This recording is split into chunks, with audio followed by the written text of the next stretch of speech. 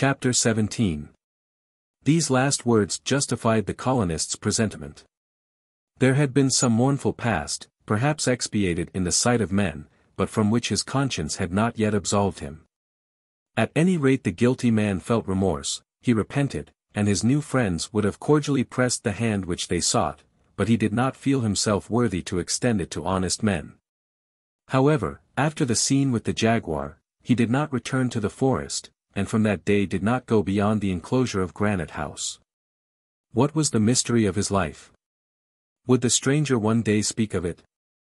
Time alone could show. At any rate, it was agreed that his secret should never be asked from him, and that they would live with him as if they suspected nothing. For some days their life continued as before. Cyrus Harding and Gideon Spilett worked together, sometimes chemists, sometimes experimentalists. The reporter never left the engineer except to hunt with Harbert, for it would not have been prudent to allow the lad to ramble alone in the forest. And it was very necessary to be on their guard. As to Neb and Pencroff, one day at the stables and poultry yard, another at the corral, without reckoning work in Granite House, they were never in want of employment. The stranger worked alone, and he had resumed his usual life, never appearing at meals, sleeping under the trees in the plateau, never mingling with his companions.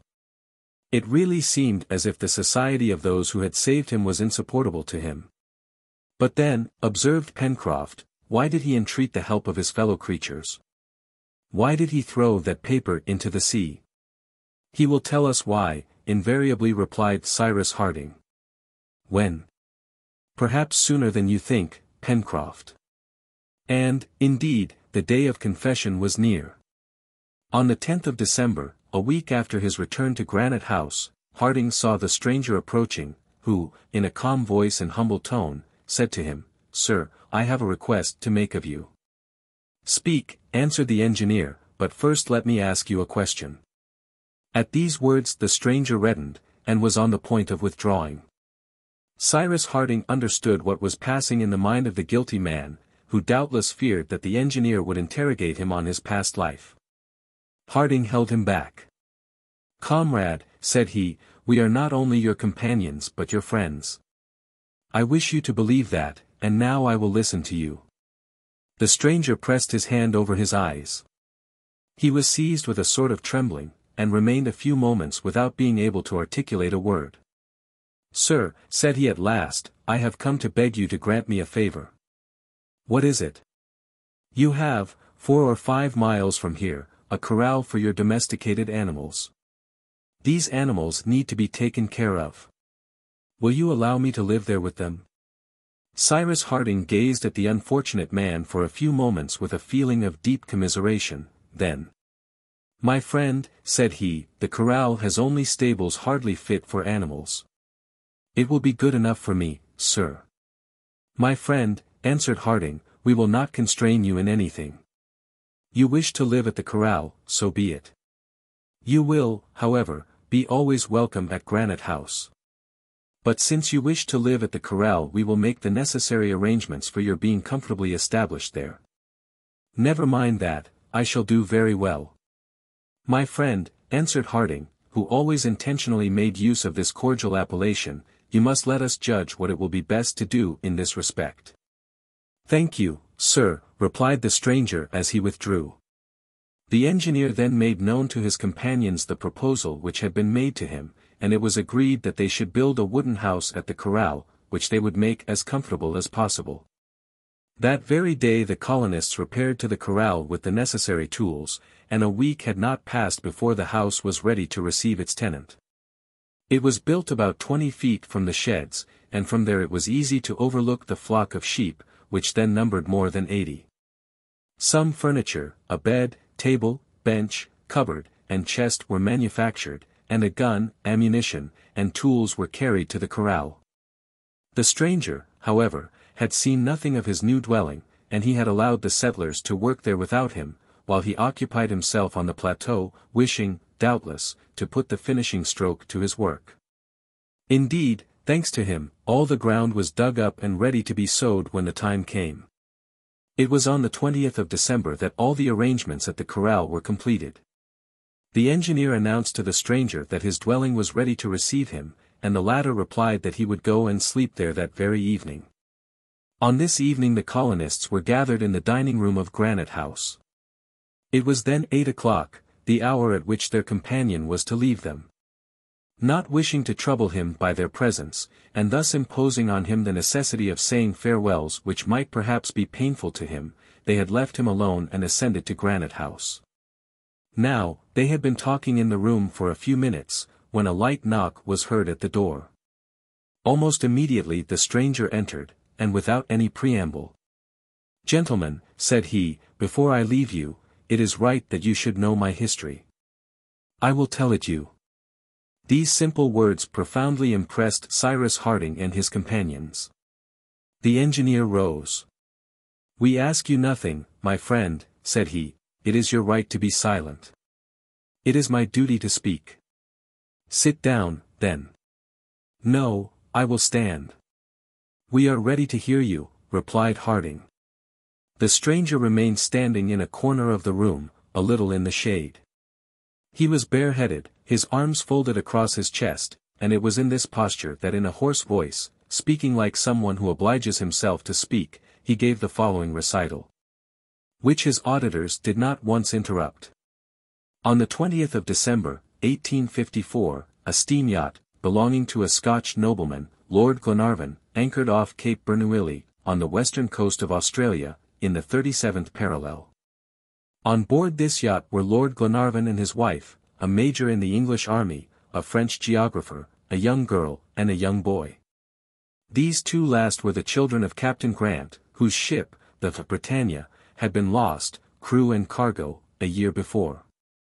The Duncan was commanded by Captain John Mangles, and manned by a crew of 15 men. This is the reason the yacht at this time lay off the coast of Australia. 6 months before, a bottle, enclosing a document written in English, German, and French, had been found in the Irish Sea, and picked up by the Duncan. This document stated in substance that there still existed 3 survivors from the wreck of the Britannia, that these survivors were Captain Grant and 2 of his men, and that they had found refuge on some land. Of which the document gave the latitude, but of which the longitude, effaced by the sea, was no longer legible. This latitude was 37 degrees 11 minutes south, therefore, the longitude being unknown, if they followed the 37th parallel over continents and seas, they would be certain to reach the spot inhabited by Captain Grant and his 2 companions. The English Admiralty having hesitated to undertake this search, Lord Glenarvan resolved to attempt everything to find the captain. He communicated with Mary and Robert Grant, who joined him. The Duncan yacht was equipped for the distant voyage, in which the nobleman's family and the captain's children wished to take part, and the Duncan, leaving Glasgow, proceeded towards the Atlantic, passed through the Straits of Magellan, and ascended the Pacific as far as Patagonia, where, according to a previous interpretation of the document, they supposed that Captain Grant was a prisoner among the Indians. The Duncan disembarked her passengers on the western coast of Patagonia, and sailed to pick them up again on the eastern coast at Cape Corrientes. Lord Glenarvan traversed Patagonia, following the 37th parallel, and having found no trace of the captain, he re-embarked on the 13th of November, so as to pursue his search through the ocean. After having unsuccessfully visited the islands of Tristan d'Acunha and Amsterdam, situated in her course, the Duncan, as I have said, arrived at Cape Bernouilli, on the Australian coast, on the 20th of December, 1854. It was Lord Glenarvan's intention to traverse Australia as he had traversed America, and he disembarked. A few miles from the coast was established a farm, belonging to an Irishman, who offered hospitality to the travelers. Lord Glenarvan made known to the Irishman the cause which had brought him to these parts, and asked if he knew whether a 3-masted English vessel, the Britannia, had been lost less than 2 years before on the west coast of Australia. The Irishman had never heard of this wreck, but, to the great surprise of the bystanders, one of his servants came forward and said, "My lord, praise and thank God. If Captain Grant is still living, he is living on the Australian shores." "Who are you?" asked Lord Glenarvan. "A Scotchman like yourself, my lord," replied the man, "I am one of Captain Grant's crew, one of the castaways of the Britannia." This man was called Ayrton. He was, in fact, the boatswain's mate of the Britannia, as his papers showed. But, separated from Captain Grant at the moment when the ship struck upon the rocks, he had till then believed that the captain with all his crew had perished, and that he, Ayrton, was the sole survivor of the Britannia. Only, he added, it was not on the west coast, but on the east coast of Australia that the vessel was lost, and if Captain Grant is still living, as his document indicates, he is a prisoner among the natives. And it is on the other coast that he must be looked for. This man spoke in a frank voice and with a confident look, his words could not be doubted. The Irishman, in whose service he had been for more than a year, answered for his trustworthiness. Lord Glenarvan, therefore, believed in the fidelity of this man and, by his advice, resolved to cross Australia, following the 37th parallel. Lord Glenarvan, his wife, the 2 children, the Major, the Frenchman, Captain Mangles, and a few sailors composed the little band under the command of Ayrton, while the Duncan, under charge of the mate, Tom Austin, proceeded to Melbourne, there to await Lord Glenarvan's instructions. They set out on the 23rd of December, 1854. It is time to say that Ayrton was a traitor. He was, indeed, the boatswain's mate of the Britannia, but, after some dispute with his captain, he endeavored to incite the crew to mutiny and seize the ship, and Captain Grant had landed him, on the 8th of April, 1852, on the west coast of Australia, and then sailed, leaving him there, as was only just. Therefore this wretched man knew nothing of the wreck of the Britannia, he had just heard of it from Glenarvan's account. Since his abandonment, he had become, under the name of Ben Joyce, the leader of the escaped convicts.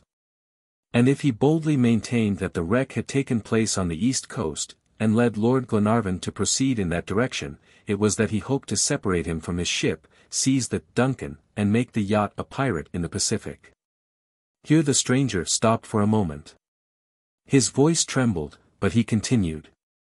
The expedition set out and proceeded across Australia.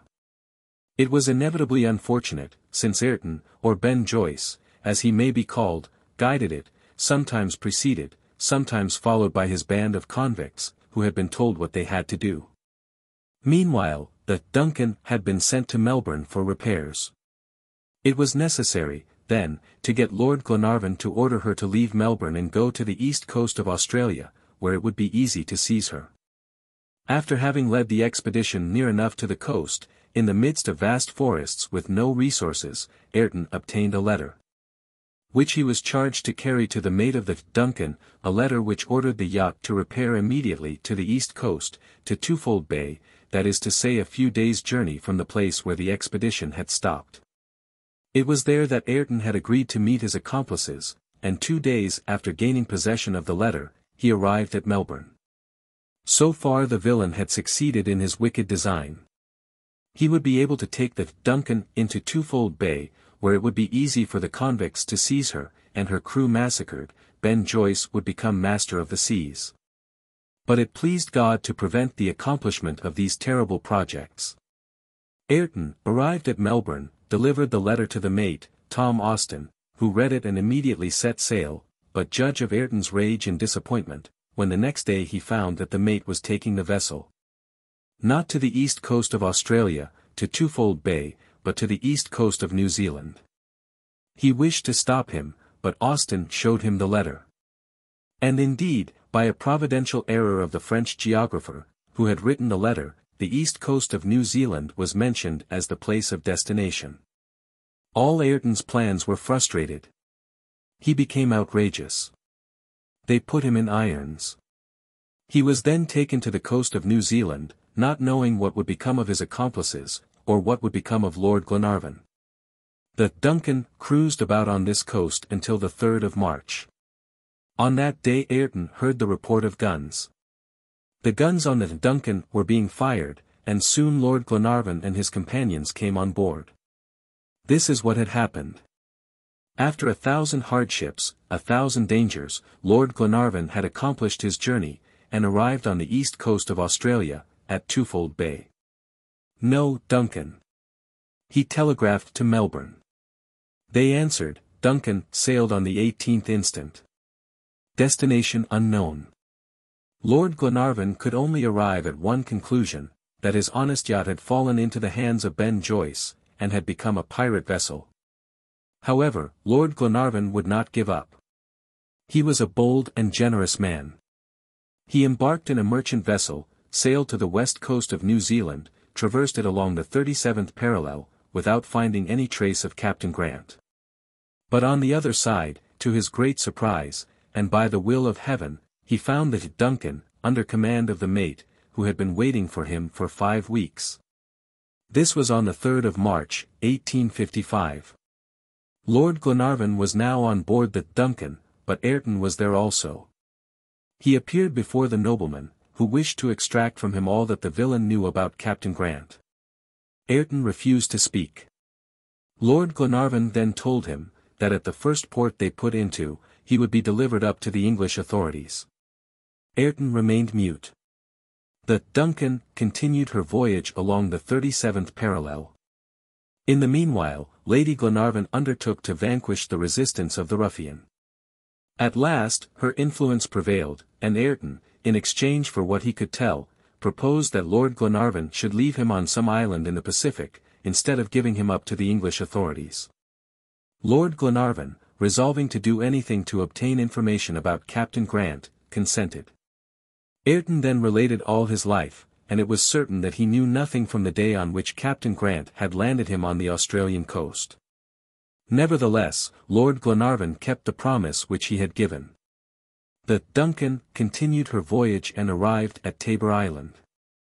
It was there that Ayrton was to be landed, and it was there also that, by a veritable miracle, they found Captain Grant and 2 men, exactly on the 37th parallel. The convict, then, went to take their place on this desert islet, and at the moment he left the yacht these words were pronounced by Lord Glenarvan. Here, Ayrton, you will be far from any land. And without any possible communication with your fellow creatures. You cannot escape from this islet on which the Duncan leaves you. You will be alone, under the eye of a God who reads the depths of the heart, but you will be neither lost nor forgotten, as was Captain Grant. Unworthy as you are to be remembered by men, men will remember you. I know where you are, Ayrton, and I know where to find you. I will never forget it. And the Duncan, making sail, soon disappeared. This was 18th of March, 1855. The events which have just been briefly related are taken from a work which some of our readers have no doubt read, and which is entitled, Captain Grant's Children. They will remark on this occasion, as well as later, some discrepancy in the dates, but later again, they will understand why the real dates were not at first given. Ayrton was alone, but he had no want of either ammunition, weapons, tools, or seeds. At his, the convict's disposal, was the house built by honest Captain Grant. He had only to live and expiate in solitude the crimes which he had committed.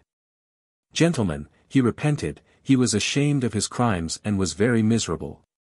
He said to himself, that if men came some day to take him from that islet, he must be worthy to return among them. How he suffered, that wretched man! How he labored to recover himself by work! How he prayed to be reformed by prayer! For 2 years, 3 years, this went on, but Ayrton, humbled by solitude, always looking for some ship to appear on the horizon, asking himself if the time of expiation would soon be complete, suffered as none other suffered. Oh! How dreadful was this solitude, to a heart tormented by remorse! But doubtless heaven had not sufficiently punished this unhappy man, for he felt that he was gradually becoming a savage. He felt that brutishness was gradually gaining on him. He could not say if it was after 2 or 3 years of solitude, but at last he became the miserable creature you found. I have no need to tell you, gentlemen, that Ayrton, Ben Joyce, and I, are the same. Cyrus Harding and his companions rose at the end of this account. It is impossible to say how much they were moved. What misery, grief, and despair lay revealed before them. Ayrton, said Harding, rising, you have been a great criminal, but heaven must certainly think that you have expiated your crimes. That has been proved by your having been brought again among your fellow creatures. Ayrton, you are forgiven. And now you will be our companion. Ayrton drew back. Here is my hand, said the engineer. Ayrton grasped the hand which Harding extended to him, and great tears fell from his eyes. Will you live with us? Asked Cyrus Harding. Captain Harding, leave me some time longer, replied Ayrton, leave me alone in the hut in the corral. As you like, Ayrton, answered Cyrus Harding. Ayrton was going to withdraw, when the engineer addressed one more question to him. One word more, my friend. Since it was your intention to live alone, why did you throw into the sea the document which put us on your track? A document? Repeated Ayrton, who did not appear to know what he meant. Yes, the document which we found enclosed in a bottle, giving us the exact position of Tabor Island. Ayrton passed his hand over his brow, then after having thought, I never threw any document into the sea, he answered. Never, exclaimed Pencroff. Never. And Ayrton, bowing, reached the door and departed. Chapter 18. Poor man! Said Herbert, who had rushed to the door, but returned, having seen Ayrton slide down the rope on the lift and disappear in the darkness. He will come back, said Cyrus Harding. Come, now, Captain, exclaimed Pencroff, what does that mean? What? Wasn't it Ayrton who threw that bottle into the sea? Who was it then? Certainly, if ever a question was necessary to be made, it was that one. It was he, answered Neb, only the unhappy man was half mad. Yes, said Herbert, and he was no longer conscious of what he was doing. It can only be explained in that way, my friends, replied Harding quickly, and I understand now how Ayrton was able to point out exactly the situation of Tabor Island. Since the events which had preceded his being left on the island had made it known to him. However, observed Pencroff, if he was not yet a brute when he wrote that document, and if he threw it into the sea 7 or 8 years ago, how is it that the paper has not been injured by damp? That proves, answered Cyrus Harding, that Ayrton was deprived of intelligence at a more recent time than he thinks. Of course it must be so, replied Pencroff, without that the fact would be unaccountable. Unaccountable indeed, answered the engineer, who did not appear desirous to prolong the conversation. But has Ayrton told the truth? Asked the sailor. Yes, replied the reporter. The story which he has told is true in every point. I remember quite well the account in the newspapers of the yacht expedition undertaken by Lord Glenarvan, and its result. Ayrton has told the truth, added Harding. Do not doubt it, Pencroff, for it was painful to him. People tell the truth when they accuse themselves like that. The next day, the 21st of December, the colonists descended to the beach, and having climbed the plateau they found nothing of Ayrton. He had reached his house in the corral during the night and the settlers judged it best not to agitate him by their presence. Time would doubtless perform what sympathy had been unable to accomplish. Herbert, Pencroff, and Neb resumed their ordinary occupations. On this day the same work brought Harding and the reporter to the workshop at the Chimneys. Do you know, my dear Cyrus, said Gideon Spilett, that the explanation you gave yesterday on the subject of the bottle has not satisfied me at all. How can it be supposed that the unfortunate man was able to write that document and throw the bottle into the sea without having the slightest recollection of it? Nor was it he who threw it in, my dear Spilett. You think then? I think nothing, I know nothing, interrupted Cyrus Harding. I am content to rank this incident among those which I have not been able to explain to this day. Indeed, Cyrus, said Spilett, these things are incredible. Your rescue, the case stranded on the sand, Top's adventure, and lastly this bottle. Shall we never have the answer to these enigmas? Yes, replied the engineer quickly, yes, even if I have to penetrate into the bowels of this island. Chance will perhaps give us the key to this mystery. Chance. Spilett. I do not believe in chance, any more than I believe in mysteries in this world. There is a reason for everything unaccountable which has happened here, and that reason I shall discover. But in the meantime we must work and observe. The month of January arrived. The year 1867 commenced. The summer occupations were assiduously continued. During the days which followed, Harbert and Spilett, having gone in the direction of the corral, ascertained that Ayrton had taken possession of the habitation which had been prepared for him. He busied himself with the numerous flock confided to his care, and spared his companions the trouble of coming every 2 or 3 days to visit the corral. Nevertheless, in order not to leave Ayrton in solitude for too long a time, the settlers often paid him a visit. It was not unimportant either, in consequence of some suspicions entertained by the engineer and Gideon Spilett, that this part of the island should be subject to a surveillance of some sort, and that Ayrton, if any incident occurred unexpectedly, should not neglect to inform the inhabitants of Granite House of it. Nevertheless, it might happen that something would occur which it would be necessary to bring rapidly to the engineer's knowledge. Independently of facts bearing on the mystery of Lincoln Island, many others might happen, which would call for the prompt interference of the colonists, such as the sighting of a vessel, a wreck on the western coast, the possible arrival of pirates, etc. Therefore Cyrus Harding resolved to put the corral in instantaneous communication with Granite House. It was on the 10th of January that he made known his project to his companions. "Why? How are you going to manage that, Captain?" asked Pencroff. "Do you by chance happen to think of establishing a telegraph?" "Exactly so," answered the engineer. "Electric?" cried Harbert. "Electric," replied Cyrus Harding. "We have all the necessary materials for making a battery, and the most difficult thing will be to stretch the wires, but by means of a drawplate I think we shall manage it." "Well, after that," returned the sailor, "I shall never despair of seeing ourselves some day rolling along on a railway." They then set to work, beginning with the most difficult thing, for, if they failed in that, it would be useless to manufacture the battery in other accessories. The iron of Lincoln Island, as has been said, was of excellent quality, and consequently very fit for being drawn out. Harding commenced by manufacturing a drawplate, that is to say, a plate of steel, pierced with conical holes of different sizes, which would successively bring the wire to the wished-for tenacity. This piece of steel, after having been tempered, was fixed in as firm a way as possible in a solid framework planted in the ground, only a few feet from the great fall, the motive power of which the engineer intended to utilize.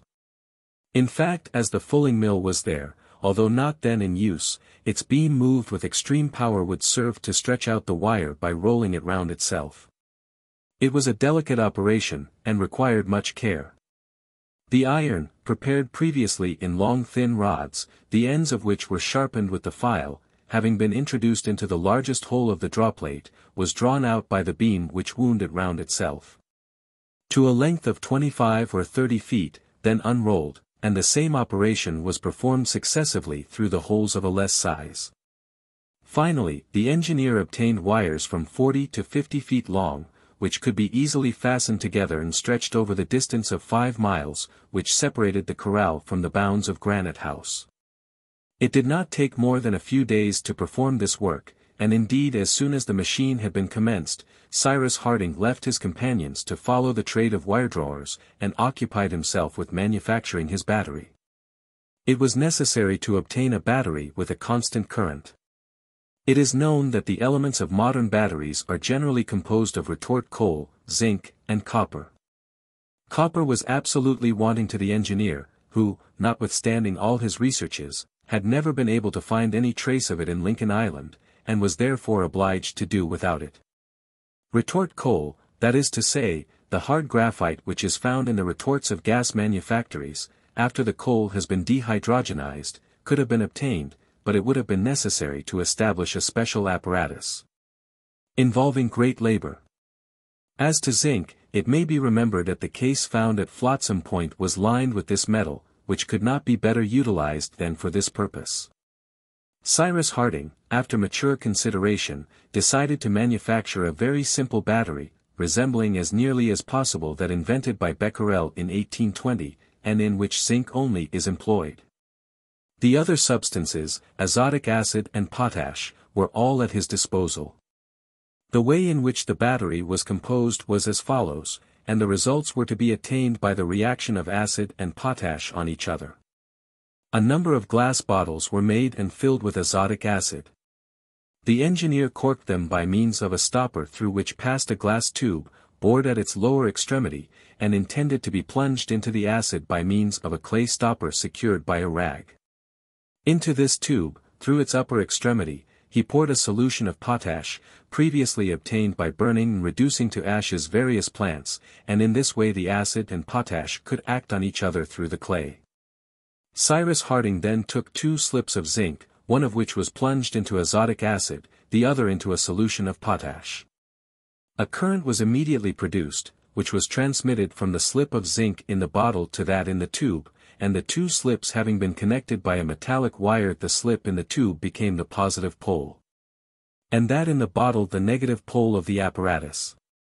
Each bottle, therefore, produced as many currents as united would be sufficient to produce all the phenomena of the electric telegraph.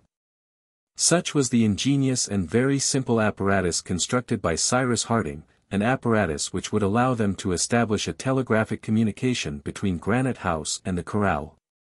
On the 6th of February was commenced the planting along the road to the corral, of posts furnished with glass insulators, and intended to support the wire. A few days after, the wire was extended, ready to produce the electric current at a rate of 20,000 miles a second. 2 batteries had been manufactured, one for Granite House, the other for the corral. For if it was necessary the corral should be able to communicate with Granite House, it might also be useful that Granite House should be able to communicate with the corral. As to the receiver and manipulator, they were very simple. At the 2 stations the wire was wound round a magnet, that is to say, round a piece of soft iron surrounded with a wire. The communication was thus established between the 2 poles. The current, starting from the positive pole, traversed the wire, passed through the magnet which was temporarily magnetized, and returned through the earth to the negative pole. If the current was interrupted, the magnet immediately became unmagnetized. It was sufficient to place a plate of soft iron before the magnet, which, attracted during the passage of the current, would fall back when the current was interrupted. This movement of the plate thus obtained, Harding could easily fasten to it a needle arranged on a dial, bearing the letters of the alphabet, and in this way communicate from one station to the other. All was completely arranged by the 12th of February. On this day, Harding, having sent the current through the wire, asked if all was going on well at the corral, and received in a few moments a satisfactory reply from Ayrton. Pencroff was wild with joy, and every morning and evening he sent a telegram to the corral, which always received an answer.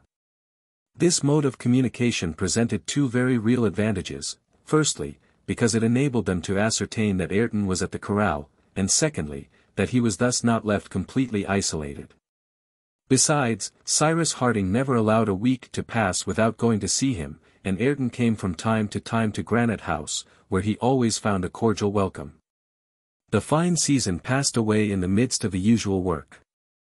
The resources of the colony, particularly in vegetables and corn, increased from day to day, and the plants brought from Tabor Island had succeeded perfectly. The plateau of Prospect Heights presented an encouraging aspect. The 4th harvest had been admirable, and it may be supposed that no one thought of counting whether the 400,000 millions of grains duly appeared in the crop. However, Pencroff had thought of doing so, but Cyrus Harding having told him that even if he managed to count 300 grains a minute, or 9,000 an hour, it would take him nearly 5,500 years to finish his task. The honest sailor considered it best to give up the idea. The weather was splendid, the temperature very warm in the daytime, but in the evening the sea breezes tempered the heat of the atmosphere and procured cool nights for the inhabitants of Granite House. There were, however, a few storms, which, although they were not of long duration, swept over Lincoln Island with extraordinary fury. The lightning blazed and the thunder continued to roll for some hours. At this period the little colony was extremely prosperous. The tenants of the poultry yard swarmed, and they lived on the surplus, but it became necessary to reduce the population to a more moderate number. The pigs had already produced young, and it may be understood that their care for these animals absorbed a great part of Neb and Pencroff's time. The onagers, who had 2 pretty colts, were most often mounted by Gideon Spilett and Harbert, who had become an excellent rider under the reporter's instruction. And they also harnessed them to the cart either for carrying wood and coal to Granite House, or different mineral productions required by the engineer. Several expeditions were made about this time into the depths of the far west forests. The explorers could venture there without having anything to fear from the heat, for the sun's rays scarcely penetrated through the thick foliage spreading above their heads. They thus visited all the left bank of the Mersey, along which ran the road from the corral to the mouth of Falls River. But in these excursions the settlers took care to be well armed, for they met with savage wild boars, with which they often had a tussle. They also, during this season, made fierce war against the jaguars.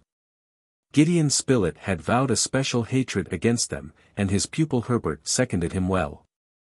Armed as they were, they no longer feared to meet one of those beasts.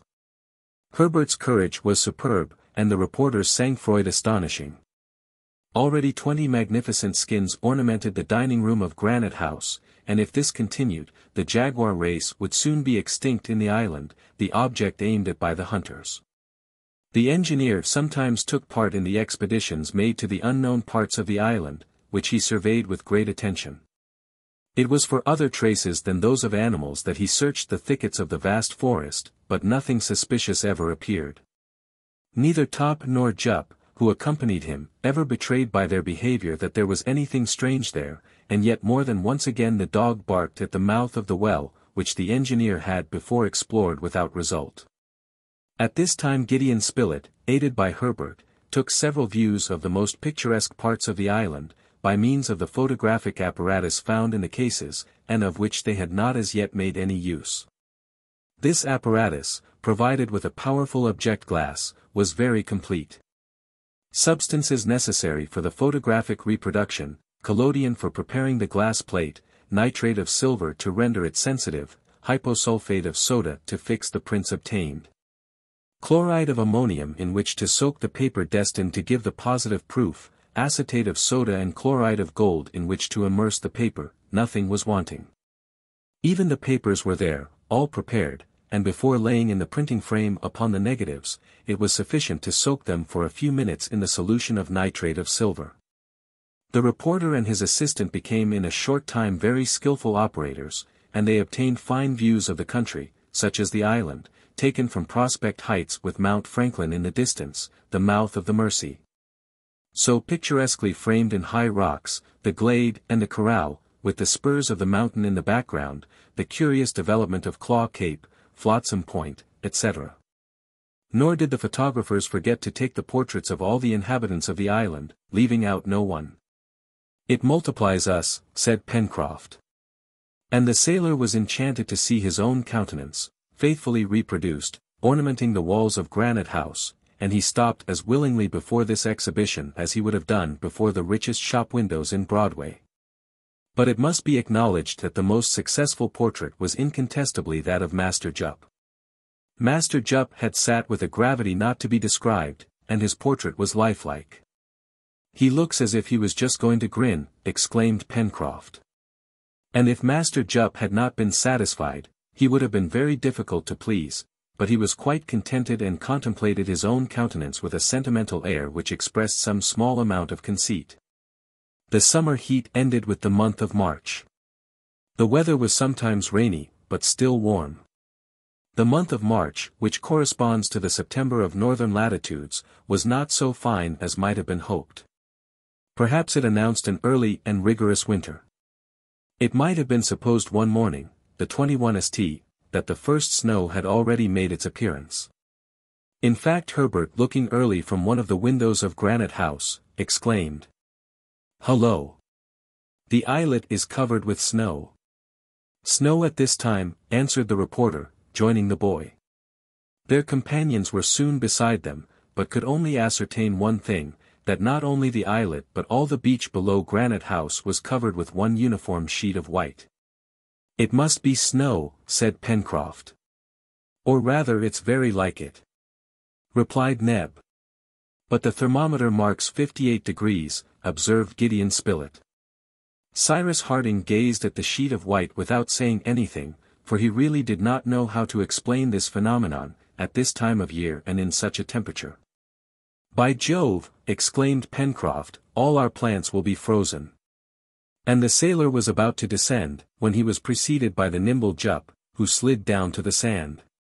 But the orang had not touched the ground, when the snowy sheet arose and dispersed in the air in such innumerable flakes that the light of the sun was obscured for some minutes. "Birds!" cried Herbert. They were indeed swarms of sea-birds, with dazzling white plumage. They had perched by thousands on the islet and on the shore, and they disappeared in the distance, leaving the colonists amazed as if they had been present at some transformation scene, in which summer succeeded winter at the touch of a fairy's wand. Unfortunately the change had been so sudden, that neither the reporter nor the lad had been able to bring down one of these birds, of which they could not recognize the species. A few days after came the 26th of March, the day on which, 2 years before, the castaways from the air had been thrown upon Lincoln Island. Chapter 19. 2 years already. And for 2 years the colonists had had no communication with their fellow creatures. They were without news from the civilized world, lost on this island, as completely as if they had been on the most minute star of the celestial hemisphere. What was now happening in their country? The picture of their native land was always before their eyes, the land torn by civil war at the time they left it, and which the Southern Rebellion was perhaps still staining with blood. It was a great sorrow to them, and they often talked together of these things, without ever doubting however that the cause of the North must triumph, for the honor of the American Confederation. During these 2 years not a vessel had passed in sight of the island, or, at least, not a sail had been seen. It was evident that Lincoln Island was out of the usual track, and also that it was unknown, as was besides proved by the maps, for though there was no port, vessels might have visited it for the purpose of renewing their store of water. But the surrounding ocean was deserted as far as the eye could reach, and the colonists must rely on themselves for regaining their native land. However, one chance of rescue existed, and this chance was discussed one day on the first week of April, when the colonists were gathered together in the dining room of Granite House. They had been talking of America, of their native country, which they had so little hope of ever seeing again. "Decidedly we have only one way," said Spilett, "one single way for leaving Lincoln Island, and that is, to build a vessel large enough to sail several hundred miles. It appears to me, that when one has built a boat it is just as easy to build a ship." "And in which we might go to the Bermudas," added Herbert, "just as easily as we went to Tabor Island." "I do not say no," replied Pencroff, who had always the casting vote in maritime questions, "I do not say no, although it is not exactly the same thing to make a long as a short voyage. If our little craft had been caught in any heavy gale of wind during the voyage to Tabor Island, we should have known that land was at no great distance either way. But 1,200 miles is a pretty long way, and the nearest land is at least that distance."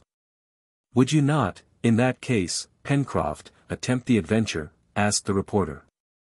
"I will attempt anything that is desired, Mr. Spilett," answered the sailor, "and you know well that I am not a man to flinch. Remember, besides, that we number another sailor amongst us now," remarked Neb. "Who is that?" asked Pencroff. "Ayrton. If he will consent to come," said Pencroff. "Nonsense," returned the reporter, "do you think that if Lord Glenarvan's yacht had appeared at Tabor Island, while he was still living there, Ayrton would have refused to depart?" "You forget, my friends," then said Cyrus Harding, "that Ayrton was not in possession of his reason during the last years of his stay there. But that is not the question. The point is to know if we may count among our chances of being rescued, the return of the Scotch vessel. Now, Lord Glenarvan promised Ayrton that he would return to take him off from Tabor Island when he considered that his crimes were expiated, and I believe that he will return." "Yes," said the reporter, "and I will add that he will return soon, for it is 12 years since Ayrton was abandoned." "Well," answered Pencroff, "I agree with you that the nobleman will return, and soon too. But where will he touch? At Tabor Island, and not at Lincoln Island." "That is the more certain," replied Herbert, "as Lincoln Island is not even marked on the map. Therefore, my friends," said the engineer, "we ought to take the necessary precautions for making our presence and that of Ayrton on Lincoln Island known at Tabor Island." "Certainly," answered the reporter, "and nothing is easier than to place in the hut, which was Captain Grant's and Ayrton's dwelling, a notice which Lord Glenarvan and his crew cannot help finding, giving the position of our island." "It is a pity," remarked the sailor, "that we forgot to take that precaution on our first visit to Tabor Island." "And why should we have done it?" asked Herbert. "At that time we did not know Ayrton's history. We did not know that anyone was likely to come some day to fetch him, and when we did know his history, the season was too advanced to allow us to return then to Tabor Island." "Yes," replied Harding, "it was too late, and we must put off the voyage until next spring." "But suppose the Scotch yacht comes before that," said Pencroff. "That is not probable," replied the engineer, "for Lord Glenarvan would not choose the winter season to venture into these seas. Either he has already returned to Tabor Island, since Ayrton has been with us, that is to say, during the last 5 months and has left again. Or he will not come till later, and it will be time enough in the first fine October days to go to Tabor Island, and leave a notice there." "We must allow," said Neb, "that it will be very unfortunate if the Duncan has returned to these parts only a few months ago." "I hope that it is not so," replied Cyrus Harding, "and that heaven has not deprived us of the best chance which remains to us." "I think," observed the reporter, "that at any rate we shall know what we have to depend on when we have been to Tabor Island, for if the yacht has returned there, they will necessarily have left some traces of their visit." "That is evident," answered the engineer. "So then, my friends, since we have this chance of returning to our country, we must wait patiently, and if it is taken from us we shall see what will be best to do." "At any rate," remarked Pencroff, "it is well understood that if we do leave Lincoln Island, it will not be because we were uncomfortable there." "No, Pencroff," replied the engineer, "it will be because we are far from all that a man holds dearest in the world, his family, his friends, his native land." Matters being thus decided, the building of a vessel large enough to sail either to the archipelagos in the north, or to New Zealand in the west, was no longer talked of, and they busied themselves in their accustomed occupations, with a view to wintering a third time in Granite House. However, it was agreed that before the stormy weather came on, their little vessel should be employed in making a voyage round the island. A complete survey of the coast had not yet been made, and the colonists had but an imperfect idea of the shore to the west and north, from the mouth of Falls River to the Mandible Capes, as well as of the narrow bay between them, which opened like a shark's jaws. The plan of this excursion was proposed by Pencroff, and Cyrus Harding fully acquiesced in it, for he himself wished to see this part of his domain. The weather was variable, but the barometer did not fluctuate by sudden movements, and they could therefore count on tolerable weather. However, during the first week of April, after a sudden barometrical fall, a renewed rise was marked by a heavy gale of wind, lasting 5 or 6 days. Then the needle of the instrument remained stationary at a height of 29 inches and 9/10, and the weather appeared propitious for an excursion. The departure was fixed for the 16th of April, and the Bonadventure, anchored in Port Balloon, was provisioned for a voyage which might be of some duration. Cyrus Harding informed Ayrton of the projected expedition, and proposed that he should take part in it, but Ayrton preferring to remain on shore, it was decided that he should come to Granite House during the absence of his companions. Master Jup was ordered to keep him company, and made no remonstrance. On the morning of the 16th of April all the colonists, including Top, embarked. A fine breeze blew from the southwest, and the Bonadventure tacked on leaving Port Balloon so as to reach Reptile End. Of the 90 miles which the perimeter of the island measured, 20 included the south coast between the port and the promontory. The wind being right ahead, it was necessary to hug the shore. It took the whole day to reach the promontory, for the vessel on leaving port had only 2 hours of ebb tide and had therefore to make way for 6 hours against the flood. It was nightfall before the promontory was doubled. The sailor then proposed to the engineer that they should continue sailing slowly with 2 reefs in the sail. But Harding preferred to anchor a few cable lengths from the shore, so as to survey that part of the coast during the day.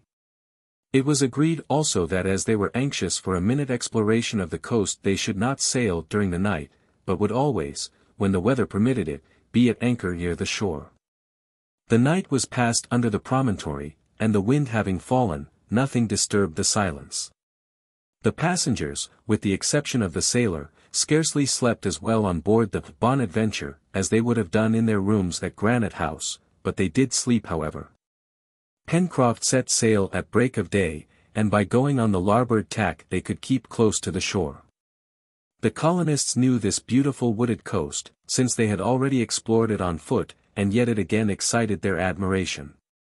They coasted along as close in as possible, so as to notice everything, avoiding always the trunks of trees which floated here and there. Several times also they anchored, and Gideon Spilett took photographs of the superb scenery. About noon the Bonadventure arrived at the mouth of Falls River. Beyond, on the left bank, a few scattered trees appeared, and 3 miles further even these dwindled into solitary groups among the western spurs of the mountain, whose arid ridge sloped down to the shore. What a contrast between the northern and southern part of the coast! In proportion as one was woody and fertile so was the other rugged and barren. It might have been designated as one of those iron coasts, as they are called in some countries, and its wild confusion appeared to indicate that a sudden crystallization had been produced in the yet liquid basalt of some distant geological sea. These stupendous masses would have terrified the settlers if they had been cast at first on this part of the island. They had not been able to perceive the sinister aspect of this shore from the summit of Mount Franklin, for they overlooked it from too great a height. But viewed from the sea it presented a wild appearance which could not perhaps be equalled in any corner of the globe. The Bonadventure sailed along this coast for the distance of half a mile. It was easy to see that it was composed of blocks of all sizes, from 20 to 300 feet in height, and of all shapes, round like towers, prismatic like steeples, pyramidal like obelisks, conical like factory chimneys. An iceberg of the polar seas could not have been more capricious in its terrible sublimity. Here, bridges were thrown from one rock to another, there, arches like those of a wave, into the depths of which the eye could not penetrate. In one place, large vaulted excavations presented a monumental aspect, in another, a crowd of columns, spires, and arches, such as no Gothic cathedral ever possessed. Every caprice of nature, still more varied than those of the imagination, appeared on this grand coast, which extended over a length of 8 or 9 miles. Cyrus Harding and his companions gazed, with a feeling of surprise bordering on stupefaction. But, although they remained silent, Top, not being troubled with feelings of this sort, uttered barks which were repeated by the thousand echoes of the basaltic cliff. The engineer even observed that these barks had something strange in them, like those which the dog had uttered at the mouth of the well in Granite House. "Let us go close in," said he. And the Bonadventure sailed as near as possible to the rocky shore. Perhaps some cave, which it would be advisable to explore, existed there. But Harding saw nothing, not a cavern, not a cleft which could serve as a retreat to any being whatever, for the foot of the cliff was washed by the surf. Soon Top's barks ceased, and the vessel continued her course at a few cables' length from the coast. In the northwest part of the island the shore became again flat and sandy. A few trees here and there rose above a low, marshy ground, which the colonists had already surveyed, and in violent contrast to the other desert shore, life was again manifested by the presence of myriads of waterfowl. That evening the Bonadventure anchored in a small bay to the north of the island, near the land, such was the depth of water there. The night passed quietly, for the breeze died away with the last light of day, and only rose again with the first streaks of dawn. As it was easy to land, the usual hunters of the colony, that is to say, Harbert and Gideon Spilett, went for a ramble of 2 hours or so, and returned with several strings of wild duck and snipe. Top had done wonders, and not a bird had been lost, thanks to his zeal and cleverness. At 8 o'clock in the morning the Bonadventure set sail, and ran rapidly towards North Mandible Cape, for the wind was right astern and freshening rapidly. However, observed Pencroff, I should not be surprised if a gale came up from the west. Yesterday the sun set in a very red-looking horizon, and now, this morning, those Mars-tails don't forebode anything good. These Mars-tails are cirrus clouds, scattered in the zenith, their height from the sea being less than 5,000 feet. They look like light pieces of cotton wool, and their presence usually announces some sudden change in the weather. Well, said Harding, let us carry as much sail as possible, and run for shelter into Shark Gulf. I think that the Bonadventure will be safe there. Perfectly, replied Pencroff, and besides, the north coast is merely sand, very uninteresting to look at. I shall not be sorry, resumed the engineer, to pass not only tonight but tomorrow in that bay, which is worth being carefully explored. I think that we shall be obliged to do so, whether we like it or not, answered Pencroff, for the sky looks very threatening towards the west. Dirty weather is coming on. At any rate we have a favorable wind for reaching Cape Mandible, observed the reporter. A very fine wind, replied the sailor, but we must tack to enter the Gulf, and I should like to see my way clear in these unknown quarters. Quarters which appear to be filled with rocks, added Herbert, if we judge by what we saw on the south coast of Shark Gulf. Pencroff, said Cyrus Harding, do as you think best, we will leave it to you. Don't make your mind uneasy, Captain, replied the sailor, I shall not expose myself needlessly. I would rather a knife were run into my ribs than a sharp rock into those of my Bonadventure. That which Pencroff called ribs was the part of his vessel under water, and he valued it more than his own skin.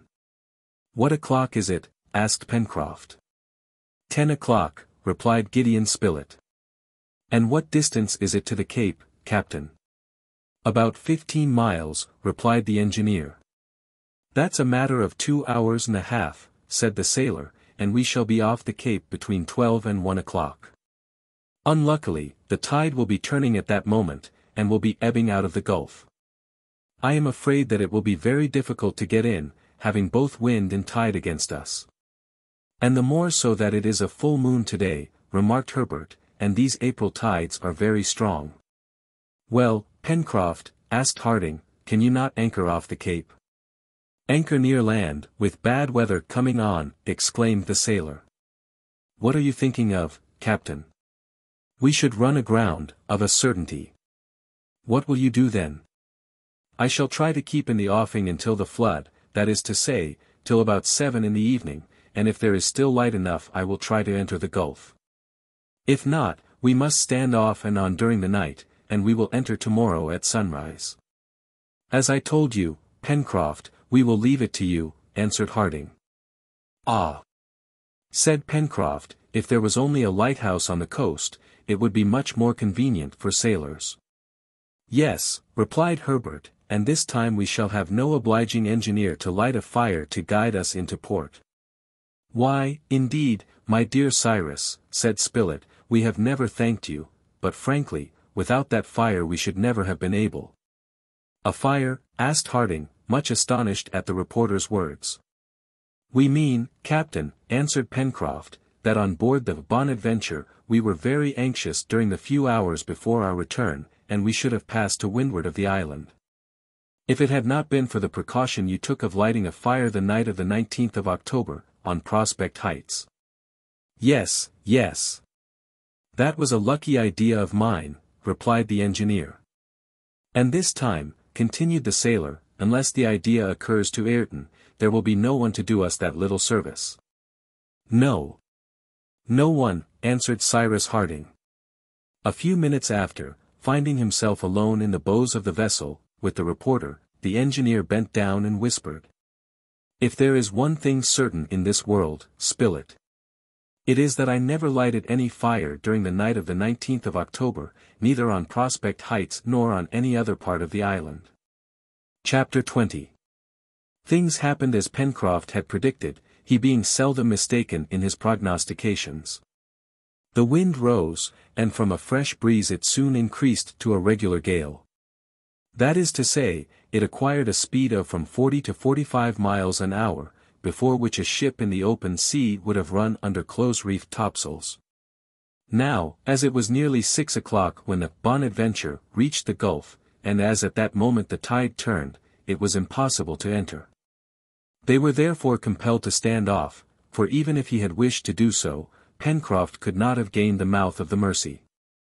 Hoisting the jib to the mainmast by way of a storm sail, he hove to, putting the head of the vessel towards the land. Fortunately, although the wind was strong, the sea, being sheltered by the land, did not run very high. They had then little to fear from the waves, which always endanger small craft. The Bonadventure would doubtlessly not have capsized, for she was well ballasted, but enormous masses of water falling on the deck might injure her if her timbers could not sustain them. Pencroff, as a good sailor, was prepared for anything. Certainly, he had great confidence in his vessel, but nevertheless he awaited the return of day with some anxiety. During the night, Cyrus Harding and Gideon Spilett had no opportunity for talking together, and yet the words pronounced in the reporter's ear by the engineer were well worth being discussed. Together with the mysterious influence which appeared to reign over Lincoln Island, Gideon Spilett did not cease from pondering over this new and inexplicable incident, the appearance of a fire on the coast of the island. The fire had actually been seen. His companions, Herbert and Pencroff, had seen it with him. The fire had served to signalize the position of the island during that dark night, and they had not doubted that it was lighted by the engineer's hand. And here was Cyrus Harding expressly declaring that he had never done anything of the sort. Spilett resolved to recur to this incident as soon as the Bonadventure returned, and to urge Cyrus Harding to acquaint their companions with these strange facts. Perhaps it would be decided to make in common a complete investigation of every part of Lincoln Island. However that might be, on this evening no fire was lighted on these yet unknown shores, which formed the entrance to the gulf, and the little vessel stood off during the night. When the first streaks of dawn appeared in the western horizon, the wind, which had slightly fallen, shifted 2 points, and enabled Pencroff to enter the narrow gulf with greater ease. Towards 7 o'clock in the morning, the Bonadventure, weathering the North Mandible Cape, entered the strait and glided on to the waters, so strangely enclosed in the frame of lava. "Well," said Pencroff, "this bay would make admirable roads, in which a whole fleet could lie at their ease." "What is especially curious," observed Harding, "is that the gulf has been formed by 2 rivers of lava, thrown out by the volcano, and accumulated by successive eruptions. The result is that the gulf is completely sheltered on all sides, and I believe that even in the stormiest weather, the sea here must be as calm as a lake." "No doubt," returned the sailor, "since the wind has only that narrow entrance between the 2 capes to get in by, and, besides, the North Cape protects that of the South in a way which would make the entrance of gusts very difficult. I declare our Bonadventure could stay here from one end of the year to the other, without even dragging at her anchor." "It is rather large for her," observed the reporter. "Well, Mr. Spilett," replied the sailor, "I agree that it is too large for the Bonadventure, but if the fleets of the Union were in want of a harbor in the Pacific, I don't think they would ever find a better place than this." "We are in the shark's mouth," remarked Neb, alluding to the form of the gulf. "Right into its mouth, my honest Neb," replied Herbert, "but you are not afraid that it will shut upon us, are you?" "No, Mr. Herbert," answered Neb, "and yet this gulf here doesn't please me much. It has a wicked look." "Hullo," cried Pencroff, "here is Neb turning up his nose at my gulf, just as I was thinking of presenting it to America."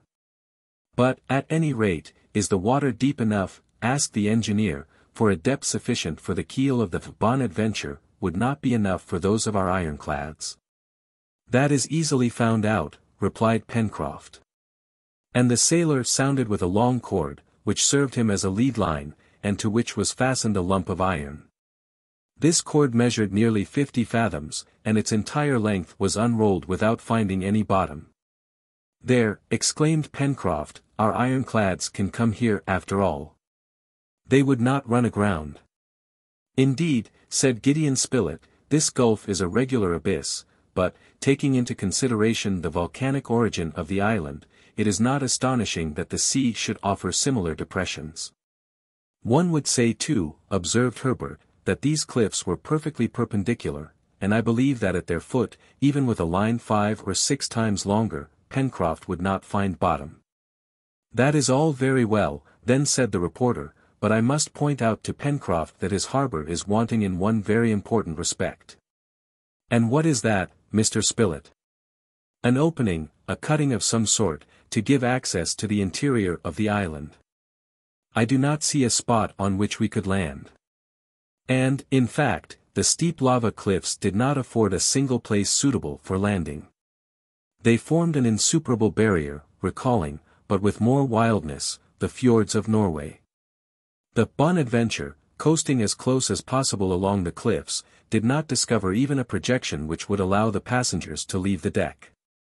Pencroff consoled himself by saying that with the help of a mine they could soon open out the cliff when that was necessary, and then, as there was evidently nothing to be done in the gulf, he steered his vessel towards the strait and passed out at about 2 o'clock in the afternoon.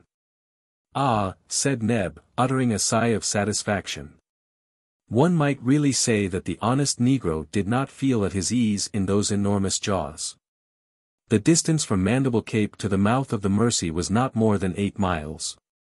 The head of the Bonadventure was put towards Granite House, and a fair wind filling her sails, she ran rapidly along the coast. To the enormous lava rocks succeeded soon those capricious sand dunes, among which the engineer had been so singularly recovered, and which seabirds frequented in thousands. About 4 o'clock, Pencroff, leaving the point of the islet on his left, entered the channel which separated it from the coast, and at 5 o'clock the anchor of the Bonadventure was buried in the sand at the mouth of the Mersey. The colonists had been absent 3 days from their dwelling. Ayrton was waiting for them on the beach, and Jup came joyously to meet them, giving vent to deep grunts of satisfaction. A complete exploration of the coast of the island had now been made, and no suspicious appearances had been observed. If any mysterious being resided on it, it could only be under cover of the impenetrable forest of the Serpentine Peninsula, to which the colonists had not yet directed their investigations. Gideon Spilett discussed these things with the engineer, and it was agreed that they should direct the attention of their companions to the strange character of certain incidents which had occurred on the island, and of which the last was the most unaccountable. However, Harding, returning to the fact of a fire having been kindled on the shore by an unknown hand, could not refrain from repeating for the 20th time to the reporter. "But are you quite sure of having seen it? Was it not a partial eruption of the volcano, or perhaps a meteor?" "No, Cyrus," answered the reporter, "it was certainly a fire lighted by the hand of man." "Besides," questioned Pencroff and Herbert.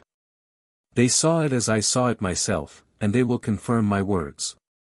In consequence, therefore, a few days after, on the 25th of April, in the evening, when the settlers were all collected on Prospect Heights, Cyrus Harding began by saying, "My friends, I think it my duty to call your attention to certain incidents which have occurred in the island, on the subject of which I shall be happy to have your advice.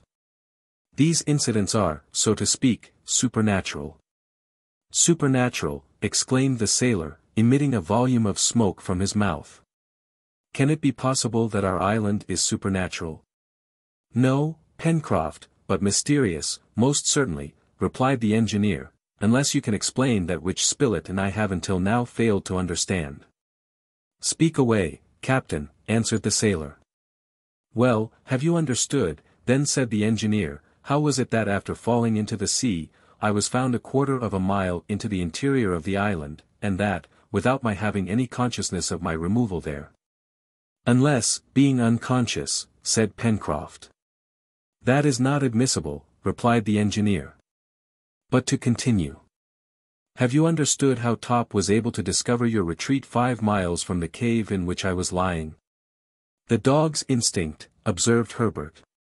"Singular instinct," returned the reporter, "since notwithstanding the storm of rain and wind which was raging during that night, Top arrived at the Chimneys, dry and without a speck of mud." "Let us continue," resumed the engineer. "Have you understood how our dog was so strangely thrown up out of the water of the lake, after his struggle with the dugong?" "No. I confess, not at all," replied Pencroff, and the wound which the dugong had in its side, a wound which seemed to have been made with a sharp instrument, that can't be understood either. Let us continue again, said Harding. Have you understood, my friends, how that bullet got into the body of the young peccary, how that case happened to be so fortunately stranded, without there being any trace of a wreck? How that bottle containing the document presented itself so opportunely, during our first sea excursion, how our canoe, having broken its moorings, floated down the current of the Mersey and rejoined us at the very moment we needed it. How after the ape invasion the latter was so obligingly thrown down from Granite House, and lastly, how the document, which Ayrton asserts was never written by him, fell into our hands. As Cyrus Harding thus enumerated, without forgetting one, the singular incidents which had occurred in the island, Herbert, Neb, and Pencroff stared at each other, not knowing what to reply, for this succession of incidents, grouped thus for the first time, could not but excite their surprise to the highest degree. "'Pon my word," said Pencroff at last, "you are right, Captain, and it is difficult to explain all these things." "Well, my friends," resumed the engineer, "a last fact has just been added to these, and it is no less incomprehensible than the others." "What is it, Captain?" asked Herbert quickly. "When you were returning from Tabor Island, Pencroff," continued the engineer, "you said that a fire appeared on Lincoln Island?" "Certainly," answered the sailor. "And you are quite certain of having seen this fire?" "As sure as I see you now." "You also, Herbert?" "Why, Captain," cried Herbert, "that fire was blazing like a star of the first magnitude." "But was it not a star?" urged the engineer. "No," replied Pencroff, "for the sky was covered with thick clouds, and at any rate a star would not have been so low on the horizon. But Mr. Spilett saw it as well as we, and he will confirm our words."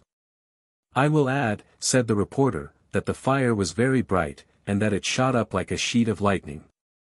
"Yes, yes. Exactly," added Herbert, "and it was certainly placed on the heights of Granite House."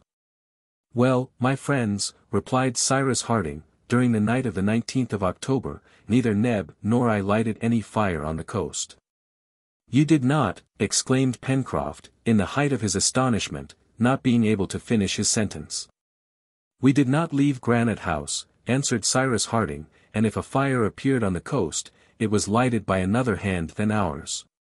Pencroff, Herbert, and Neb were stupefied.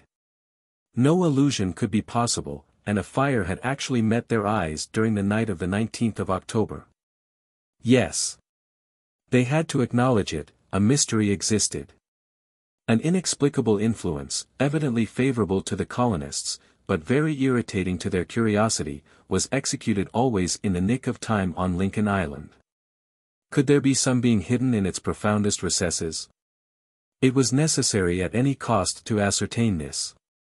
Harding also reminded his companions of the singular behavior of Top and Jup when they prowled round the mouth of the well, which placed Granite House in communication with the sea, and he told them that he had explored the well, without discovering anything suspicious.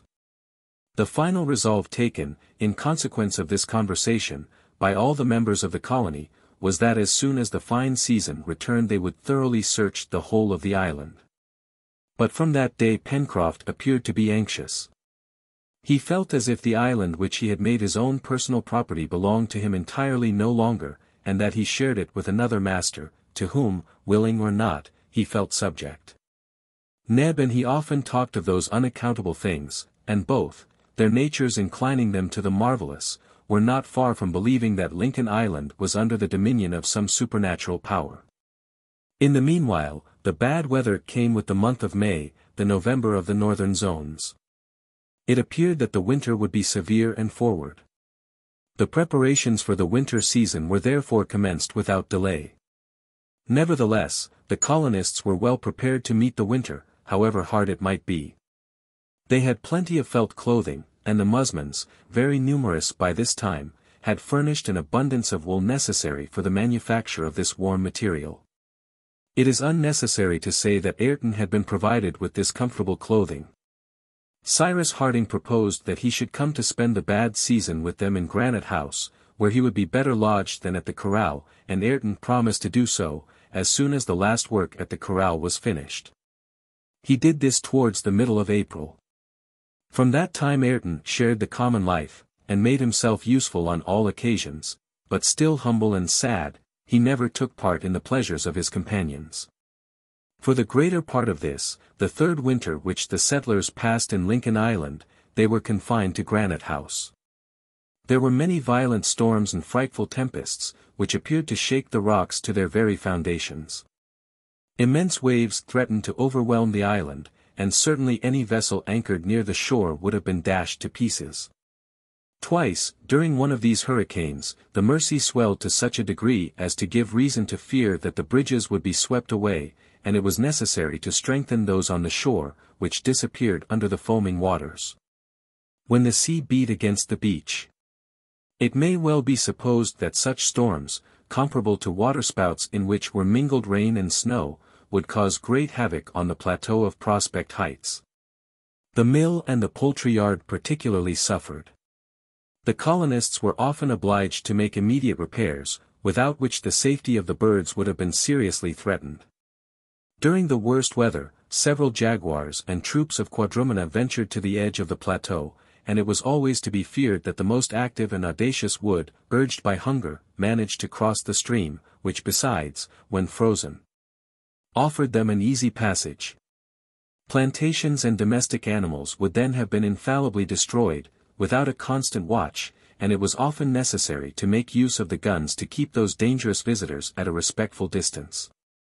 Occupation was not wanting to the colonists, for without reckoning their outdoor cares, they had always 1,000 plans for the fitting up of Granite House. They had also some fine sporting excursions, which were made during the frost in the vast Tattern Marsh. Gideon Spilett and Herbert, aided by Jup and Top, did not miss a shot in the midst of myriads of wild duck, snipe, teal, and others. The access to these hunting grounds was easy. Besides, whether they reached them by the road to Port Balloon, after having passed the Mersey Bridge, or by turning the rocks from Flotsam Point, the hunters were never distant from Granite House more than 2 or 3 miles. Thus passed the 4 winter months, which were really rigorous, that is to say, June, July, August, and September. But, in short, Granite House did not suffer much from the inclemency of the weather, and it was the same with the corral, which, less exposed than the plateau, and sheltered partly by Mount Franklin, only received the remains of the hurricanes, already broken by the forests and the high rocks of the shore. The damages there were consequently of small importance, and the activity and skill of Ayrton promptly repaired them, when sometime in October he returned to pass a few days in the corral. During this winter, no fresh inexplicable incident occurred. Nothing strange happened, although Pencroff and Neb were on the watch for the most insignificant facts to which they attached any mysterious cause. Top and Jup themselves no longer growled round the well or gave any signs of uneasiness. It appeared, therefore, as if the series of supernatural incidents was interrupted, although they often talked of them during the evenings in Granite House, and they remained thoroughly resolved that the island should be searched, even in those parts the most difficult to explore. But an event of the highest importance, and of which the consequences might be terrible, momentarily diverted from their project Cyrus Harding and his companions. It was the month of October. The fine season was swiftly returning. Nature was reviving, and among the evergreen foliage of the coniferae which formed the border of the wood, already appeared the young leaves of the banksias, deodars, and other trees. It may be remembered that Gideon Spilett and Herbert had, at different times, taken photographic views of Lincoln Island. Now, on the 17th of this month of October, towards 3 o'clock in the afternoon, Herbert, enticed by the charms of the sky, thought of reproducing Union Bay, which was opposite to Prospect Heights, from Cape Mandible to Claw Cape. The horizon was beautifully clear, and the sea, undulating under a soft breeze, was as calm as the waters of a lake, sparkling here and there under the sun's rays. The apparatus had been placed at one of the windows of the dining room at Granite House, and consequently overlooked the shore and the bay. Herbert proceeded as he was accustomed to do, and the negative obtained, he went away to fix it by means of the chemicals deposited in a dark nook of Granite House. Returning to the bright light and examining it well, Herbert perceived on his negative an almost imperceptible little spot on the sea horizon. He endeavored to make it disappear by reiterated washing, but could not accomplish it. "It is a flaw in the glass," he thought. And then he had the curiosity to examine this flaw with a strong magnifier which he unscrewed from one of the telescopes. But he had scarcely looked at it, when he uttered a cry, and the glass almost fell from his hands. Immediately running to the room in which Cyrus Harding then was, he extended the negative and magnifier towards the engineer, pointing out the little spot. Harding examined it, then seizing his telescope he rushed to the window.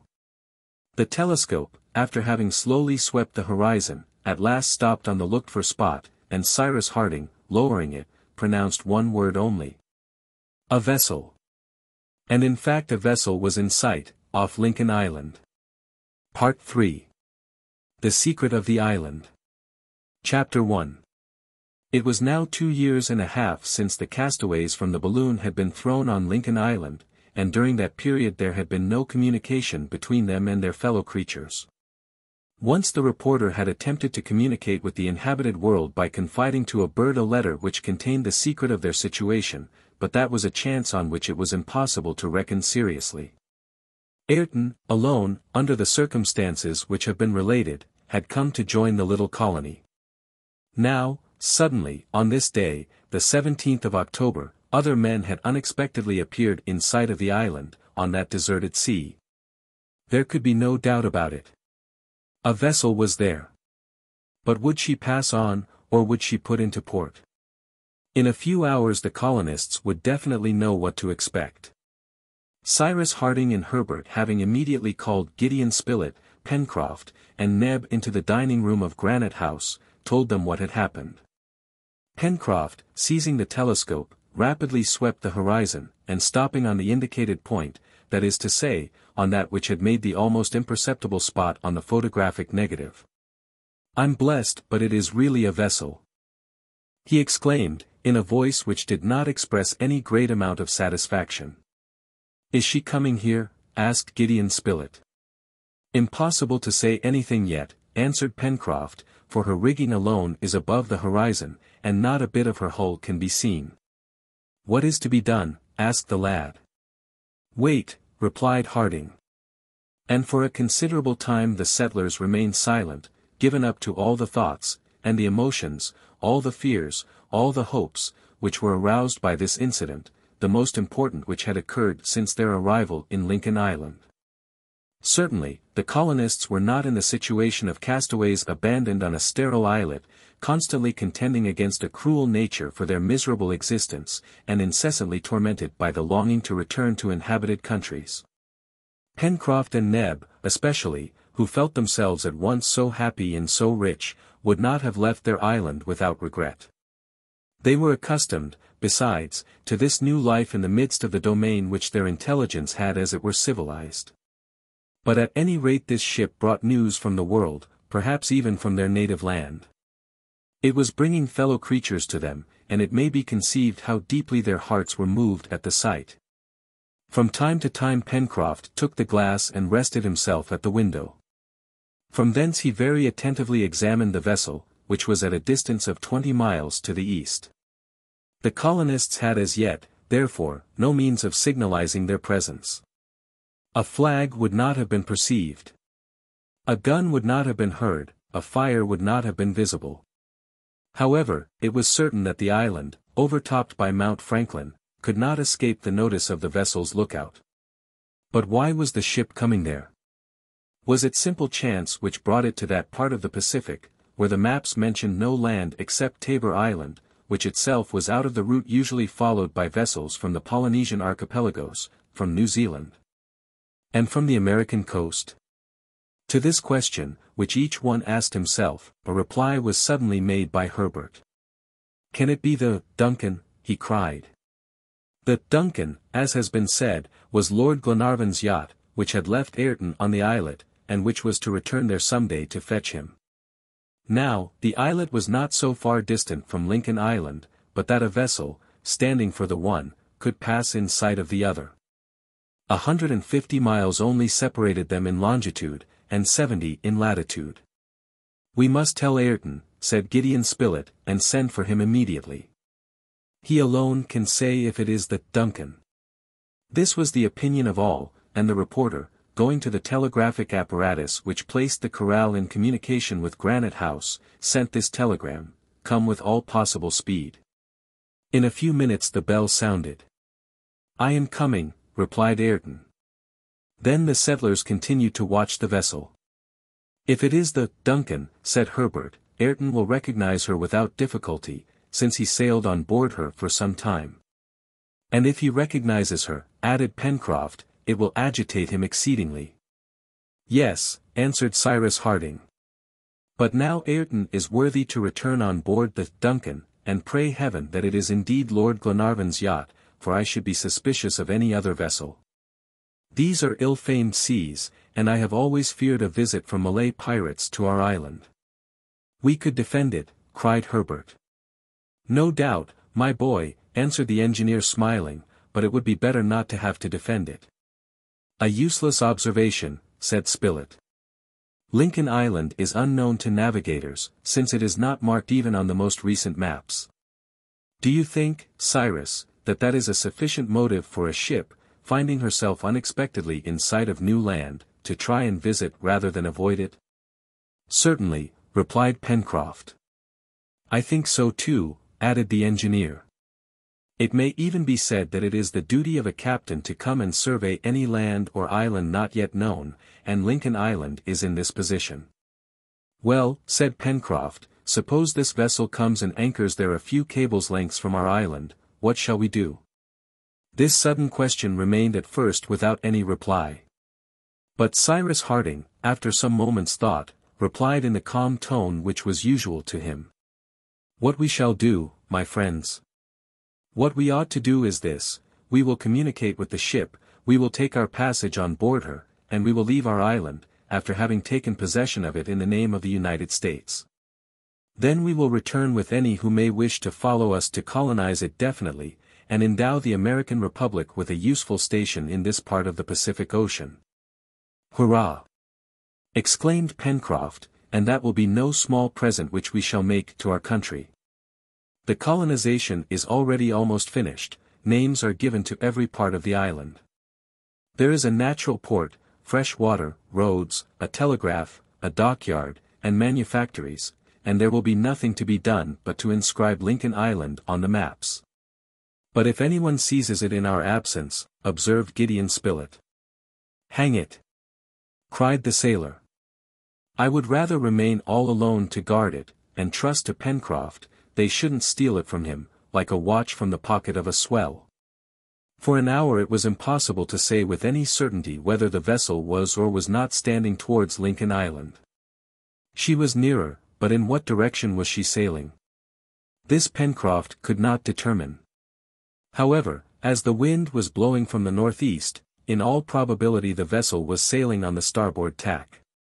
Besides, the wind was favorable for bringing her towards the island, and, the sea being calm, she would not be afraid to approach although the shallows were not marked on the chart. Towards 4 o'clock, an hour after he had been sent for, Ayrton arrived at Granite House. He entered the dining room saying, "At your service, gentlemen." Cyrus Harding gave him his hand, as was his custom to do, and, leading him to the window, "Ayrton," said he, "we have begged you to come here for an important reason. A ship is in sight of the island." Ayrton at first paled slightly, and for a moment his eyes became dim, then, leaning out the window, he surveyed the horizon, but could see nothing.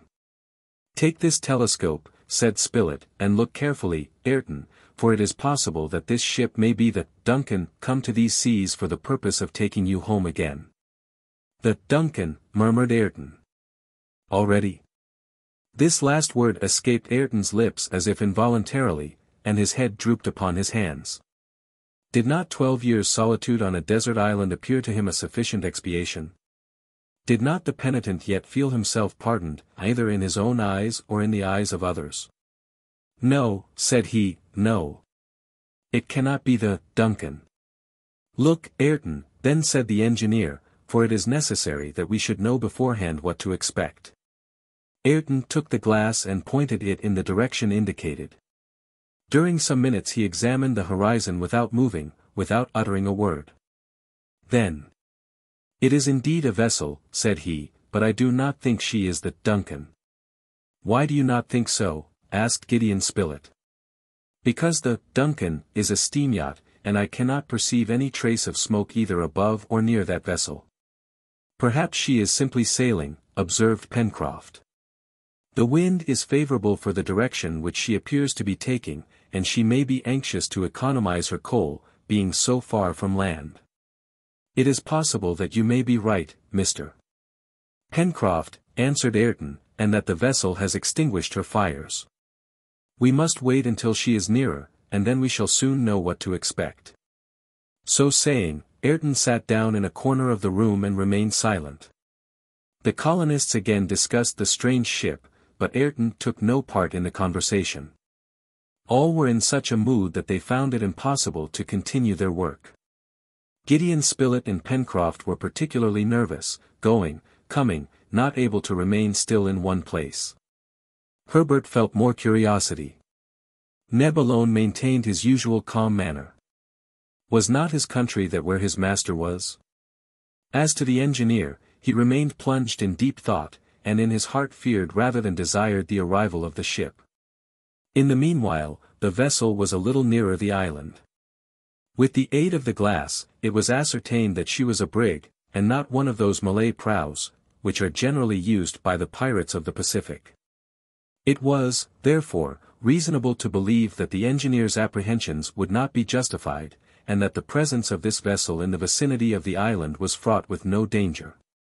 Pencroff, after a minute examination, was able positively to affirm that the vessel was rigged as a brig, and that she was standing obliquely towards the coast, on the starboard tack, under her topsails and top-gallant sails. This was confirmed by Ayrton. But by continuing in this direction she must soon disappear behind Claw Cape, as the wind was from the southwest, and to watch her it would be then necessary to ascend the height of Washington Bay, near Port Balloon, a provoking circumstance. For it was already 5 o'clock in the evening, and the twilight would soon make any observation extremely difficult. "What shall we do when night comes on?" asked Gideon Spilett. "Shall we light a fire, so as to signal our presence on the coast?" This was a serious question, and yet, although the engineer still retained some of his presentiments, it was answered in the affirmative. During the night the ship might disappear and leave for ever, and, this ship gone, would another ever return to the waters of Lincoln Island? Who could foresee what the future would then have in store for the colonists? "Yes," said the reporter, "we ought to make known to that vessel, whoever she may be, that the island is inhabited. To neglect the opportunity which is offered to us might be to create everlasting regrets." It was therefore decided that Neb and Pencroff should go to Port Balloon, and that there, at nightfall, they should light an immense fire, the blaze of which would necessarily attract the attention of the brig. But at the moment when Neb and the sailor were preparing to leave Granite House, the vessel suddenly altered her course, and stood directly for Union Bay. The brig was a good sailor, for she approached rapidly. Neb and Pencroff put off their departure, therefore, and the glass was put into Ayrton's hands, that he might ascertain for certain whether the ship was or was not the Duncan. The Scotch yacht was also rigged as a brig. The question was, whether a chimney could be discerned between the two masts of the vessel, which was now at a distance of only 5 miles. The horizon was still very clear. The examination was easy, and Ayrton soon let the glass fall again, saying, "It is not the Duncan. It could not be." Pencroff again brought the brig within the range of the telescope, and could see that she was of between 300 and 400 tons burden, wonderfully narrow, well-masted, admirably built, and must be a very rapid sailer. But to what nation did she belong? That was difficult to say. "And yet," added the sailor, "a flag is floating from her peak, but I cannot distinguish the colors of it." "In half an hour we shall be certain about that," answered the reporter. "Besides, it is very evident that the intention of the captain of this ship is to land, and, consequently, if not today, tomorrow at the latest, we shall make his acquaintance." "Never mind," said Pencroff. "It is best to know whom we have to deal with, and I shall not be sorry to recognize that fellow's colors."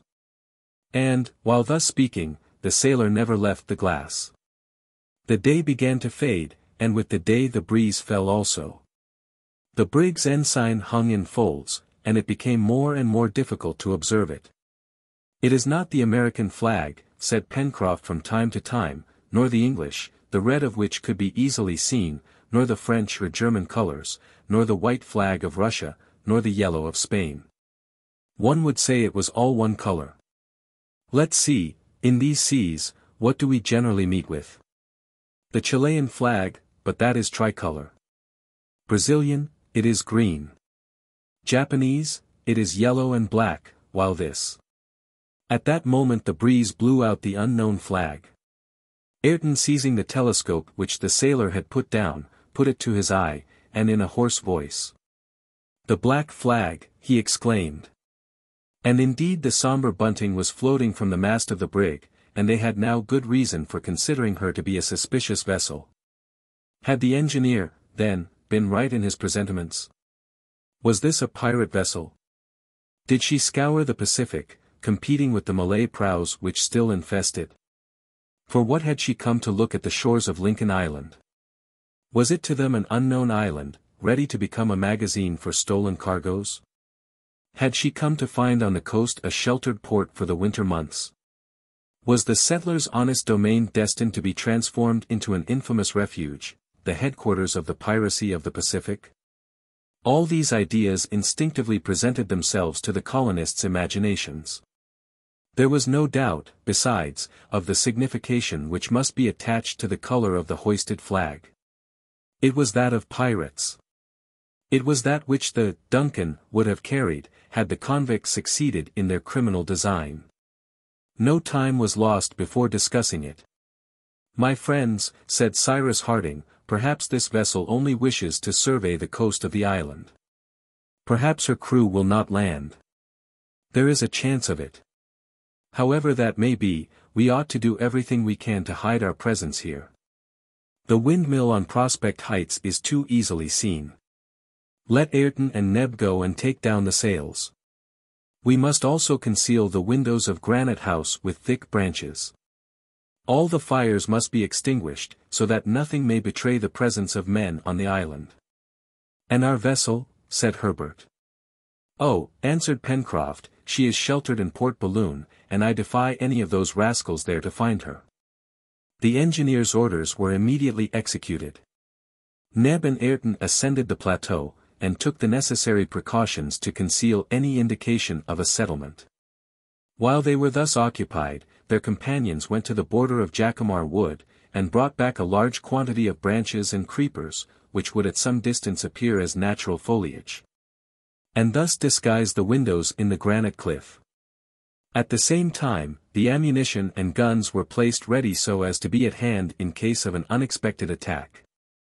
When all these precautions had been taken, "My friends," said Harding, and his voice betrayed some emotion, "if the wretches endeavor to seize Lincoln Island, we shall defend it, shall we not?" "Yes, Cyrus," replied the reporter, "and if necessary we will die to defend it." The engineer extended his hand to his companions, who pressed it warmly. Ayrton remained in his corner, not joining the colonists. Perhaps he, the former convict, still felt himself unworthy to do so. Cyrus Harding understood what was passing in Ayrton's mind, and going to him. "And you, Ayrton," he asked, "what will you do?" "My duty," answered Ayrton. He then took up his station near the window and gazed through the foliage. It was now 7:30. The sun had disappeared 20 minutes ago behind Granite House. Consequently the eastern horizon was becoming obscured. In the meanwhile the brig continued to advance towards Union Bay. She was now not more than 2 miles off, and exactly opposite the plateau of Prospect Heights, for after having tacked off Claw Cape, she had drifted towards the north in the current of the rising tide. One might have said that at this distance she had already entered the vast bay, for a straight line drawn from Claw Cape to Cape Mandible would have rested on her starboard quarter. Was the brig about to penetrate far into the bay? That was the first question. When once in the bay, would she anchor there? That was the second. Would she not content herself with only surveying the coast, and stand out to sea again without landing her crew? They would know this in an hour.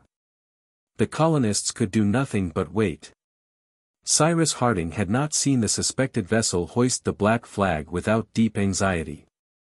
Was it not a direct menace against the work which he and his companions had till now conducted so successfully? Had these pirates, for the sailors of the brig could be nothing else, already visited the island, since on approaching it they had hoisted their colors? Had they formerly invaded it, so that certain unaccountable peculiarities might be explained in this way? Did there exist in the as yet unexplored part some accomplice ready to enter into communication with them? To all these questions which he mentally asked himself, Harding knew not what to reply, but he felt that the safety of the colony could not but be seriously threatened by the arrival of the brig. However, he and his companions were determined to fight to the last gasp. It would have been very important to know if the pirates were numerous and better armed than the colonists. But how was this information to be obtained? Night fell. The new moon had disappeared. Profound darkness enveloped the island and the sea. No light could pierce through the heavy piles of clouds on the horizon. The wind had died away completely with the twilight. Not a leaf rustled on the trees, not a ripple murmured on the shore. Nothing could be seen of the ship, all her lights being extinguished, and if she was still in sight of the island, her whereabouts could not be discovered. "Well, who knows?" said Pencroff. "Perhaps that cursed craft will stand off during the night, and we shall see nothing of her at daybreak." As if in reply to the sailor's observation, a bright light flashed in the darkness, and a cannon shot was heard. The vessel was still there and had guns on board. 6 seconds elapsed between the flash and the report. Therefore the brig was about 1.25 miles from the coast. At the same time, the chains were heard rattling through the hawse holes. The vessel had just anchored in sight of Granite House. Chapter 2. There was no longer any doubt as to the pirates' intentions. They had dropped anchor at a short distance from the island, and it was evident that the next day by means of their boats they purposed to land on the beach. Cyrus Harding and his companions were ready to act, but, determined though they were, they must not forget to be prudent. Perhaps their presence might still be concealed in the event of the pirates contenting themselves with landing on the shore without examining the interior of the island. It might be, indeed, that their only intention was to obtain fresh water from the Mercy, and it was not impossible that the bridge, thrown across 1.5 miles from the mouth, and the manufactory at the Chimneys might escape their notice.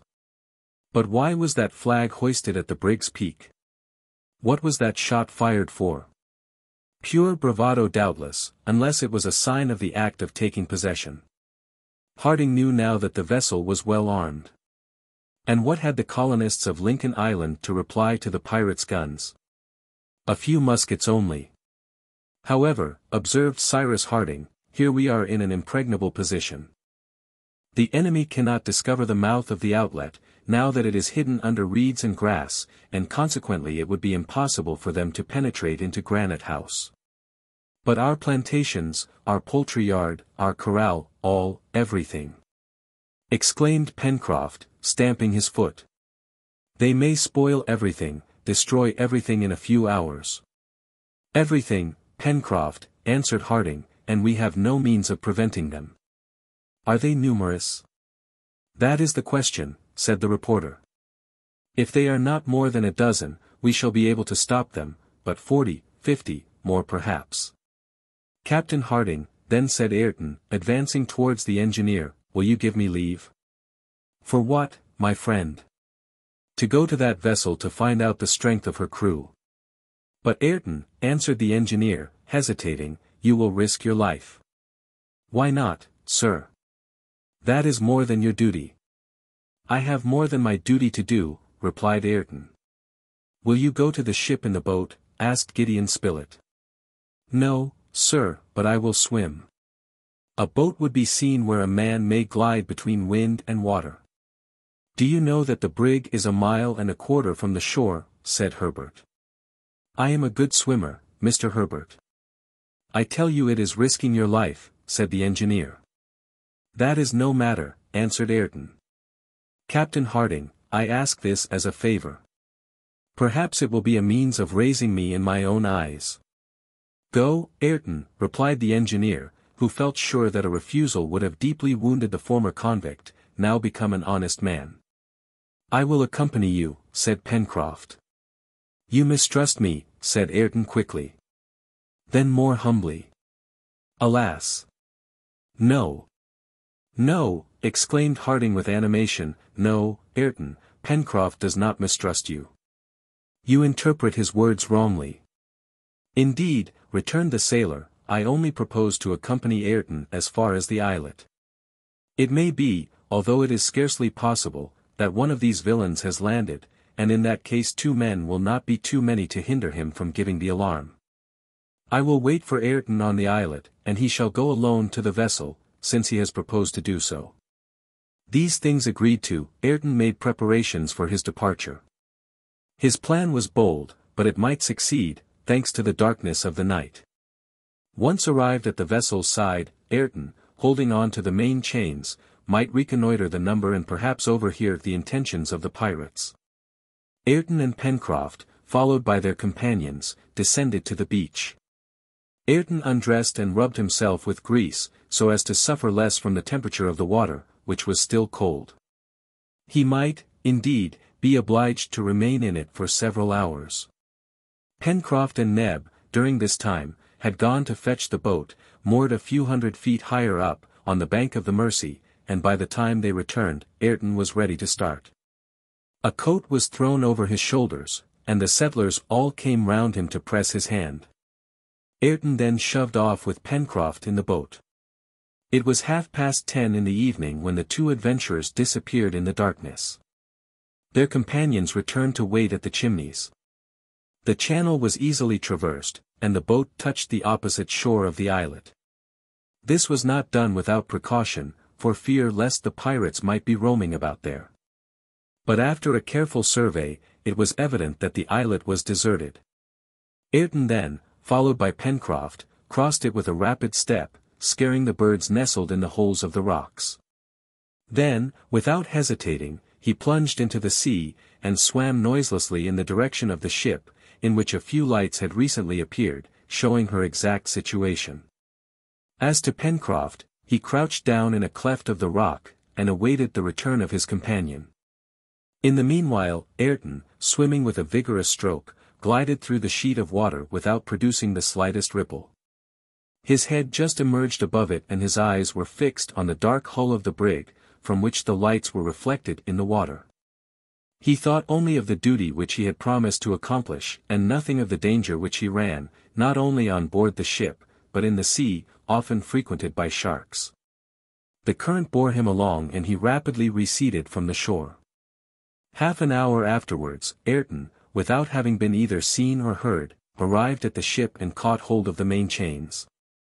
He took breath, then, hoisting himself up, he managed to reach the extremity of the cutwater. There were drying several pairs of sailors' trousers. He put on a pair. Then settling himself firmly, he listened. They were not sleeping on board the brig. On the contrary, they were talking, singing, laughing. And these were the sentences, accompanied with oaths, which principally struck Ayrton. "Our brig is a famous acquisition. She sails well, and merits her name of the Speedy. She would show all the navy of Norfolk a clean pair of heels. Hurrah for her captain! Hurrah for Bob Harvey!" What Ayrton felt when he overheard this fragment of conversation may be understood when it is known that in this Bob Harvey he recognized one of his old Australian companions, a daring sailor, who had continued his criminal career. Bob Harvey had seized, on the shores of Norfolk Island, this brig, which was loaded with arms, ammunition, utensils, and tools of all sorts, destined for one of the Sandwich Islands. All his gang had gone on board, and pirates, after having been convicts, these wretches, more ferocious than the Malays themselves, scoured the Pacific, destroying vessels, and massacring their crews. The convicts spoke loudly, they recounted their deeds, drinking deeply at the same time, and this is what Ayrton gathered. The actual crew of the Speedy was composed solely of English prisoners, escaped from Norfolk Island. Here it may be well to explain what this island was. In 29 degrees 2 minutes south latitude, and 165 degrees 42 minutes east longitude, to the east of Australia, is found a little island, 6 miles in circumference, overlooked by Mount Pitt, which rises to a height of 1,100 feet above the level of the sea. This is Norfolk Island, once the seat of an establishment in which were lodged the most intractable convicts from the English penitentiaries. They numbered 500, under an iron discipline, threatened with terrible punishments, and were guarded by 150 soldiers, and 150 employed under the orders of the governor. It would be difficult to imagine a collection of greater ruffians. Sometimes, although very rarely, notwithstanding the extreme surveillance of which they were the object, many managed to escape, and seizing vessels which they surprised, they infested the Polynesian archipelagos. Thus had Bob Harvey and his companions done. Thus had Ayrton formerly wished to do. Bob Harvey had seized the brig, Speedy, anchored in sight of Norfolk Island. The crew had been massacred. And for a year this ship had scoured the Pacific, under the command of Harvey, now a pirate, and well known to Ayrton. The convicts were, for the most part, assembled under the poop, but a few, stretched on the deck, were talking loudly. The conversation still continued amid shouts and libations. Ayrton learned that chance alone had brought the Speedy in sight of Lincoln Island. Bob Harvey had never yet set foot on it. But, as Cyrus Harding had conjectured, finding this unknown land in his course, its position being marked on no chart, he had formed the project of visiting it, and, if he found it suitable, of making it the brig's headquarters. As to the black flag hoisted at the Speedy's peak, and the gun which had been fired, in imitation of men of war when they lower their colors, it was pure piratical bravado. It was in no way a signal, and no communication yet existed between the convicts and Lincoln Island. The settlers' domain was now menaced with terrible danger. Evidently the island, with its water, its harbor, its resources of all kinds so increased in value by the colonists, and the concealment afforded by Granite House, could not but be convenient for the convicts. In their hands it would become an excellent place of refuge, and, being unknown, it would assure them, for a long time perhaps, impunity in security. Evidently, also, the lives of the settlers would not be respected, and Bob Harvey and his accomplices' first care would be to massacre them without mercy. Harding and his companions had, therefore, not even the choice of flying and hiding themselves in the island, since the convicts intended to reside there, and since, in the event of the Speedy departing on an expedition, it was probable that some of the crew would remain on shore, so as to settle themselves there. Therefore, it would be necessary to fight, to destroy every one of these scoundrels, unworthy of pity, and against whom any means would be right. So thought Ayrton, and he well knew that Cyrus Harding would be of his way of thinking. But was resistance and, in the last place, victory possible? That would depend on the equipment of the brig, and the number of men which she carried.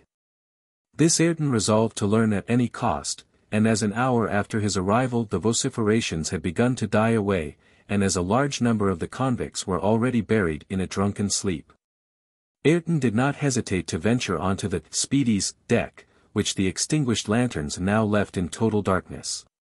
He hoisted himself onto the cutwater, and by the bowsprit arrived at the forecastle.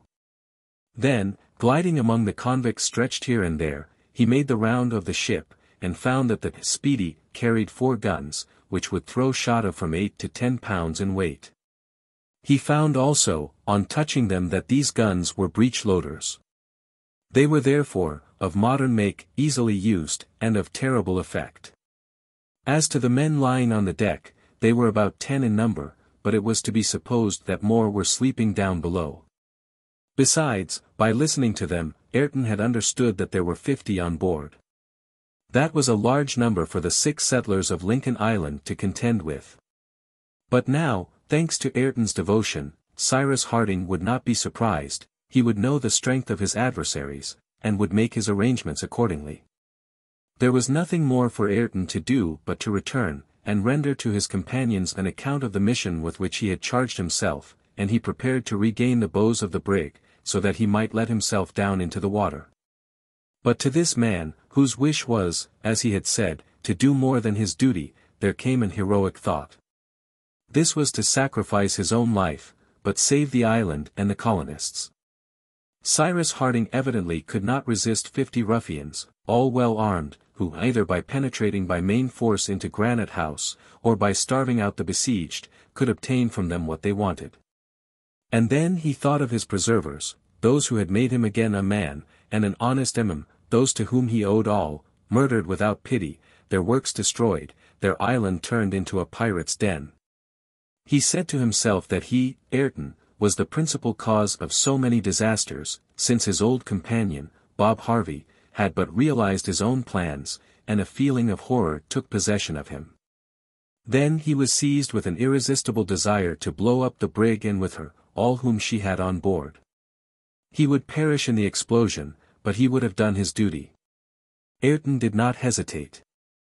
To reach the powder room, which is always situated in the afterpart of a vessel, was easy. There would be no want of powder in a vessel which followed such a trade, and a spark would be enough to destroy it in an instant.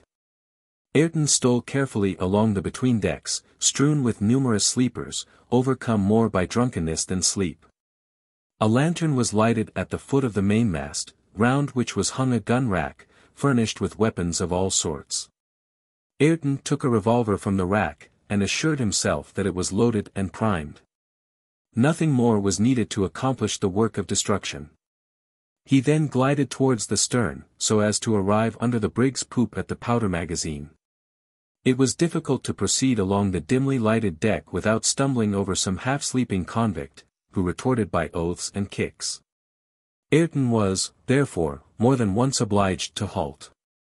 But at last he arrived at the partition dividing the after cabin, and found the door opening into the magazine itself. Ayrton, compelled to force it open, set to work. It was a difficult operation to perform without noise, for he had to break a padlock. But under his vigorous hand, the padlock broke, and the door was open. At that moment a hand was laid on Ayrton's shoulder. "What are you doing here?"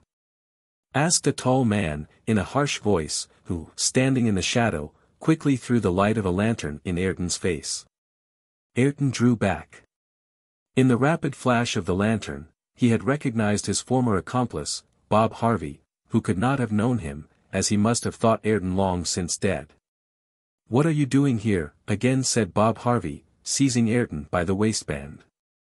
But Ayrton, without replying, wrenched himself from his grasp and attempted to rush into the magazine. A shot fired into the midst of the powder casks, and all would be over. "Help, lads!" shouted Bob Harvey. At his shout 2 or 3 pirates awoke, jumped up, and, rushing on Ayrton, endeavored to throw him down. He soon extricated himself from their grasp. He fired his revolver, and 2 of the convicts fell, but a blow from a knife which he could not ward off made a gash in his shoulder. Ayrton perceived that he could no longer hope to carry out his project. Bob Harvey had reclosed the door of the powder magazine, and a movement on the deck indicated a general awakening of the pirates. Ayrton must reserve himself to fight at the side of Cyrus Harding. There was nothing for him but flight. But was flight still possible? It was doubtful, yet Ayrton resolved to dare everything in order to rejoin his companions. 4 barrels of the revolver were still undischarged. 2 were fired, 1, aimed at Bob Harvey, did not wound him, or at any rate only slightly, and Ayrton, profiting by the momentary retreat of his adversaries, rushed towards the companion ladder to gain the deck. Passing before the lantern, he smashed it with a blow from the butt of his revolver. A profound darkness ensued, which favored his flight. 2 or 3 pirates, awakened by the noise, were descending the ladder at the same moment. A 5th shot from Ayrton laid one low, and the others drew back, not understanding what was going on. Ayrton was on deck in 2 bounds, and 3 seconds later, having discharged his last barrel in the face of a pirate who was about to seize him by the throat, he leaped over the bulwarks into the sea. Ayrton had not made 6 strokes before shots were splashing around him like hail. What were Pencroff's feelings, sheltered under a rock on the islet? What were those of Harding, the reporter, Herbert, and Neb, crouched in the chimneys, when they heard the reports on board the brig? They rushed out onto the beach, and, their guns shouldered, they stood ready to repel any attack. They had no doubt about it themselves. Ayrton, surprised by the pirates, had been murdered, and, perhaps, the wretches would profit by the night to make a descent on the island. Half an hour was passed in terrible anxiety. The firing had ceased, and yet neither Ayrton nor Pencroff had reappeared. Was the islet invaded? Ought they not to fly to the help of Ayrton and Pencroff? But how? The tide being high at that time, rendered the channel impassable. The boat was not there. We may imagine the horrible anxiety which took possession of Harding and his companions. At last, towards 12:30, a boat, carrying 2 men, touched the beach. It was Ayrton, slightly wounded in the shoulder, and Pencroff, safe and sound, whom their friends received with open arms. All immediately took refuge in the chimneys. There Ayrton recounted all that had passed, even to his plan for blowing up the brig, which he had attempted to put into execution. All hands were extended to Ayrton, who did not conceal from them that their situation was serious. The pirates had been alarmed. They knew that Lincoln Island was inhabited. They would land upon it in numbers and well armed. They would respect nothing. Should the settlers fall into their hands, they must expect no mercy. "Well, we shall know how to die," said the reporter. "Let us go in and watch," answered the engineer. "Have we any chance of escape, Captain?" asked the sailor. "Yes, Pencroff." "Hum. 6 against 50. "Yes. 6. "Without counting." "Who?" asked Pencroff. Cyrus did not reply, but pointed upwards. Chapter 3. The night passed without incident. The colonists were on the qui-vive, and did not leave their post at the chimneys. The pirates, on their side, did not appear to have made any attempt to land. Since the last shots fired at Ayrton, not a report, not even a sound, had betrayed the presence of the brig in the neighborhood of the island. It might have been fancied that she had weighed anchor, thinking that she had to deal with her match, and had left the coast. But it was no such thing, and when day began to dawn the settlers could see a confused mass through the morning mist. It was the Speedy. "These, my friends," said the engineer, "are the arrangements which appear to me best to make before the fog completely clears away. It hides us from the eyes of the pirates, and we can act without attracting their attention.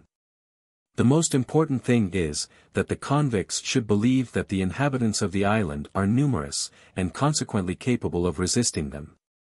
I therefore propose that we divide into 3 parties. The first of which shall be posted at the chimneys, the second at the mouth of the Mercy. As to the third, I think it would be best to place it on the islet, so as to prevent, or at all events delay, any attempt at landing. We have the use of 2 rifles and 4 muskets. Each of us will be armed, and, as we are amply provided with powder and shot, we need not spare our fire. We have nothing to fear from the muskets nor even from the guns of the brig. What can they do against these rocks? And, as we shall not fire from the windows of Granite House, the pirates will not think of causing irreparable damage by throwing shell against it. What is to be feared is, the necessity of meeting hand to hand, since the convicts have numbers on their side.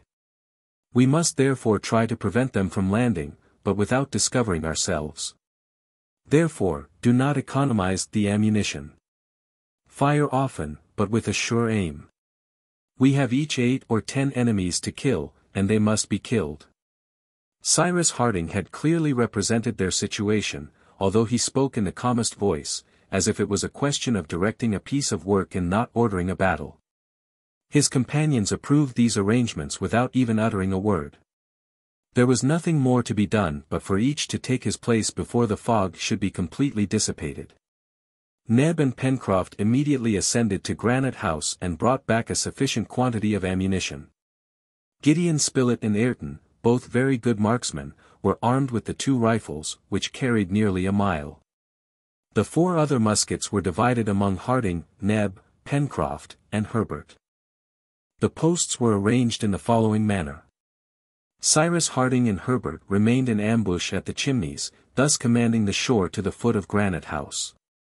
Gideon Spilett and Neb crouched among the rocks at the mouth of the Mersey, from which the drawbridges had been raised, so as to prevent any one from crossing in a boat or landing on the opposite shore.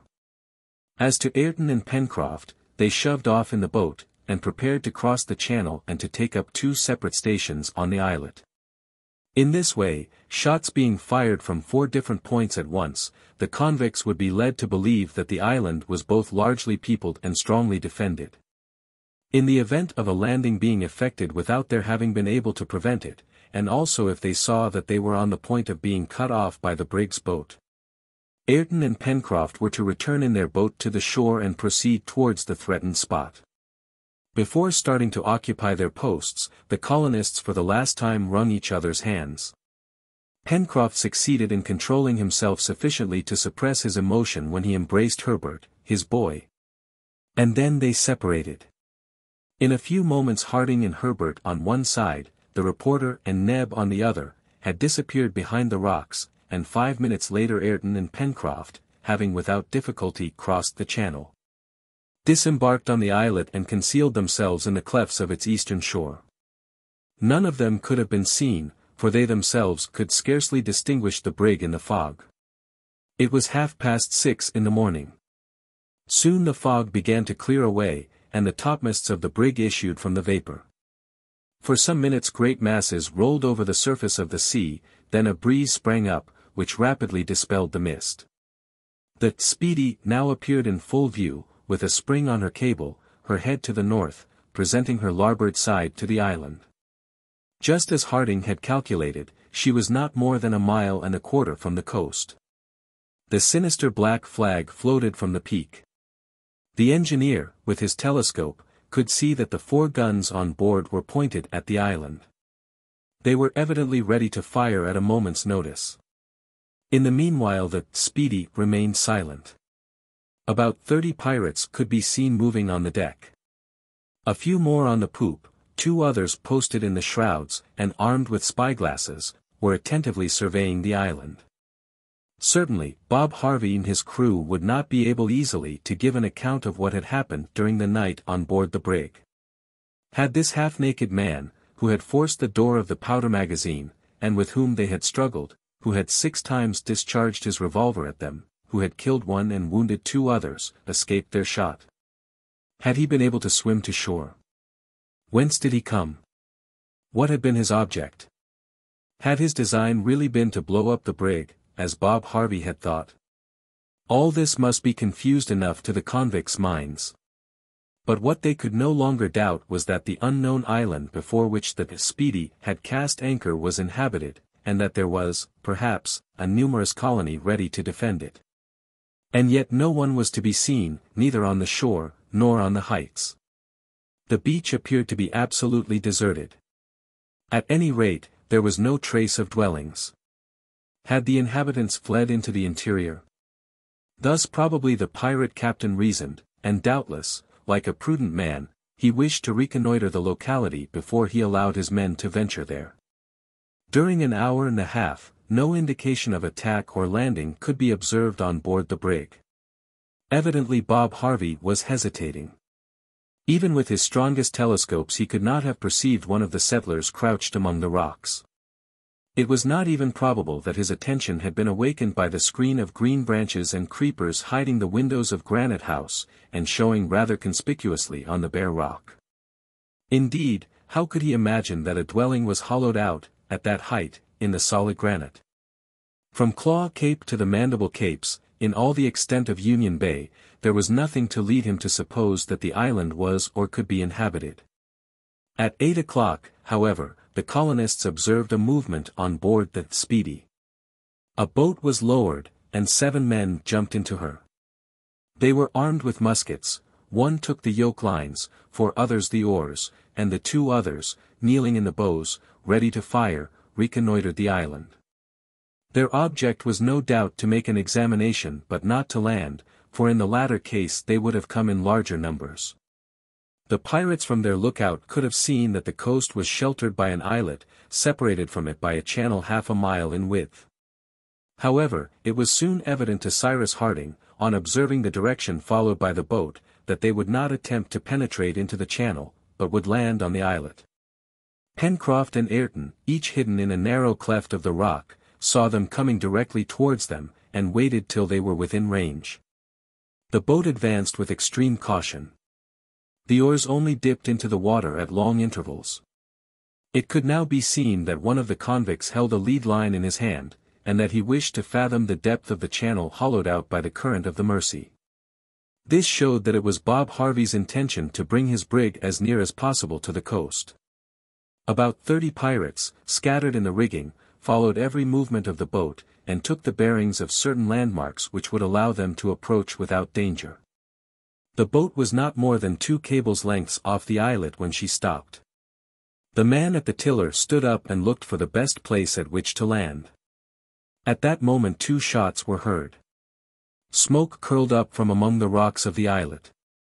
The man at the helm and the man with the lead line fell backwards into the boat. Ayrton's and Pencroff's balls had struck them both at the same moment.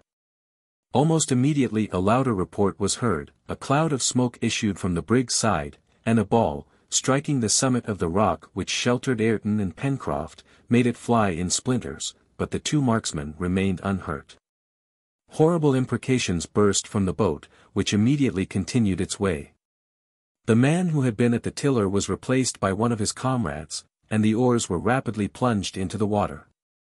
However, instead of returning on board as might have been expected, the boat coasted along the islet, so as to round its southern point. The pirates pulled vigorously at their oars that they might get out of range of the bullets. They advanced to within 5 cables' lengths of that part of the shore terminated by Flotsam Point, and after having rounded it in a semicircular line, still protected by the brig's guns, they proceeded towards the mouth of the Mercy. Their evident intention was to penetrate into the channel, and cut off the colonists posted on the islet, in such a way, that whatever their number might be, being placed between the fire from the boat and the fire from the brig, they would find themselves in a very disadvantageous position. A quarter of an hour passed while the boat advanced in this direction. Absolute silence, perfect calm reigned in the air and on the water. Pencroff and Ayrton, although they knew they ran the risk of being cut off, had not left their post, both that they did not wish to show themselves as yet to their assailants, and expose themselves to the Speedy's guns, and that they relied on Neb and Gideon Spilett, watching at the mouth of the river, and on Cyrus Harding and Herbert, in ambush among the rocks at the Chimneys. 20 minutes after the first shots were fired, the boat was less than 2 cables' lengths off the Mercy. As the tide was beginning to rise with its accustomed violence, caused by the narrowness of the straits, the pirates were drawn towards the river, and it was only by dint of hard rowing that they were able to keep in the middle of the channel. But, as they were passing within good range of the mouth of the Mercy, 2 balls saluted them, and 2 more of their number were laid in the bottom of the boat. Neb and Spilett had not missed their aim. The brig immediately sent a second ball on the post betrayed by the smoke, but without any other result than that of splintering the rock. The boat now contained only 3 able men. Carried on by the current, it shot through the channel with the rapidity of an arrow, passed before Harding and Herbert, who, not thinking it within range, withheld their fire, then, rounding the northern point of the islet with the 2 remaining oars, they pulled towards the brig. Hitherto the settlers had nothing to complain of. Their adversaries had certainly had the worst of it. The latter already counted 4 men seriously wounded if not dead. They, on the contrary, unwounded, had not missed a shot. If the pirates continued to attack them in this way, if they renewed their attempt to land by means of a boat, they could be destroyed one by one. It was now seen how advantageous the engineers' arrangements had been. The pirates would think that they had to deal with numerous and well-armed adversaries, whom they could not easily get the better of. Half an hour passed before the boat, having to pull against the current, could get alongside the Speedy. Frightful cries were heard when they returned on board with the wounded, and 2 or 3 guns were fired with no results. But now about a dozen other convicts, maddened with rage, and possibly by the effect of the evening's potations, threw themselves into the boat. A second boat was also lowered, in which 8 men took their places, and while the first pulled straight for the islet, to dislodge the colonists from thence, the second maneuvered so as to force the entrance of the Mercy. The situation was evidently becoming very dangerous for Pencroff and Ayrton, and they saw that they must regain the mainland.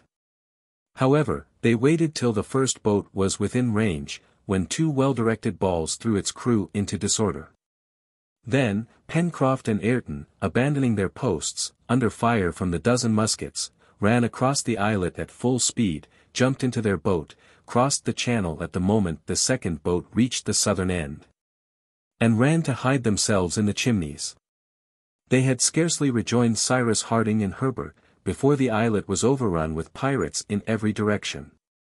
Almost at the same moment, fresh reports resounded from the Mercy station, to which the second boat was rapidly approaching.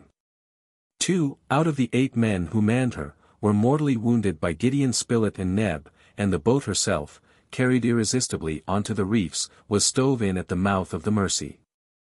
But the 6 survivors, holding their muskets above their heads to preserve them from contact with the water, managed to land on the right bank of the river. Then, finding they were exposed to the fire of the ambush there, they fled in the direction of Flotsam Point, out of range of the balls. The actual situation was this: on the islet were a dozen convicts, of whom some were no doubt wounded, but who had still a boat at their disposal.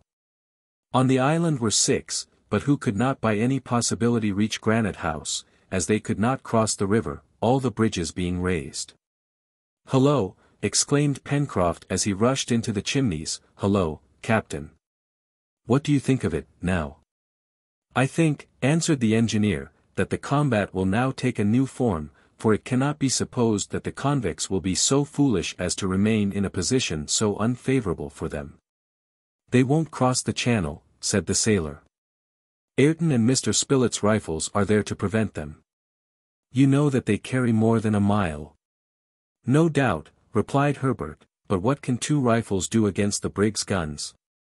"Well, the brig isn't in the channel yet, I fancy," said Pencroff. "But suppose she does come there," said Harding. "That's impossible, for she would risk running aground and being lost." "It is possible," said Ayrton.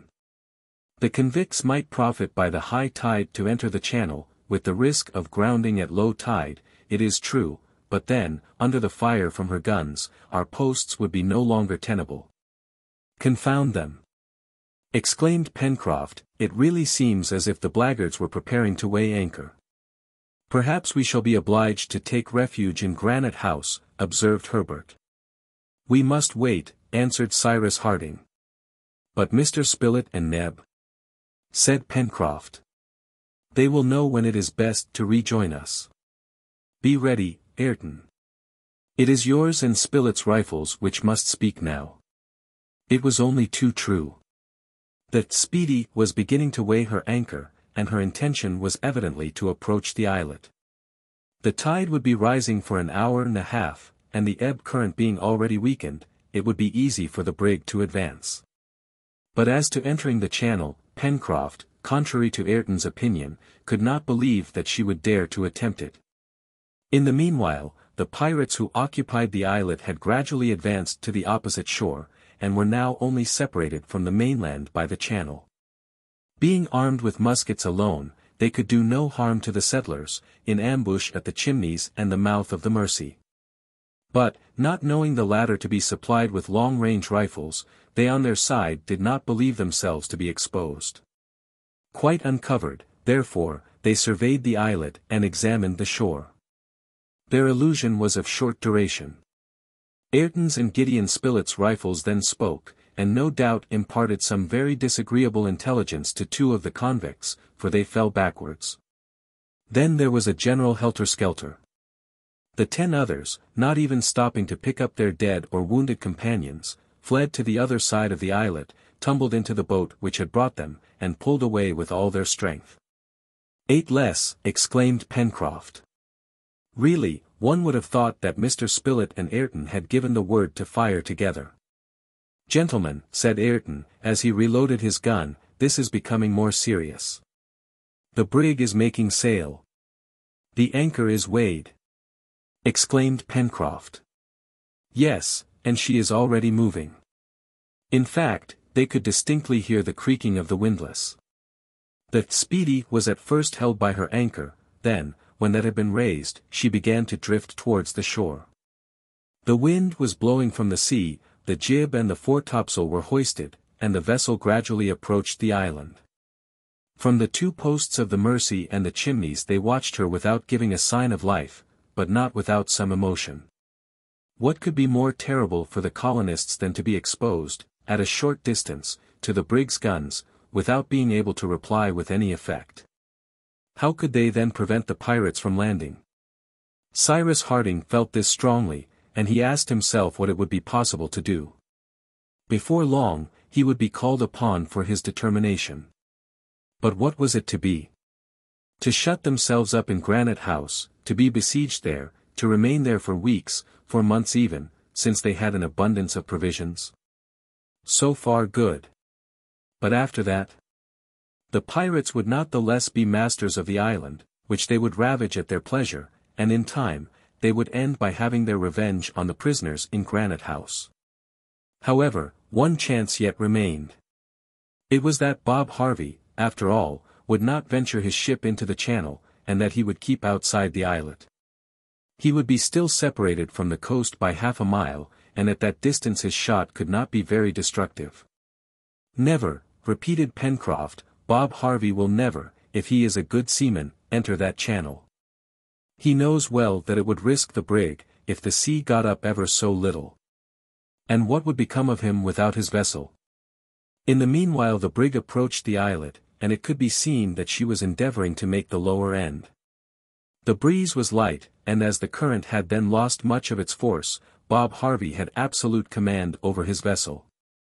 The route previously followed by the boats had allowed her to reconnoiter the channel, and she boldly entered it. The pirate's design was now only too evident. He wished to bring her broadside to bear on the chimneys and from there to reply with shell and ball to the shot which had till then decimated her crew. Soon the Speedy reached the point of the islet, she rounded it with ease. The mainsail was braced up, and the brig hugging the wind, stood across the mouth of the Mercy. "The scoundrels! They are coming," said Pencroff.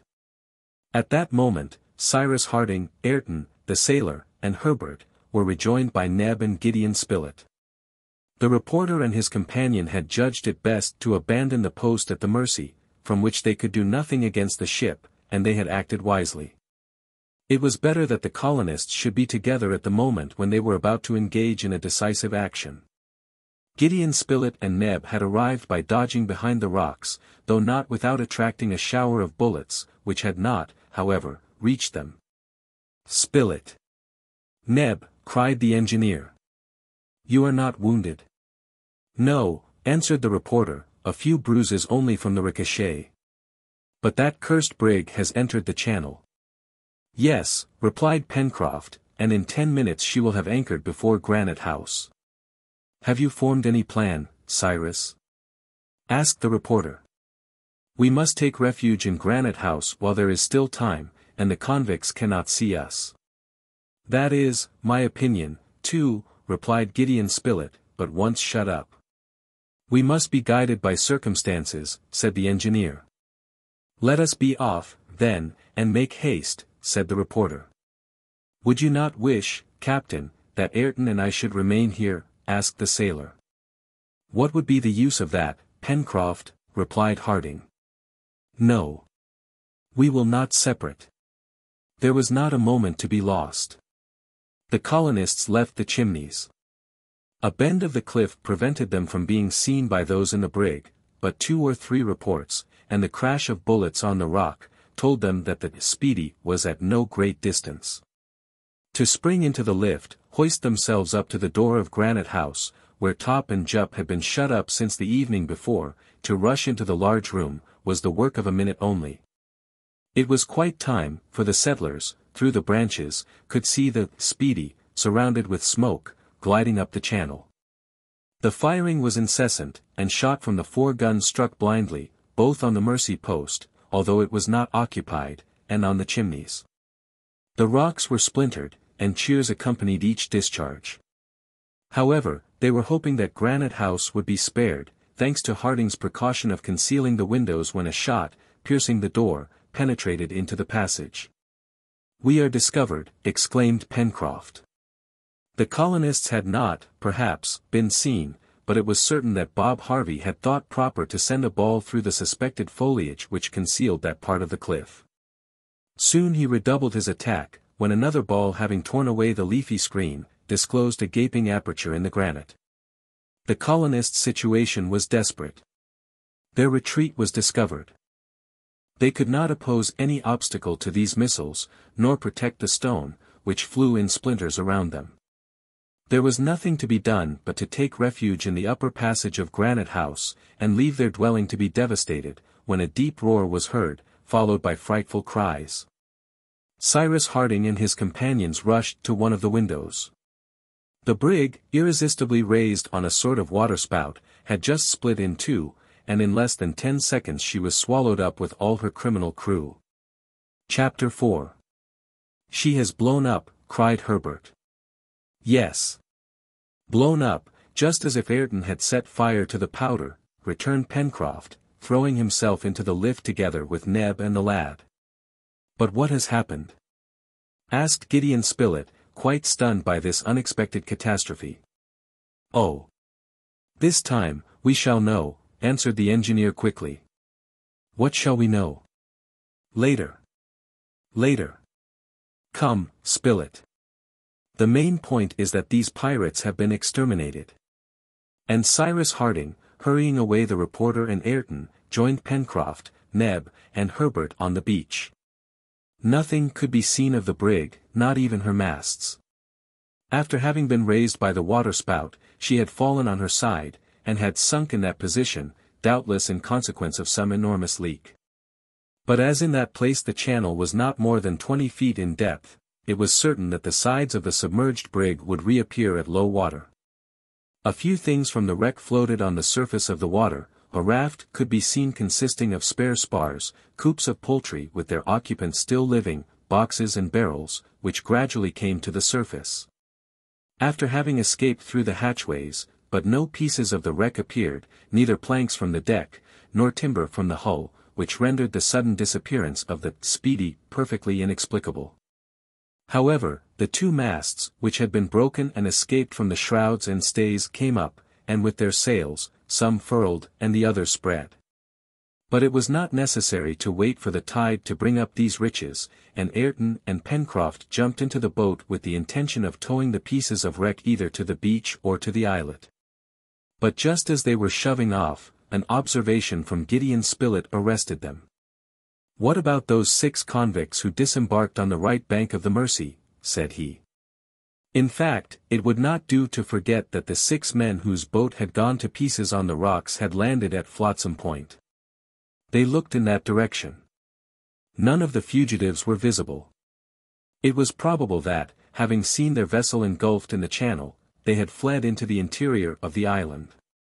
"We will deal with them later," said Harding. "As they are armed, they will still be dangerous.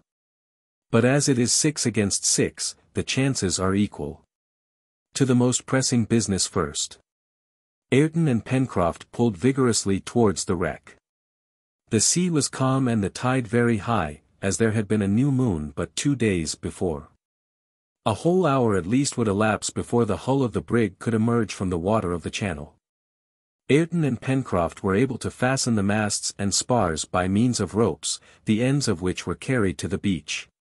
There, by the united efforts of the settlers, the pieces of wreck were hauled up. Then the boat picked up all that was floating, coops, barrels, and boxes, which were immediately carried to the chimneys. Several bodies floated also. Among them, Ayrton recognized that of Bob Harvey, which he pointed out to his companion, saying with some emotion, "That is what I have been, Pencroff." "But what you are no longer, brave Ayrton," returned the sailor warmly. It was singular enough that so few bodies floated. Only 5 or 6 were counted, which were already being carried by the current towards the open sea. Very probably the convicts had not had time to escape, and the ship lying over on her side, the greater number of them had remained below. Now the current, by carrying the bodies of these miserable men out to sea, would spare the colonists the sad task of burying them in some corner of their island. For 2 hours, Cyrus Harding and his companions were solely occupied in hauling up the spars onto the sand, and then in spreading the sails which were perfectly uninjured, to dry. They spoke little, for they were absorbed in their work, but what thoughts occupied their minds? The possession of this brig, or rather all that she contained, was a perfect mine of wealth. In fact, a ship is like a little world in miniature, and the stores of the colony would be increased by a large number of useful articles. It would be, on a large scale, equivalent to the chest found at Flotsam Point. And besides, thought Pencroff, why should it be impossible to refloat the brig? If she has only a leak, that may be stopped up, a vessel from 300 to 400 tons, why she is a regular ship compared to our Bonadventure. And we could go a long distance in her. We could go anywhere we liked. Captain Harding, Ayrton and I must examine her. She would be well worth the trouble. In fact, if the brig was still fit to navigate, the colonists' chances of returning to their native land were singularly increased. But, to decide this important question, it was necessary to wait until the tide was quite low, so that every part of the brig's hull might be examined. When their treasures had been safely conveyed on shore, Harding and his companions agreed to devote some minutes to breakfast. They were almost famished. Fortunately, the larder was not far off, and Neb was noted for being an expeditious cook. They breakfasted, therefore, near the chimneys, and during their repast, as may be supposed, nothing was talked of but the event which had so miraculously saved the colony. Miraculous is the word, repeated Pencroff, for it must be acknowledged that those rascals blew up just at the right moment. Granite House was beginning to be uncomfortable as a habitation. And can you guess, Pencroff, asked the reporter, how it happened, or what can have occasioned the explosion? Oh, Mr. Spilett, nothing is more simple, answered Pencroff. A convict vessel is not disciplined like a man-of-war. Convicts are not sailors. Of course the powder magazine was open, and as they were firing incessantly, some careless or clumsy fellow just blew up the vessel. Captain Harding, said Herbert, what astonishes me is that the explosion has not produced more effect. The report was not loud, and besides there are so few planks and timbers torn out. It seems as if the ship had rather foundered than blown up. Does that astonish you, my boy? Asked the engineer. Yes, Captain. And it astonishes me also, Herbert, replied he, but when we visit the hull of the brig, we shall no doubt find the explanation of the matter. Why, Captain, said Pencroff, you don't suppose that the Speedy simply foundered like a ship which has struck on a rock? Why not, observed Neb, if there are rocks in the channel? Nonsense, Neb, answered Pencroff, you did not look at the right moment. An instant before she sank, the brig, as I saw perfectly well, rose on an enormous wave, and fell back on her larboard side. Now, if she had only struck, she would have sunk quietly and gone to the bottom like an honest vessel. It was just because she was not an honest vessel, returned Neb. Well, we shall soon see, Pencroff, said the engineer. We shall soon see, rejoined the sailor, but I would wager my head there are no rocks in the channel. Look here, Captain, to speak candidly, do you mean to say that there is anything marvelous in the occurrence? Cyrus Harding did not answer. At any rate, said Gideon Spilett, whether rock or explosion, you will agree, Pencroff, that it occurred just in the nick of time. Yes. Yes, replied the sailor, but that is not the question. I ask Captain Harding if he sees anything supernatural in all this. I cannot say, Pencroff, said the engineer. That is all the answer I can make. A reply which did not satisfy Pencroff at all. He stuck to an explosion, and did not wish to give it up. He would never consent to admit that in that channel, with its fine sandy bed, just like the beach, which he had often crossed at low water, there could be an unknown rock. And besides, at the time the brig foundered, it was high water, that is to say, there was enough water to carry the vessel clear over any rocks which would not be uncovered at low tide. Therefore, there could not have been a collision. Therefore, the vessel had not struck. So she had blown up. And it must be confessed that the sailors' arguments were reasonable. Towards 1:30, the colonists embarked in the boat to visit the wreck. It was to be regretted that the brig's 2 boats had not been saved, but one, as has been said, had gone to pieces at the mouth of the Mersey, and was absolutely useless. The other had disappeared when the brig went down, and had not again been seen, having doubtless been crushed. The hull of the Speedy was just beginning to issue from the water. The brig was lying right over on her side, for her masts being broken, pressed down by the weight of the ballast displaced by the shock, the keel was visible along her whole length. She had been regularly turned over by the inexplicable but frightful submarine action, which had been at the same time manifested by an enormous waterspout. The settlers rowed round the hull, and in proportion as the tide went down, they could ascertain, if not the cause which had occasioned the catastrophe, at least the effect produced. Towards the bows, on both sides of the keel, 7 or 8 feet from the beginning of the stem, the sides of the brig were frightfully torn. Over a length of at least 20 feet there opened 2 large leaks, which would be impossible to stop up. Not only had the copper sheathing in the planks disappeared, reduced, no doubt, to powder, but also the ribs, the iron bolts, and tree nails which united them. From the entire length of the hull to the stern the false keel had been separated with an unaccountable violence, and the keel itself, torn from the carline in several places, was split in all its length. "I've a notion," exclaimed Pencroff, "that this vessel will be difficult to get afloat again." "It will be impossible," said Ayrton.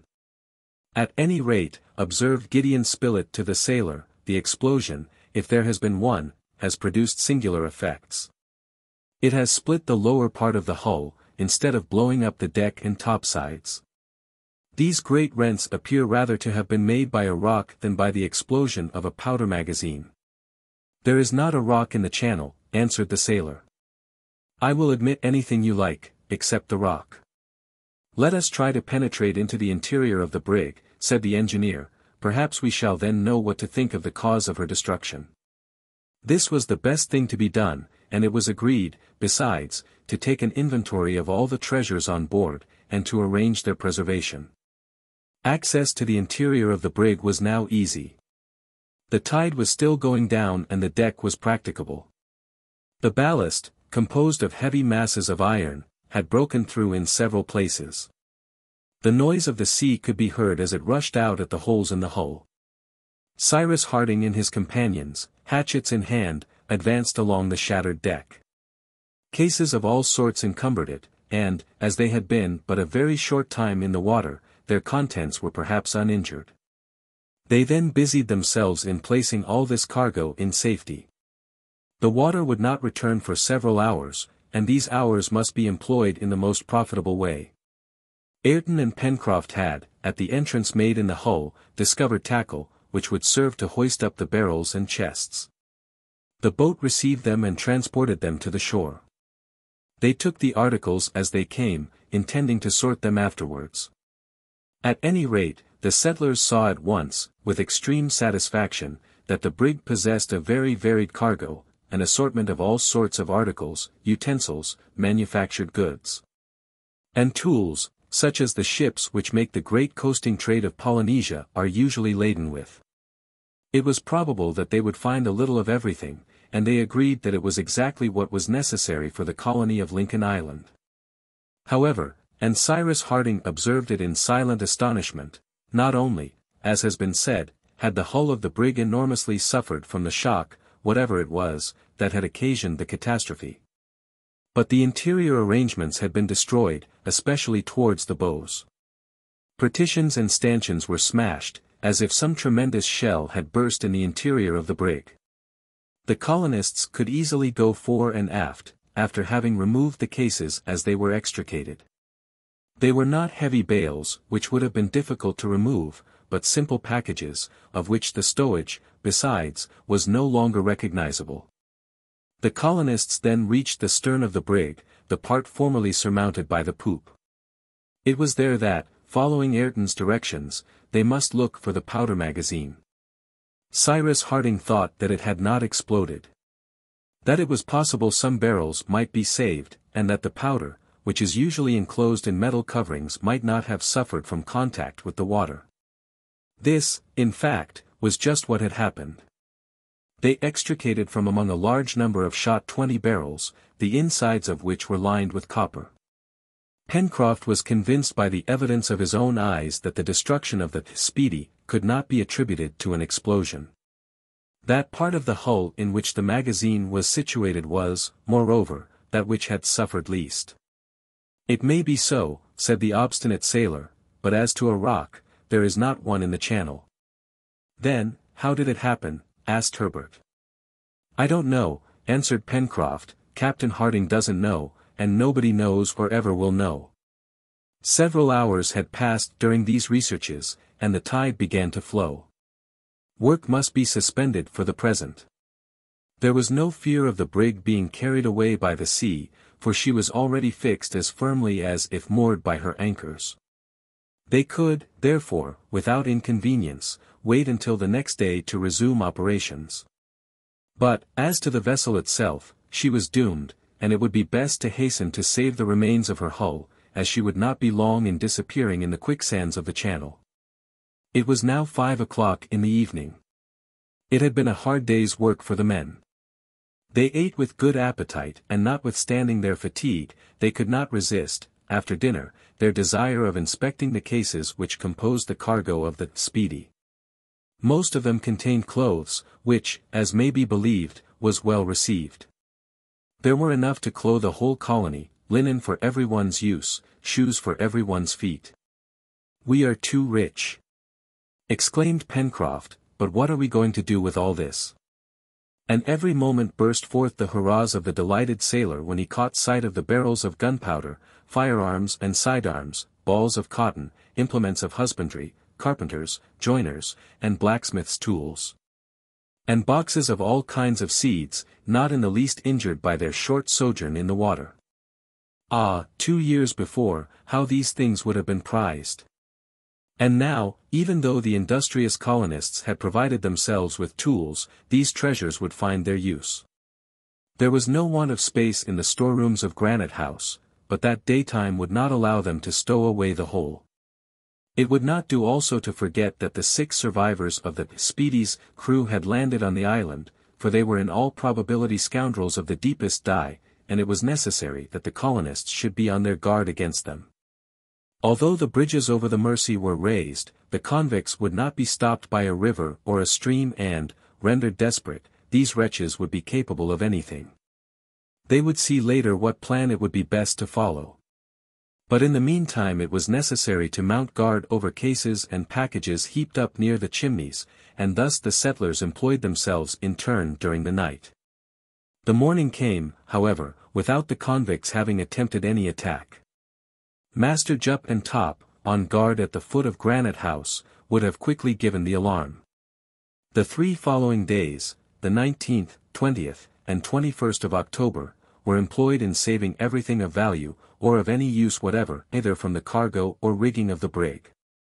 At low tide they overhauled the hold, at high tide they stowed away the rescued articles.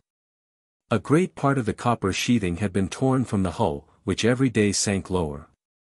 But before the sand had swallowed the heavy things which had fallen through the bottom, Ayrton and Pencroff, diving to the bed of the channel, recovered the chains and anchors of the brig, the iron of her ballast, and even 4 guns, which, floated by means of empty casks, were brought to shore. It may be seen that the arsenal of the colony had gained by the wreck, as well as the storerooms of Granite House. Pencroff, always enthusiastic in his projects, already spoke of constructing a battery to command the channel and the mouth of the river. With 4 guns, he engaged to prevent any fleet, however powerful it might be, from venturing into the waters of Lincoln Island. In the meantime, when nothing remained of the brig but a useless hulk, bad weather came on, which soon finished her. Cyrus Harding had intended to blow her up, so as to collect the remains on the shore, but a strong gale from the northeast and a heavy sea compelled him to economize his powder. In fact, on the night of the 23rd, the hull entirely broke up, and some of the wreck was cast up on the beach. As to the papers on board, it is useless to say that, although he carefully searched the lockers of the poop, Harding did not discover any trace of them. The pirates had evidently destroyed everything that concerned either the captain or the owners of the Speedy, and, as the name of her port was not painted on her counter, there was nothing which would tell them her nationality. However, by the shape of her boats Ayrton and Pencroff believed that the brig was of English build. A week after the catastrophe, or, rather, after the fortunate, though inexplicable, event to which the colony owed its preservation, nothing more could be seen of the vessel, even at low tide. The wreck had disappeared, and Granite House was enriched by nearly all it had contained. However, the mystery which enveloped its strange destruction would doubtless never have been cleared away if, on the 30th of November, Neb, strolling on the beach, had not found a piece of a thick iron cylinder, bearing traces of explosion. The edges of this cylinder were twisted and broken, as if they had been subjected to the action of some explosive substance. Neb brought this piece of metal to his master, who was then occupied with his companions in the workshop of the Chimneys. Cyrus Harding examined the cylinder attentively, then, turning to Pencroff. "You persist, my friend," said he, "in maintaining that the Speedy was not lost in consequence of a collision?" "Yes, Captain," answered the sailor. "You know as well as I do that there are no rocks in the channel." "But suppose she had run against this piece of iron?" said the engineer, showing the broken cylinder. "What, that bit of pipe?" exclaimed Pencroff in a tone of perfect incredulity. "My friends," resumed Harding, "you remember that before she foundered the brig rose on the summit of a regular waterspout?" "Yes, Captain," replied Herbert. "Well, would you like to know what occasioned that waterspout?" "It was this," said the engineer, holding up the broken tube. "That?" returned Pencroff. "Yes. This cylinder is all that remains of a torpedo." "A torpedo!" exclaimed the engineer's companions. "And who put the torpedo there?" demanded Pencroff, who did not like to yield. "All that I can tell you is, that it was not I," answered Cyrus Harding, "but it was there, and you have been able to judge of its incomparable power." Chapter 5. So, then, all was explained by the submarine explosion of this torpedo. Cyrus Harding could not be mistaken, as, during the War of the Union, he had had occasion to try these terrible engines of destruction. It was under the action of this cylinder, charged with some explosive substance, nitroglycerin, picrate, or some other material of the same nature, that the water of the channel had been raised like a dome, the bottom of the brig crushed in. And she had sunk instantly, the damage done to her hull being so considerable that it was impossible to refloat her. The Speedy had not been able to withstand a torpedo that would have destroyed an ironclad as easily as a fishing boat. Yes. All was explained, everything, except the presence of the torpedo in the waters of the channel. "My friends, then," said Cyrus Harding, "we can no longer be in doubt as to the presence of a mysterious being, a castaway like us, perhaps, abandoned on our island. And I say this in order that Ayrton may be acquainted with all the strange events which have occurred during these 2 years. Who this beneficent stranger is, whose intervention has, so fortunately for us, been manifested on many occasions, I cannot imagine. What his object can be in acting thus, in concealing himself after rendering us so many services, I cannot understand, but his services are not the less real, and are of such a nature that only a man possessed of prodigious power could render them. Ayrton is indebted to him as much as we are, for, if it was the stranger who saved me from the waves after the fall from the balloon, evidently it was he who wrote the document, who placed the bottle in the channel, and who has made known to us the situation of our companion. I will add that it was he who guided that chest, provided with everything we wanted, and stranded it on Flotsam Point, that it was he who lighted that fire on the heights of the island, which permitted you to land. That it was he who fired that bullet found in the body of the peccary, that it was he who plunged that torpedo into the channel, which destroyed the brig. In a word, that all those inexplicable events, for which we could not assign a reason, are due to this mysterious being. Therefore, whoever he may be, whether shipwrecked, or exiled on our island, we shall be ungrateful, if we think ourselves freed from gratitude towards him. We have contracted a debt, and I hope that we shall one day pay it. You are right in speaking thus, my dear Cyrus, replied Gideon Spilett. Yes, there is an almost all-powerful being, hidden in some part of the island, and whose influence has been singularly useful to our colony.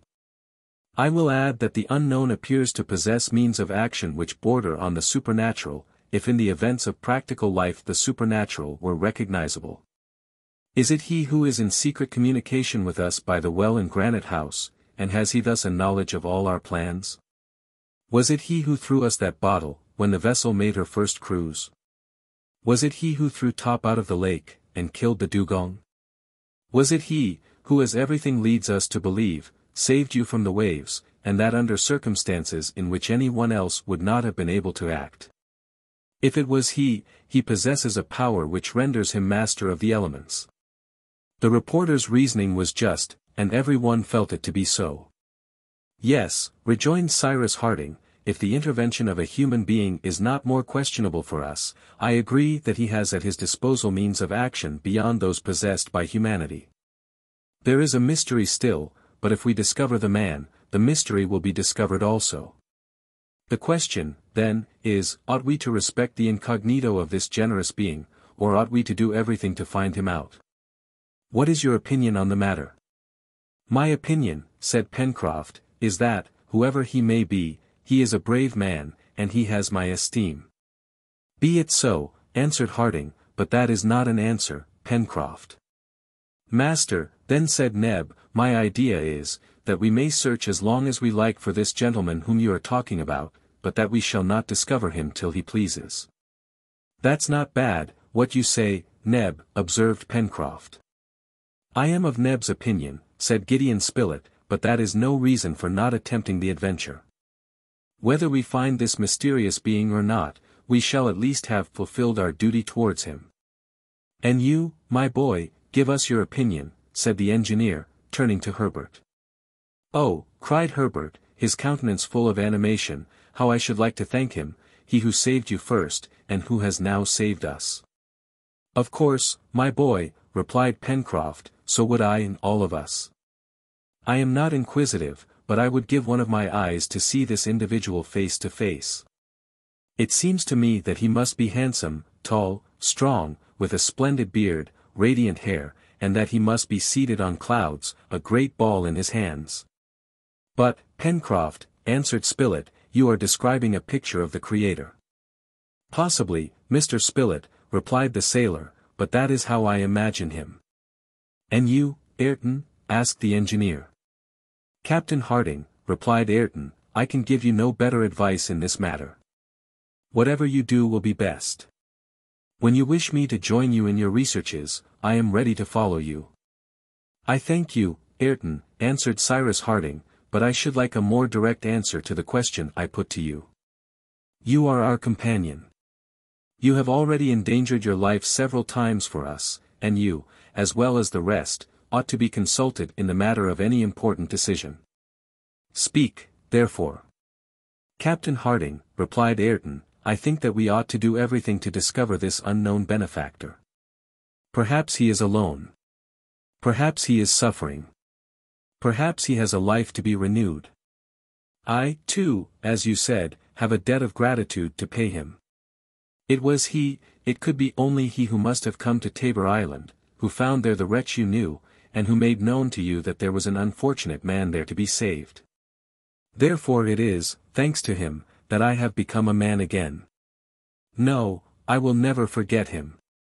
That is settled, then, said Cyrus Harding. We will begin our researches as soon as possible. We will not leave a corner of the island unexplored. We will search into its most secret recesses, and will hope that our unknown friend will pardon us in consideration of our intentions. For several days the colonists were actively employed in haymaking and the harvest. Before putting their project of exploring the yet unknown parts of the island into execution, they wished to get all possible work finished. It was also the time for collecting the various vegetables from the Tabor Island plants. All was stowed away, and happily there was no want of room in Granite House, in which they might have housed all the treasures of the island. The products of the colony were there, methodically arranged, and in a safe place, as may be believed, sheltered as much from animals as from man. There was no fear of damp in the middle of that thick mass of granite.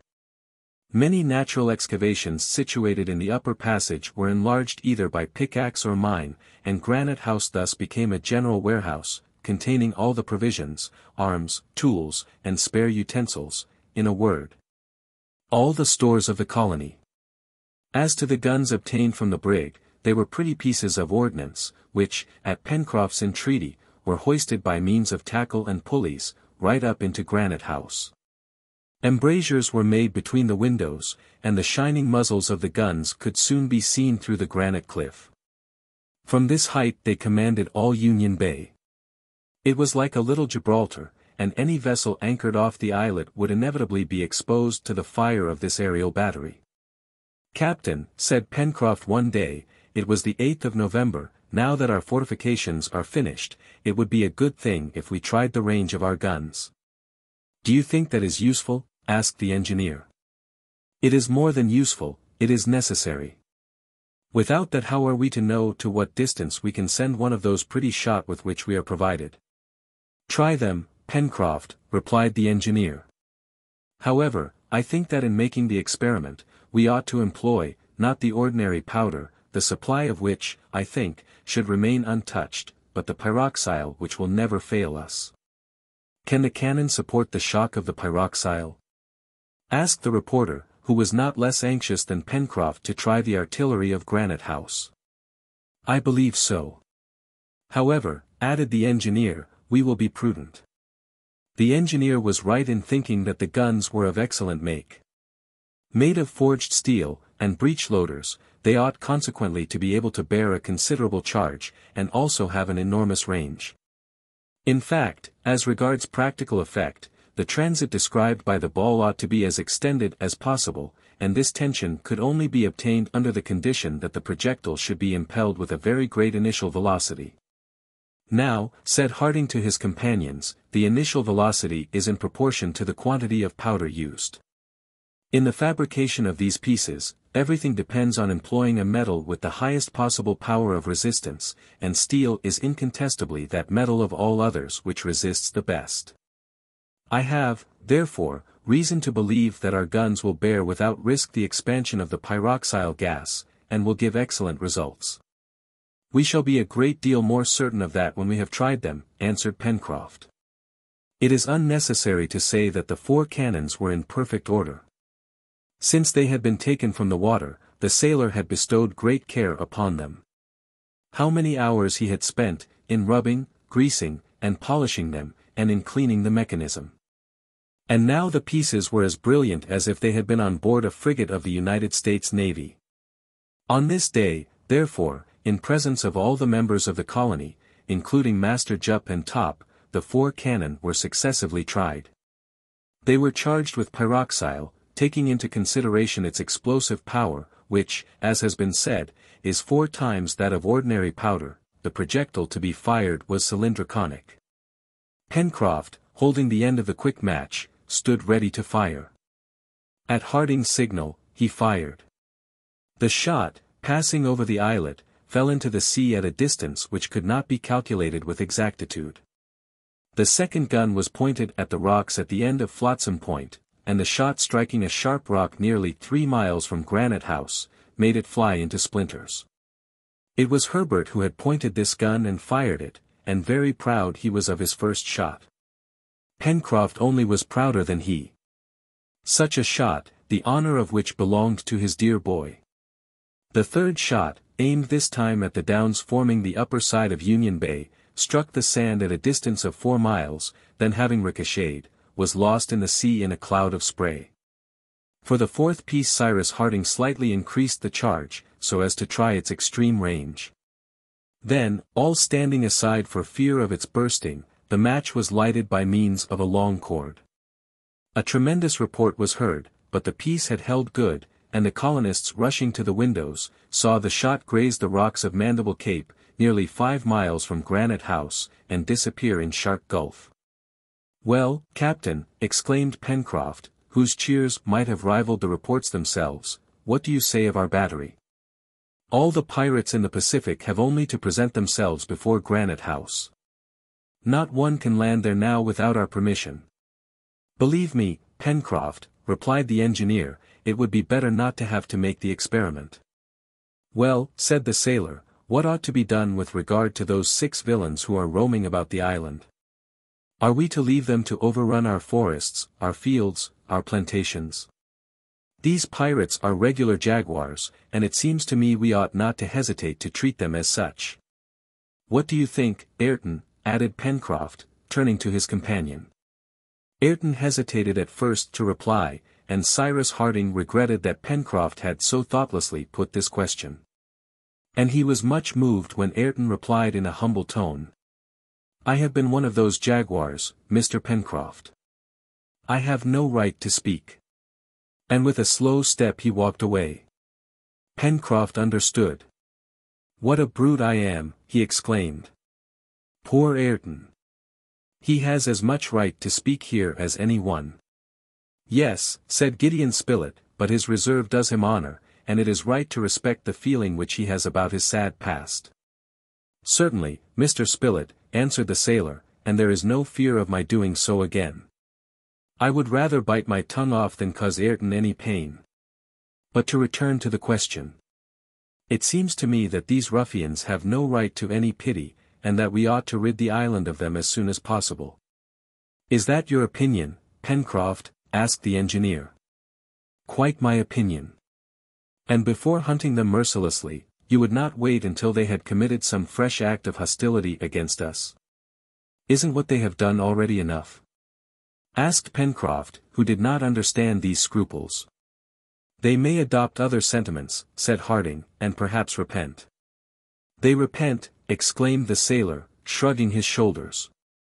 "Pencroff, think of Ayrton," said Herbert, taking the sailor's hand. He became an honest man again. Pencroff looked at his companions one after the other. He had never thought of his proposal being met with any objection. His rough nature could not allow that they ought to come to terms with the rascals who had landed on the island with Bob Harvey's accomplices, the murderers of the crew of the Speedy. And he looked upon them as wild beasts which ought to be destroyed without delay and without remorse. "Come," said B. "Everybody is against me. You wish to be generous to those villains. Very well, I hope we mayn't repent it." "What danger shall we run," said Herbert, "if we take care to be always on our guard?" "Hum!" observed the reporter, who had not given any decided opinion. "They are 6 and well armed. If they each lay hid in a corner, and each fired at one of us, they would soon be masters of the colony." "Why have they not done so?" said Herbert. "No doubt because it was not their interest to do it. Besides, we are 6 also." "Well, well," replied Pencroff, whom no reasoning could have convinced. "Let us leave these good people to do what they like, and don't think anything more about them." "Come, Pencroff," said Neb, "don't make yourself out so bad as all that. Suppose one of these unfortunate men were here before you, within good range of your guns, you would not fire." "I would fire on him as I would on a mad dog, Neb," replied Pencroff coldly. "Pencroff," said the engineer, "you have always shown much deference to my advice, will you, in this matter, yield to me?" "I will do as you please, Captain Harding," answered the sailor, who was not at all convinced. "Very well, wait, and we will not attack them unless we are attacked first." Thus their behavior towards the pirates was agreed upon, although Pencroff augured nothing good from it. They were not to attack them, but were to be on their guard. After all, the island was large and fertile. If any sentiment of honesty yet remained in the bottom of their hearts, these wretches might perhaps be reclaimed. Was it not their interest in the situation in which they found themselves to begin a new life? At any rate, for humanity's sake alone, it would be right to wait. The colonists would no longer as before, be able to go and come without fear. Hitherto they had only wild beasts to guard against, and now 6 convicts of the worst description, perhaps, were roaming over their island. It was serious, certainly, and to less brave men, it would have been security lost. No matter. At present, the colonists had reason on their side against Pencroff. Would they be right in the future? That remained to be seen. Chapter 6. However, the chief business of the colonists was to make that complete exploration of the island which had been decided upon, and which would have 2 objects: to discover the mysterious being whose existence was now indisputable, and at the same time to find out what had become of the pirates, what retreat they had chosen, what sort of life they were leading, and what was to be feared from them. Cyrus Harding wished to set out without delay, but as the expedition would be of some days' duration, it appeared best to load the cart with different materials and tools in order to facilitate the organization of the encampments. One of the onagers, however, having hurt its leg, could not be harnessed at present, and a few days' rest was necessary. The departure was, therefore, put off for a week, until the 20th of November. The month of November in this latitude corresponds to the month of May in the northern zones. It was, therefore, the fine season. The sun was entering the Tropic of Capricorn, and gave the longest days in the year. The time was, therefore, very favorable for the projected expedition, which, if it did not accomplish its principal object, would at any rate be fruitful in discoveries, especially of natural productions. Since Harding proposed to explore those dense forests of the far west, which stretched to the extremity of the Serpentine Peninsula. During the 9 days which preceded their departure, it was agreed that the work on Prospect Heights should be finished off. Moreover, it was necessary for Ayrton to return to the corral, where the domesticated animals required his care. It was decided that he should spend 2 days there, and return to Granite House after having liberally supplied the stables. As he was about to start, Harding asked him if he would not like one of them to accompany him, observing that the island was less safe than formerly. Ayrton replied that this was unnecessary, as he was enough for the work, and that besides he apprehended no danger. If anything occurred at the corral, or in the neighborhood, he could instantly warn the colonists by sending a telegram to Granite House. Ayrton departed at dawn on the 9th, taking the cart drawn by 1 onager, and 2 hours after, the electric wire announced that he had found all in order at the corral. During these 2 days Harding busied himself in executing a project which would completely guard Granite House against any surprise. It was necessary to completely conceal the opening of the old outlet, which was already walled up and partly hidden under grass and plants, at the southern angle of Lake Grant. Nothing was easier, since if the level of the lake was raised 2 or 3 feet, the opening would be quite beneath it.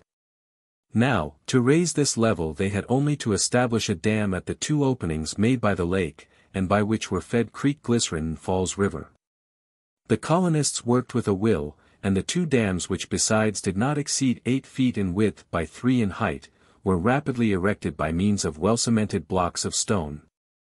This work finished, it would have been impossible to guess that at that part of the lake, there existed a subterranean passage through which the overflow of the lake formerly escaped. Of course the little stream which fed the reservoir of Granite House and worked the lift, had been carefully preserved, and the water could not fail. The lift once raised, this sure and comfortable retreat would be safe from any surprise.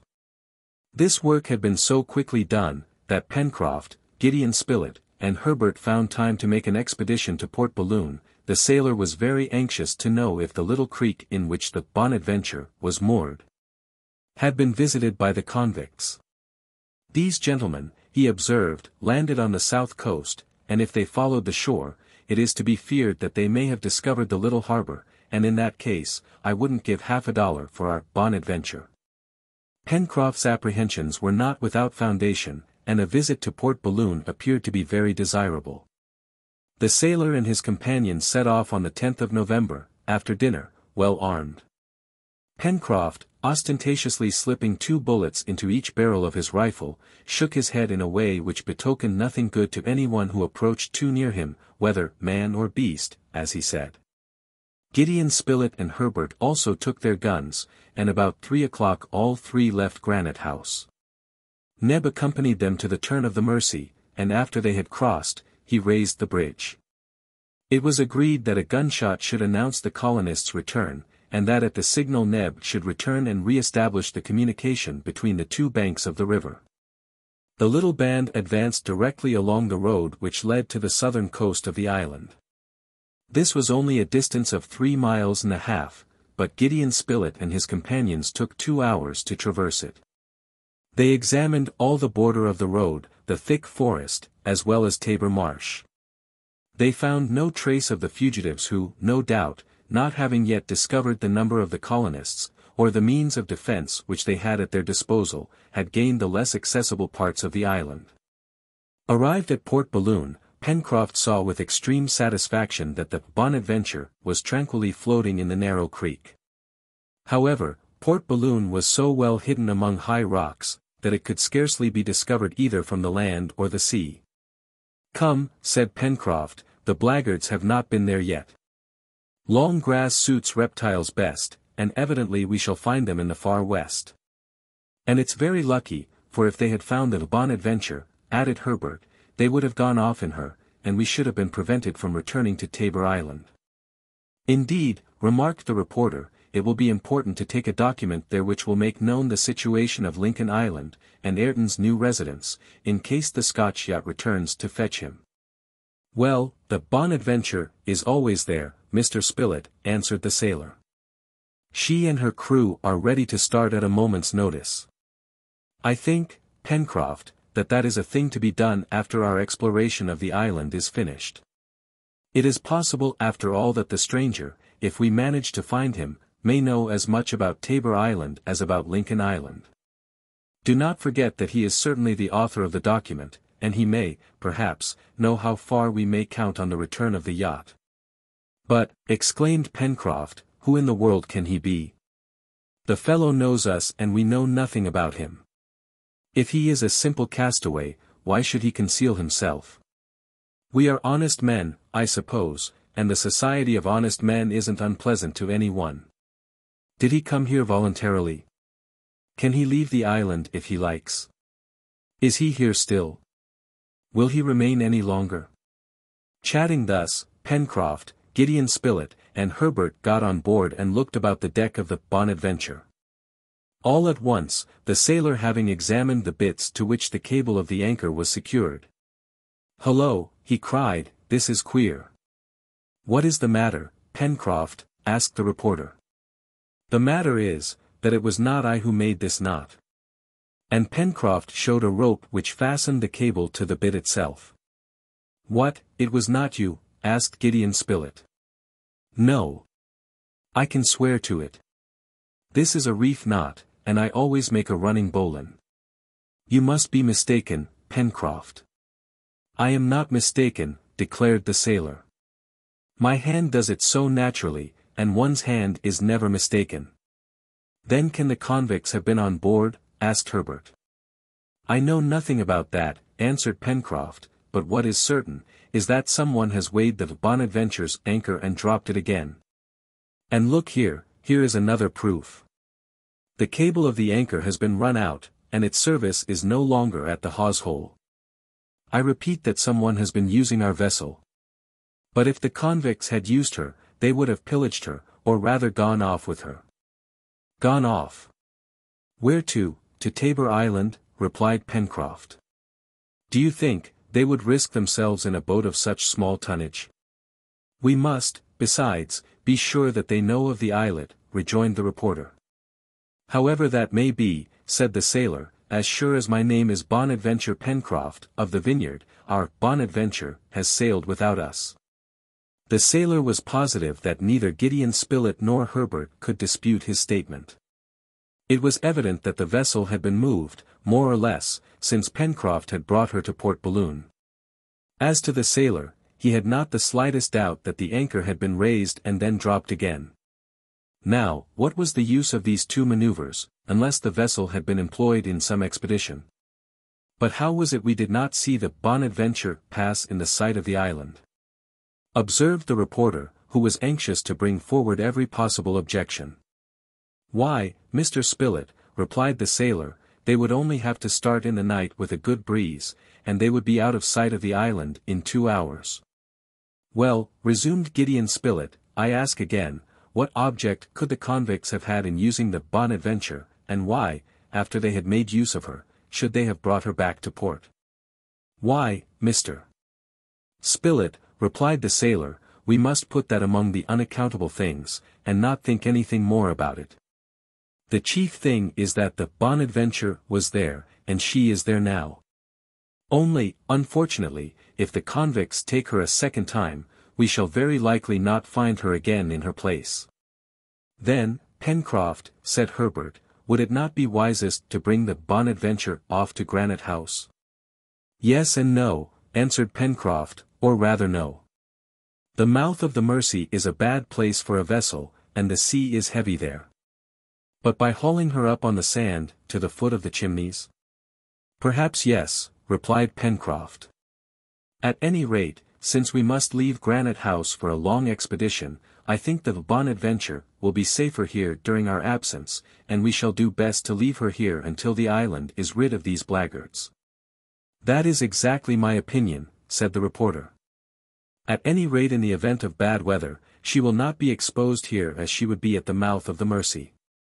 "But suppose the convicts pay her another visit," said Herbert.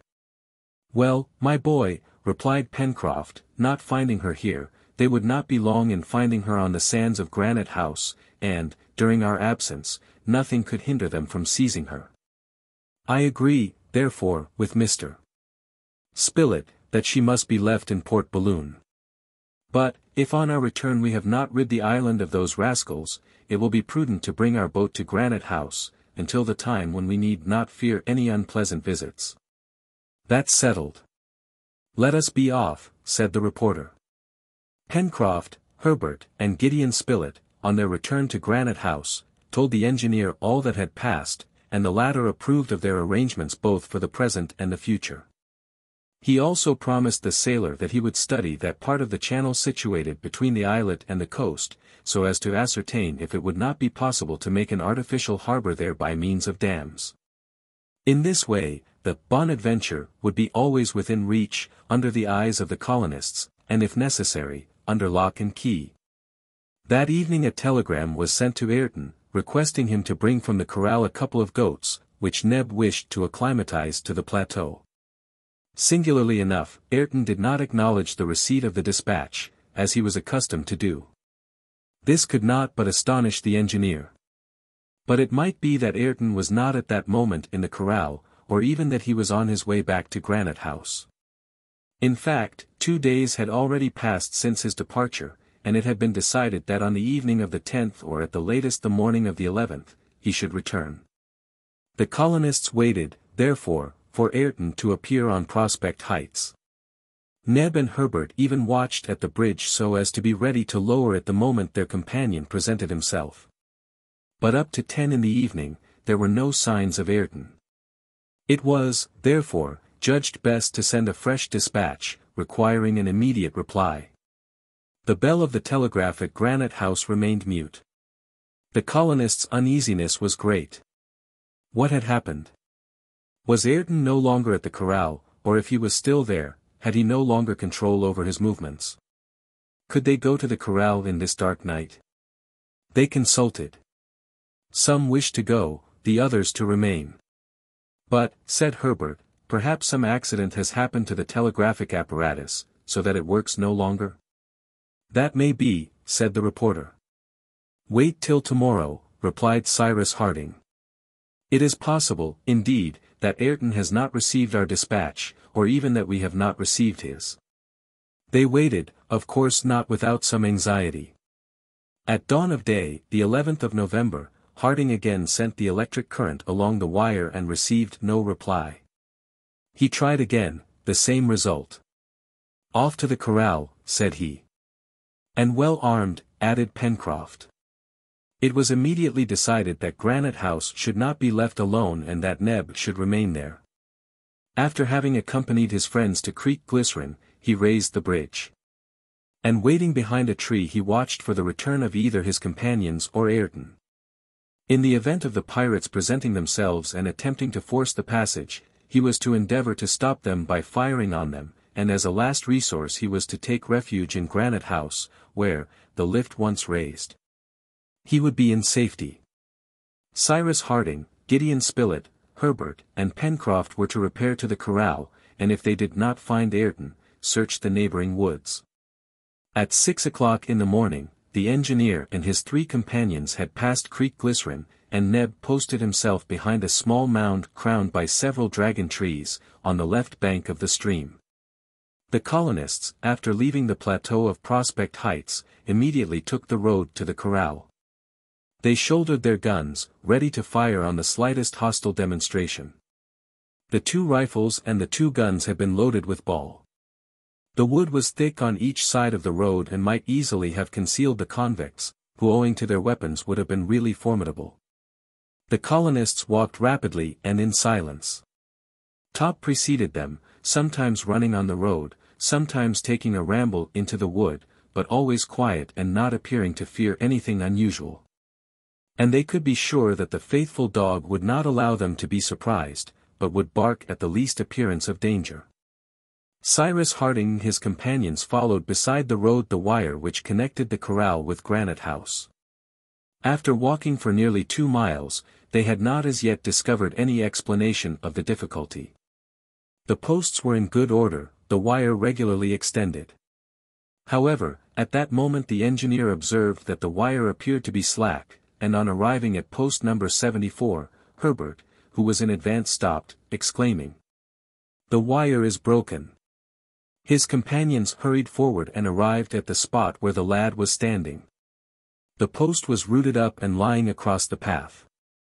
The unexpected explanation of the difficulty was here, and it was evident that the dispatches from Granite House had not been received at the corral, nor those from the corral at Granite House. "It wasn't the wind that blew down this post," observed Pencroff. "No," replied Gideon Spilett. "The earth has been dug up round its foot, and it has been torn up by the hand of man. Besides, the wire is broken," added Harbert, showing that the wire had been snapped. "Is the fracture recent?" asked Harding. "Yes," answered Harbert, "it has certainly been done quite lately." "To the corral." "To the corral," exclaimed the sailor. The colonists were now halfway between Granite House and the corral, having still 2 miles and a half to go. They pressed forward with redoubled speed.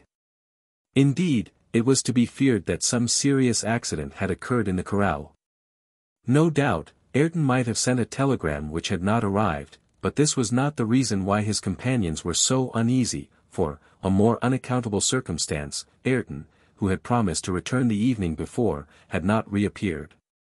In short, it was not without a motive that all communication had been stopped between the corral and Granite House, and who but the convicts could have any interest in interrupting this communication? The settlers hastened on, their hearts oppressed with anxiety. They were sincerely attached to their new companion.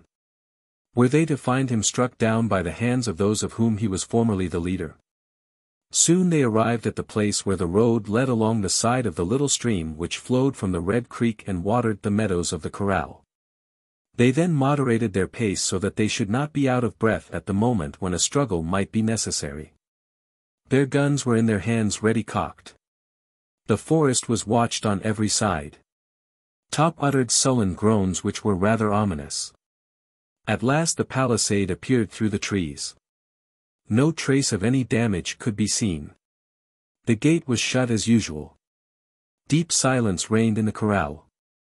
Neither the accustomed bleating of the sheep nor Ayrton's voice could be heard. "Let us enter," said Cyrus Harding. And the engineer advanced, while his companions, keeping watch about 20 paces behind him, were ready to fire at a moment's notice. Harding raised the inner latch of the gate and was about to push it back, when Top barked loudly. A report sounded and was responded to by a cry of pain. Harbert, struck by a bullet, lay stretched on the ground. Chapter 7. At Herbert's cry, Pencroff, letting his gun fall, rushed towards him. "They have killed him," he cried. "My boy." They have killed him. Cyrus Harding and Gideon Spilett ran to Herbert. The reporter listened to ascertain if the poor lad's heart was still beating. "He lives," said he, "but he must be carried." "To Granite House?" "That is impossible," replied the engineer. "Into the corral, then," said Pencroff. "In a moment," said Harding. And he ran round the left corner of the palisade. There he found a convict, who aiming at him, sent a ball through his hat. In a few seconds, before he had even time to fire his second barrel, he fell, struck to the heart by Harding's dagger, more sure even than his gun. During this time, Gideon Spilett and the sailor hoisted themselves over the palisade, leaped into the enclosure, threw down the props which supported the inner door, ran into the empty house, and soon, poor Herbert was lying on Ayrton's bed. In a few moments, Harding was by his side. On seeing Herbert senseless, the sailor's grief was terrible. He sobbed, he cried, he tried to beat his head against the wall.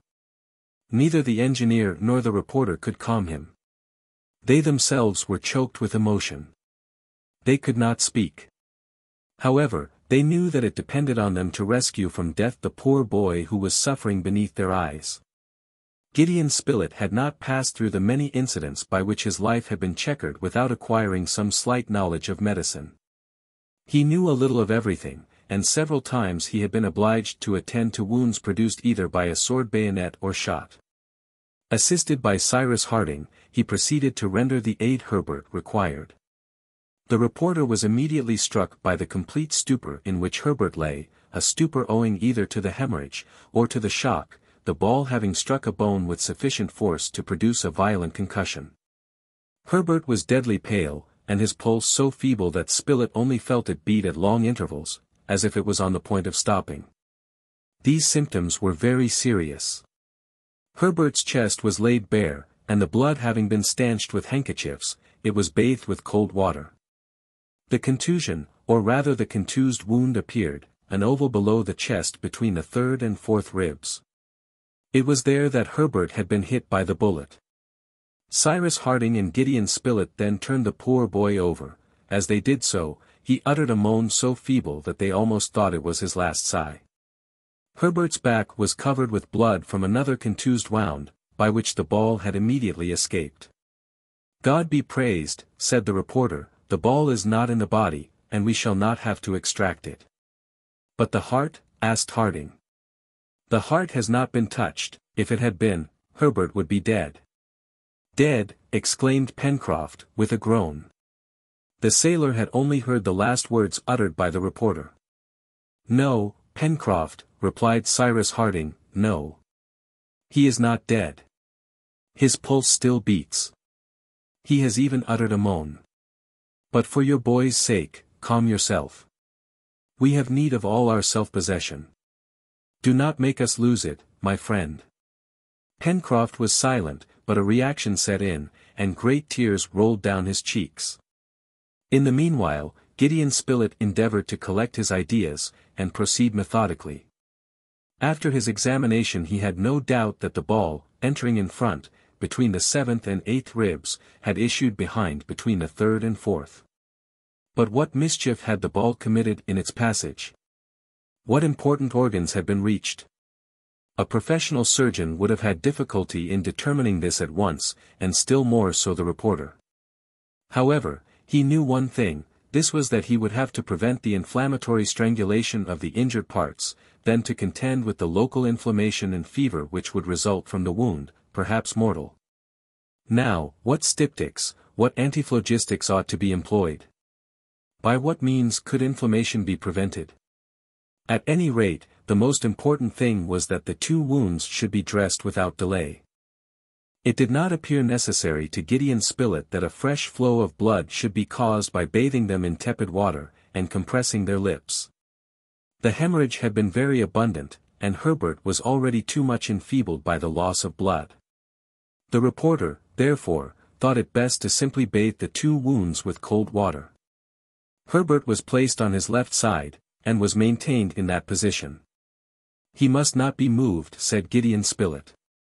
He is in the most favorable position for the wounds in his back and chest to suppurate easily, and absolute rest is necessary. What? Can't we carry him to Granite House? Asked Pencroff. No, Pencroff, replied the reporter. I'll pay the villains off, cried the sailor, shaking his fist in a menacing manner. Pencroff, said Cyrus Harding. Gideon Spilett had resumed his examination of the wounded boy. Herbert was still so frightfully pale, that the reporter felt anxious. Cyrus, said he, I am not a surgeon. I am in terrible perplexity. You must aid me with your advice, your experience. Take courage, my friend, answered the engineer, pressing the reporter's hand. Judge coolly. Think only of this, Herbert must be saved. These words restored to Gideon Spilett that self-possession which he had lost in a moment of discouragement on feeling his great responsibility. He seated himself close to the bed.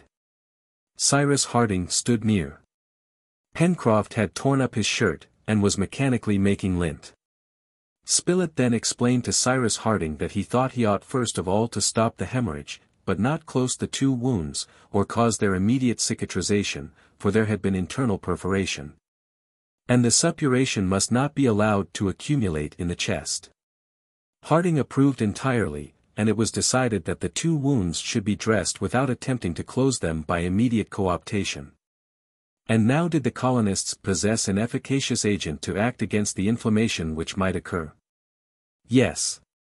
They had one, for nature had generously lavished it.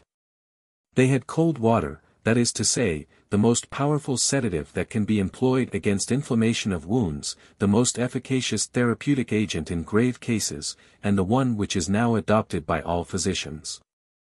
Cold water has, moreover, the advantage of leaving the wound in absolute rest, and preserving it from all premature dressing, a considerable advantage. Since it has been found by experience that contact with the air is dangerous during the first days. Gideon Spilett and Cyrus Harding reasoned thus with their simple good sense, and they acted as the best surgeon would have done. Compresses of linen were applied to poor Herbert's two wounds, and were kept constantly wet with cold water. The sailor had at first lighted a fire in the hut, which was not wanting in things necessary for life. Maple sugar, medicinal plants, the same which the lad had gathered on the banks of Lake Grant, enabled them to make some refreshing drinks, which they gave him without his taking any notice of it. His fever was extremely high, and all that day and night passed without his becoming conscious. Herbert's life hung on a thread, and this thread might break at any moment. The next day, the 12th of November, the hopes of Harding and his companions slightly revived.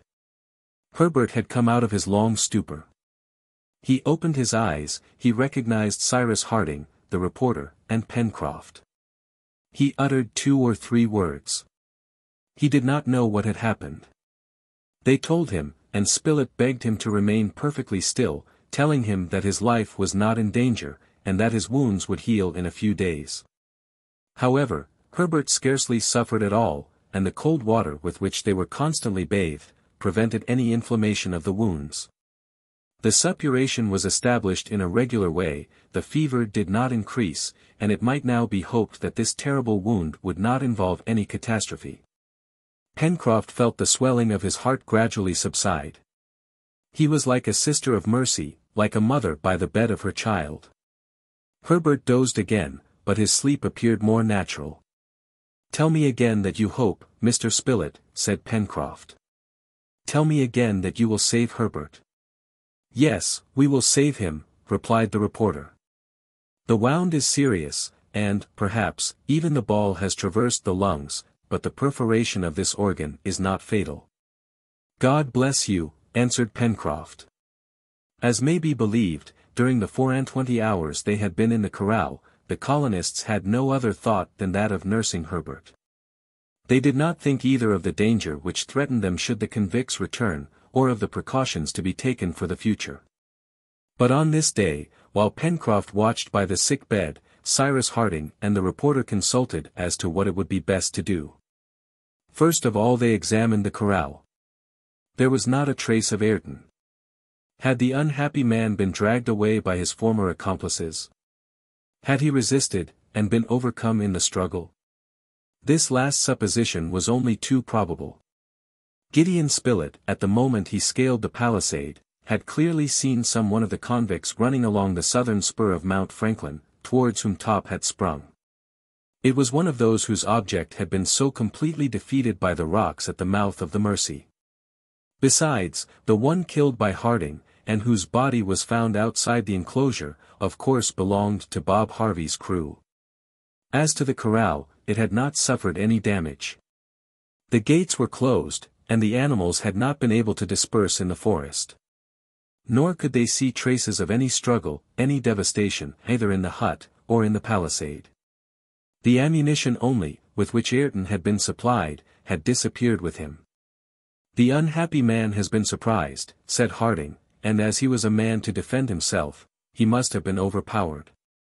"Yes, that is to be feared," said the reporter.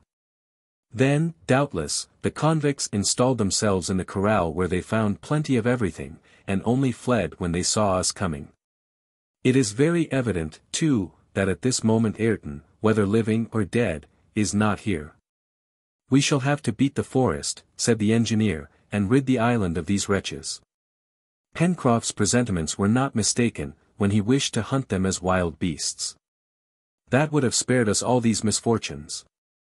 "Yes," answered the reporter, "but now we have the right to be merciless." "At any rate," said the engineer, "we are obliged to wait some time, and to remain at the corral until we can carry Herbert without danger to Granite House." "But Neb?" asked the reporter. "Neb is in safety." "But if, uneasy at our absence, he would venture to come?" "He must not come," returned Cyrus Harding quickly. "He would be murdered on the road. It is very probable, however, that he will attempt to rejoin us. Ah, if the telegraph still acted, he might be warned. But that is impossible now. As to leaving Pencroff and Herbert here alone, we could not do it." "Well, I will go alone to Granite House." "No, no. Cyrus," answered the reporter, "you must not expose yourself. Your courage would be of no avail. The villains are evidently watching the corral, they are hidden in the thick woods which surround it, and if you go we shall soon have to regret 2 misfortunes instead of 1. "But Neb," repeated the engineer. "It is now 24 hours since he has had any news of us. He will be sure to come. And as he will be less on his guard than we should be ourselves," added Spilett, "he will be killed.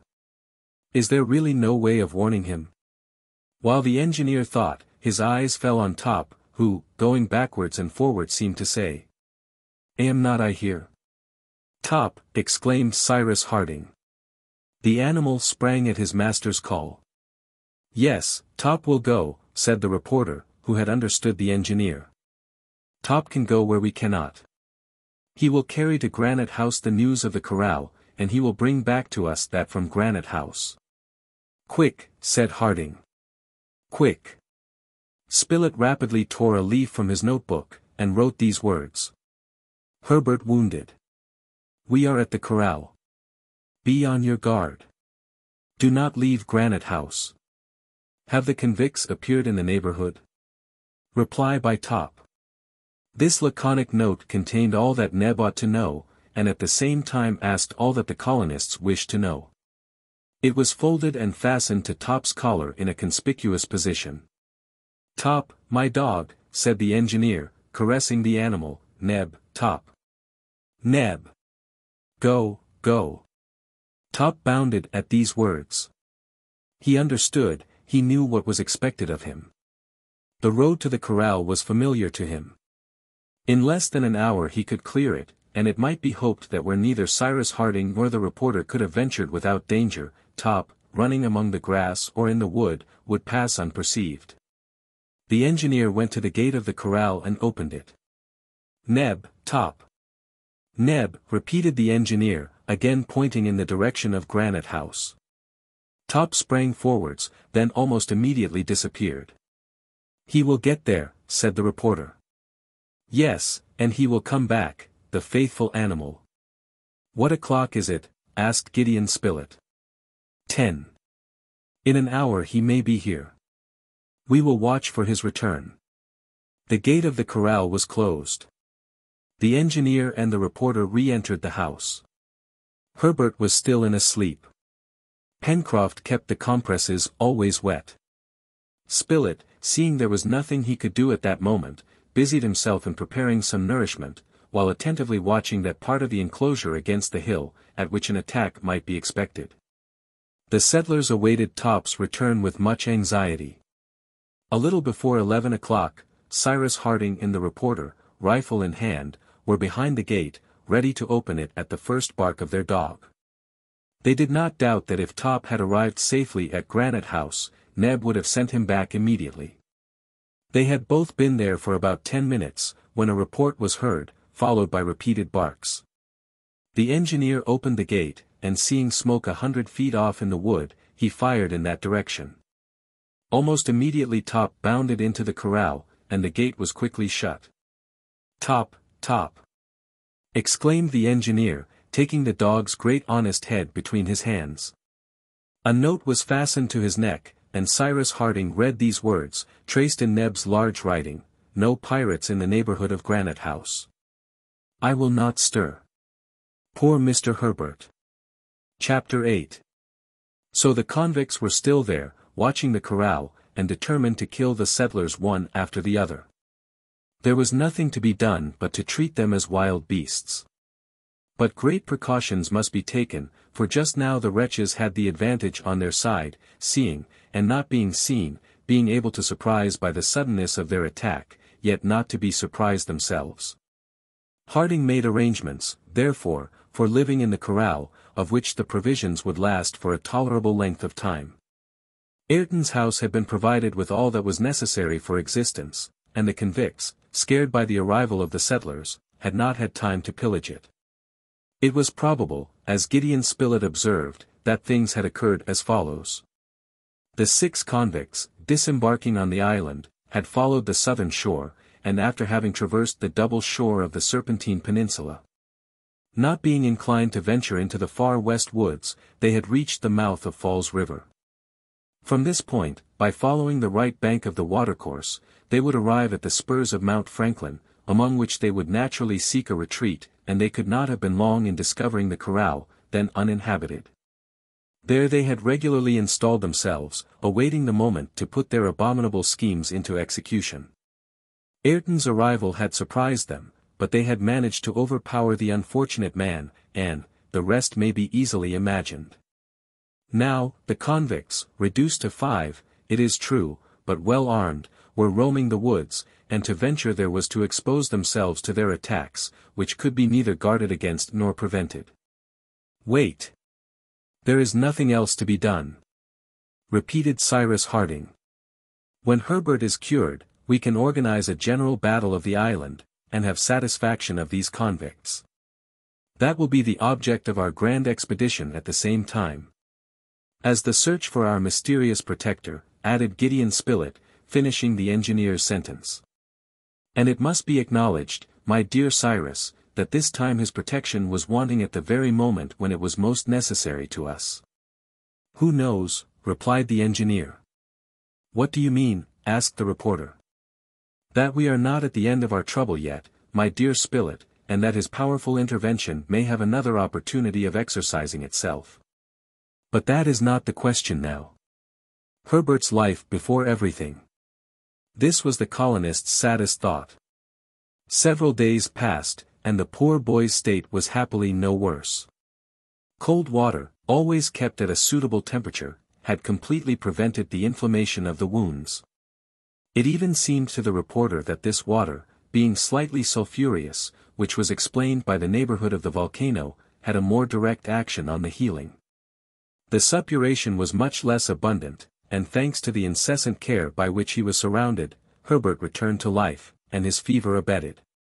He was besides subjected to a severe diet, and consequently his weakness was and would be extreme. But there was no want of refreshing drinks, and absolute rest was of the greatest benefit to him. Cyrus Harding, Gideon Spilett, and Pencroff had become very skillful in dressing the lad's wounds. All the linen in the house had been sacrificed.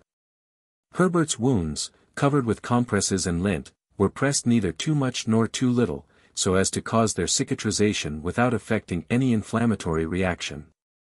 The reporter used extreme care in the dressing, knowing well the importance of it, and repeating to his companions that which most surgeons willingly admit, that it is perhaps rarer to see a dressing well done than an operation well performed.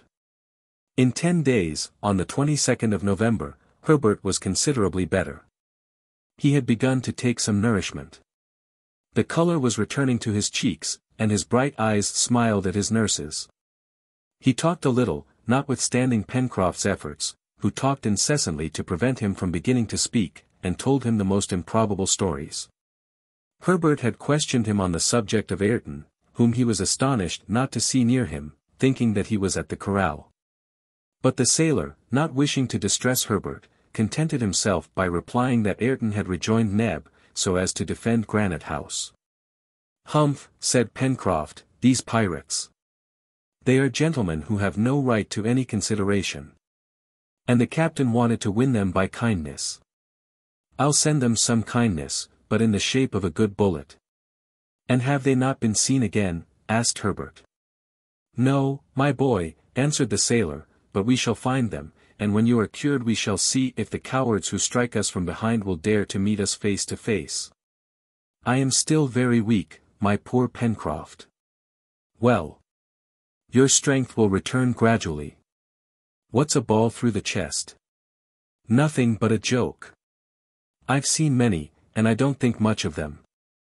At last things appeared to be going on well, and if no complication occurred, Herbert's recovery might be regarded as certain. But what would have been the condition of the colonists if his state had been aggravated, if, for example, the ball had remained in his body, if his arm or his leg had had to be amputated? "No," said Spilett more than once, "I have never thought of such a contingency without shuddering." "And yet, if it had been necessary to operate," said Harding one day to him, "you would not have hesitated?" "No, Cyrus," said Gideon Spilett, "but thank God that we have been spared this complication." As in so many other conjectures, the colonists had appealed to the logic of that simple good sense of which they had made use so often, and once more, thanks to their general knowledge, it had succeeded. But might not a time come when all their science would be at fault? They were alone on the island. Now, men in all states of society are necessary to each other. Cyrus Harding knew this well, and sometimes he asked if some circumstance might not occur which they would be powerless to surmount. It appeared to him besides, that he and his companions, till then so fortunate, had entered into an unlucky period. During the 2 years and a half which had elapsed since their escape from Richmond, it might be said that they had had everything their own way. The island had abundantly supplied them with minerals, vegetables, animals, and as nature had constantly loaded them, their science had known how to take advantage of what she offered them. The well-being of the colony was therefore complete. Moreover, in certain occurrences an inexplicable influence had come to their aid. But all that could only be for a time. In short, Cyrus Harding believed that fortune had turned against them.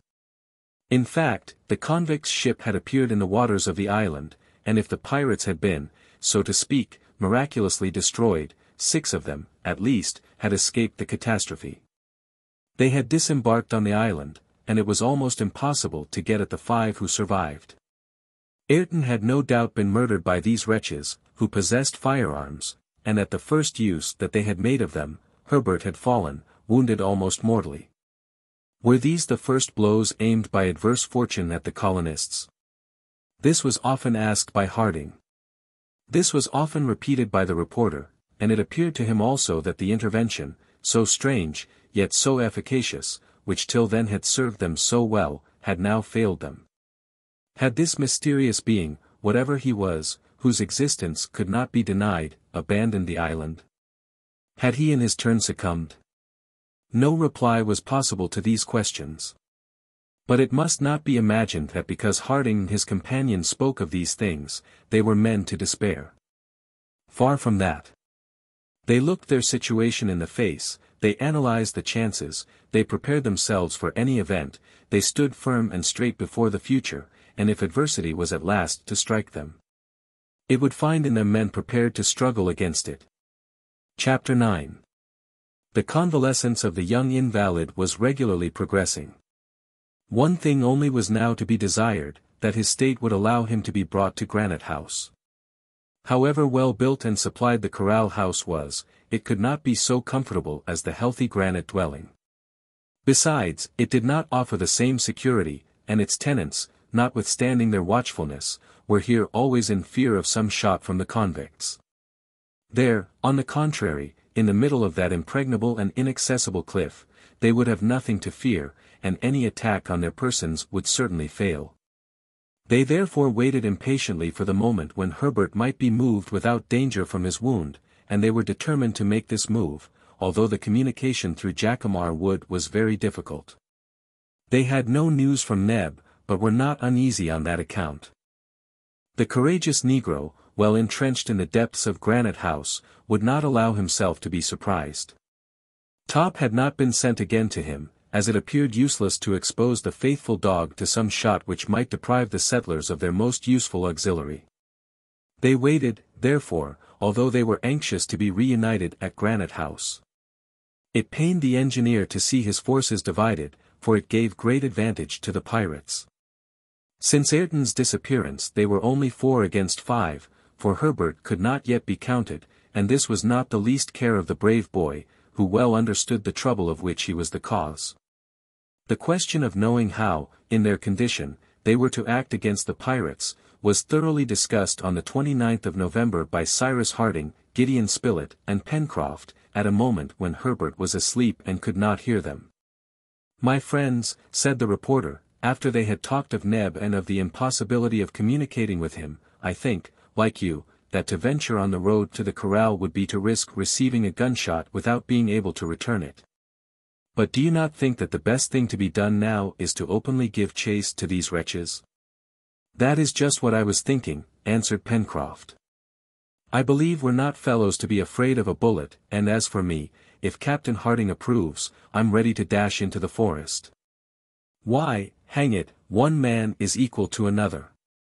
"But is he equal to 5? asked the engineer. "I will join Pencroff," said the reporter, "and both of us, well armed and accompanied by Top." "My dear Spilett, and you, Pencroff," answered Harding, "let us reason coolly. If the convicts were hid in one spot of the island, if we knew that spot, and had only to dislodge them, I would undertake a direct attack, but is there not occasion to fear, on the contrary, that they are sure to fire the first shot?" "Well, Captain," cried Pencroff, "a bullet does not always reach its mark." "That which struck Herbert did not miss, Pencroff," replied the engineer. "Besides, observe that if both of you left the corral I should remain here alone to defend it. Do you imagine that the convicts will not see you leave it, that they will not allow you to enter the forest, and that they will not attack it during your absence, knowing that there is no one here but a wounded boy and a man?" "You are right, Captain," replied Pencroff, his chest swelling with sullen anger. "You are right, they will do all they can to retake the corral, which they know to be well stored, and alone you could not hold it against them. Oh, if we were only at Granite House!" "If we were at Granite House," answered the engineer, "the case would be very different. There I should not be afraid to leave Herbert with one, while the other 3 went to search the forests of the island. But we are at the corral, and it is best to stay here until we can leave it together." Cyrus Harding's reasoning was unanswerable, and his companions understood it well. "If only Ayrton was still one of us," said Gideon Spilett. "Poor fellow! His return to social life will have been but of short duration."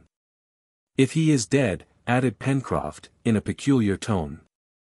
"Do you hope, then, Pencroff, that the villains have spared him?" asked Gideon Spilett. "Yes, if they had any interest in doing so."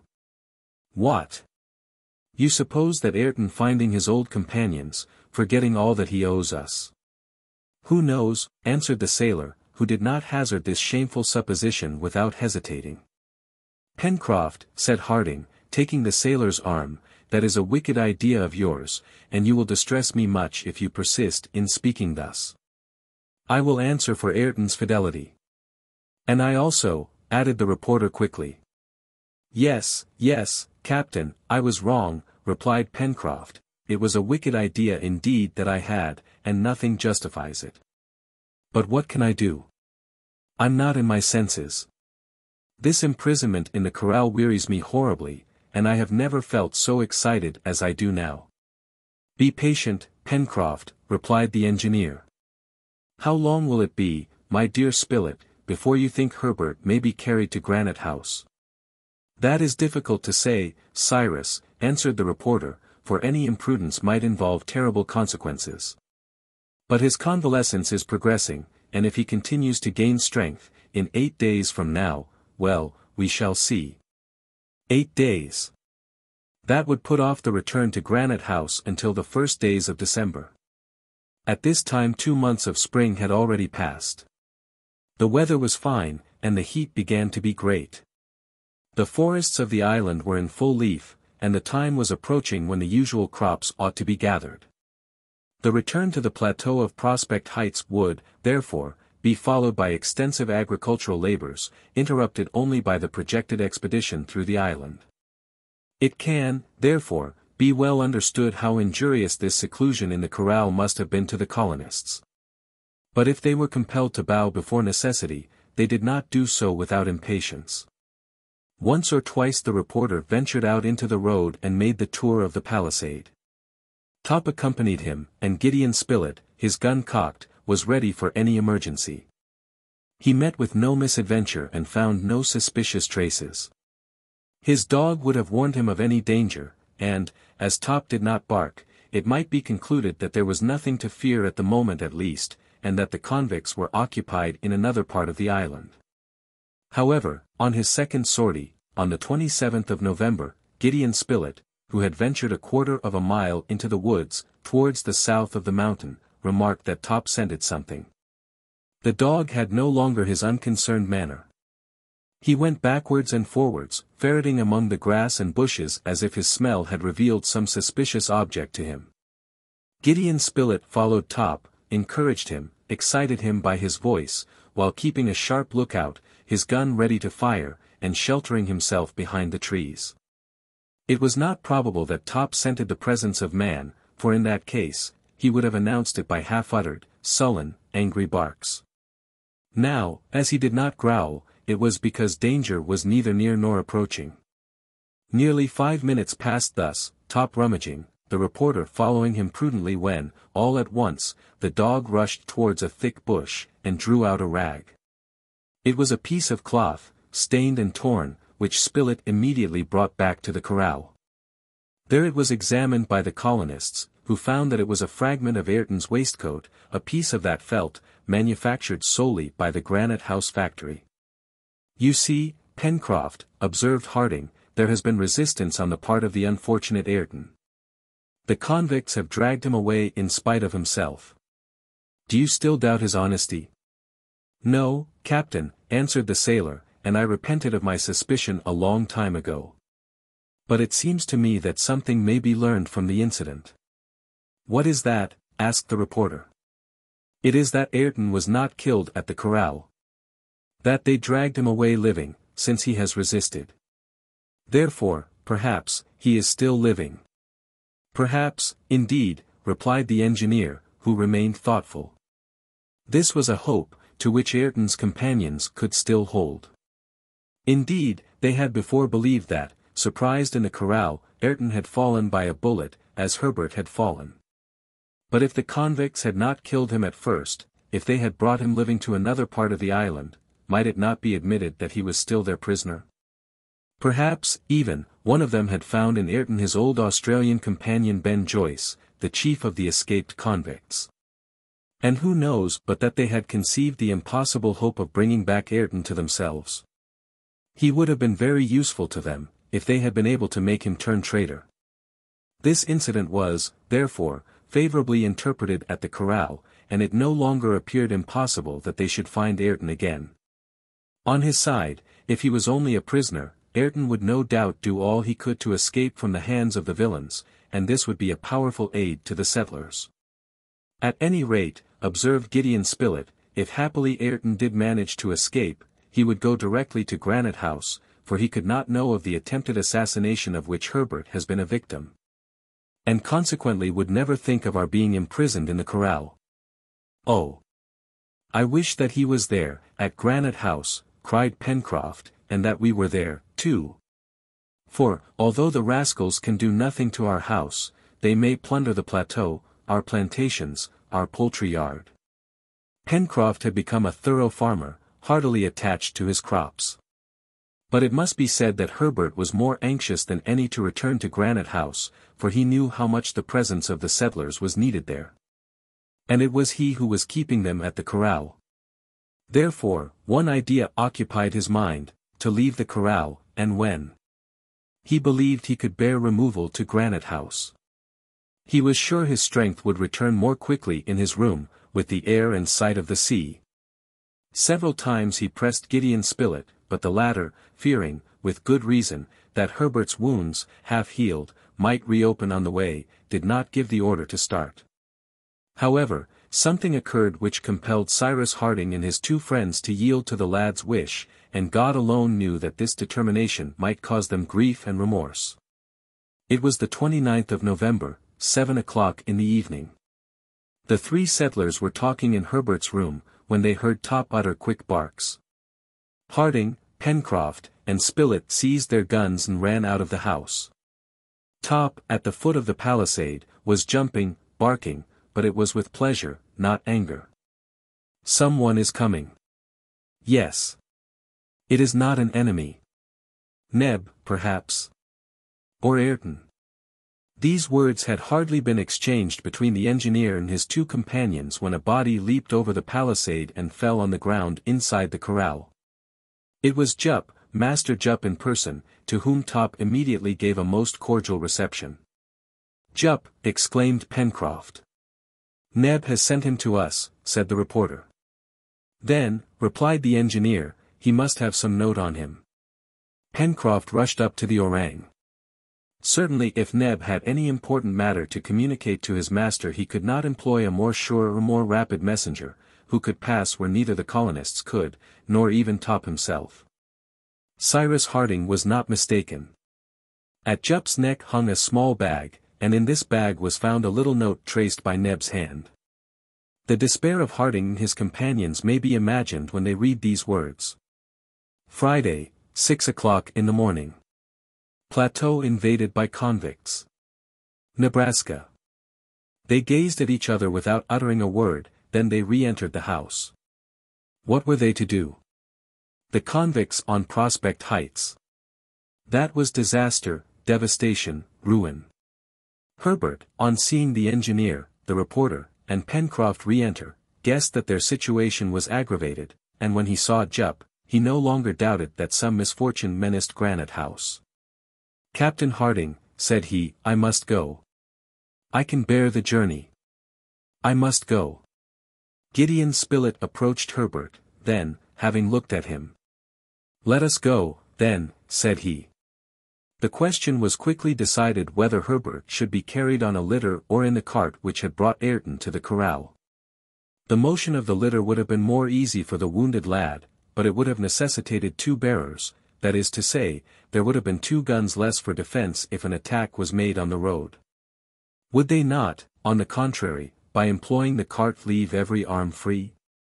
Was it impossible to place the mattress on which Herbert was lying in it, and to advance with so much care that any jolt should be avoided? It could be done. The cart was brought. Pencroff harnessed the onager. Cyrus Harding and the reporter raised Herbert's mattress and placed it on the bottom of the cart. The weather was fine. The sun's bright rays glanced through the trees. Are the guns ready? Asked Cyrus Harding. They were. The engineer and Pencroff, each armed with a double-barreled gun, and Gideon Spilett carrying his rifle, had nothing to do but start. Are you comfortable, Herbert? Asked the engineer. Ah, Captain, replied the lad, don't be uneasy, I shall not die on the road. While speaking thus, it could be seen that the poor boy had called up all his energy, and by the energy of a powerful will had collected his failing strength. The engineer felt his heart sink painfully. He still hesitated to give the signal for departure, but that would have driven Herbert to despair, killed him perhaps. "Forward," said Harding. The gate of the corral was opened. Jup and Top, who knew when to be silent, ran in advance. The cart came out, the gate was reclosed, and the onager, led by Pencroff, advanced at a slow pace. Certainly, it would have been safer to have taken a different road than that which led straight from the corral to Granite House, but the cart would have met with great difficulties in moving under the trees. It was necessary, therefore, to follow this way, although it was well known to the convicts. Cyrus Harding and Gideon Spilett walked one on each side of the cart, ready to answer to any attack. However, it was not probable that the convicts would have yet left the plateau of Prospect Heights. Neb's note had evidently been written and sent as soon as the convicts had shown themselves there. Now, this note was dated 6 o'clock in the morning, and the active orang, accustomed to come frequently to the corral, had taken scarcely 3/4 of an hour to cross the 5 miles which separated it from Granite House. They would, therefore, be safe at that time, and if there was any occasion for firing, it would probably not be until they were in the neighborhood of Granite House. However, the colonists kept a strict watch. Top and Jup, the latter armed with his club, sometimes in front, sometimes beating the wood at the sides of the road, signalized no danger. The cart advanced slowly under Pencroff's guidance. It had left the corral at 7:30. An hour after, 4 out of the 5 miles had been cleared, without any incident having occurred. The road was as deserted as all that part of the Jacamar Wood which lay between the Mercy and the lake. There was no occasion for any warning. The wood appeared as deserted as on the day when the colonists first landed on the island. They approached the plateau. Another mile and they would see the bridge over Creek Glycerine. Cyrus Harding expected to find it in its place. Supposing that the convicts would have crossed it, and that, after having passed one of the streams which enclosed the plateau, they would have taken the precaution to lower it again, so as to keep open a retreat. At length an opening in the trees allowed the sea horizon to be seen. But the cart continued its progress, for not one of its defenders thought of abandoning it. At that moment Pencroff stopped the onager, and in a hoarse voice, "Oh! The villains!"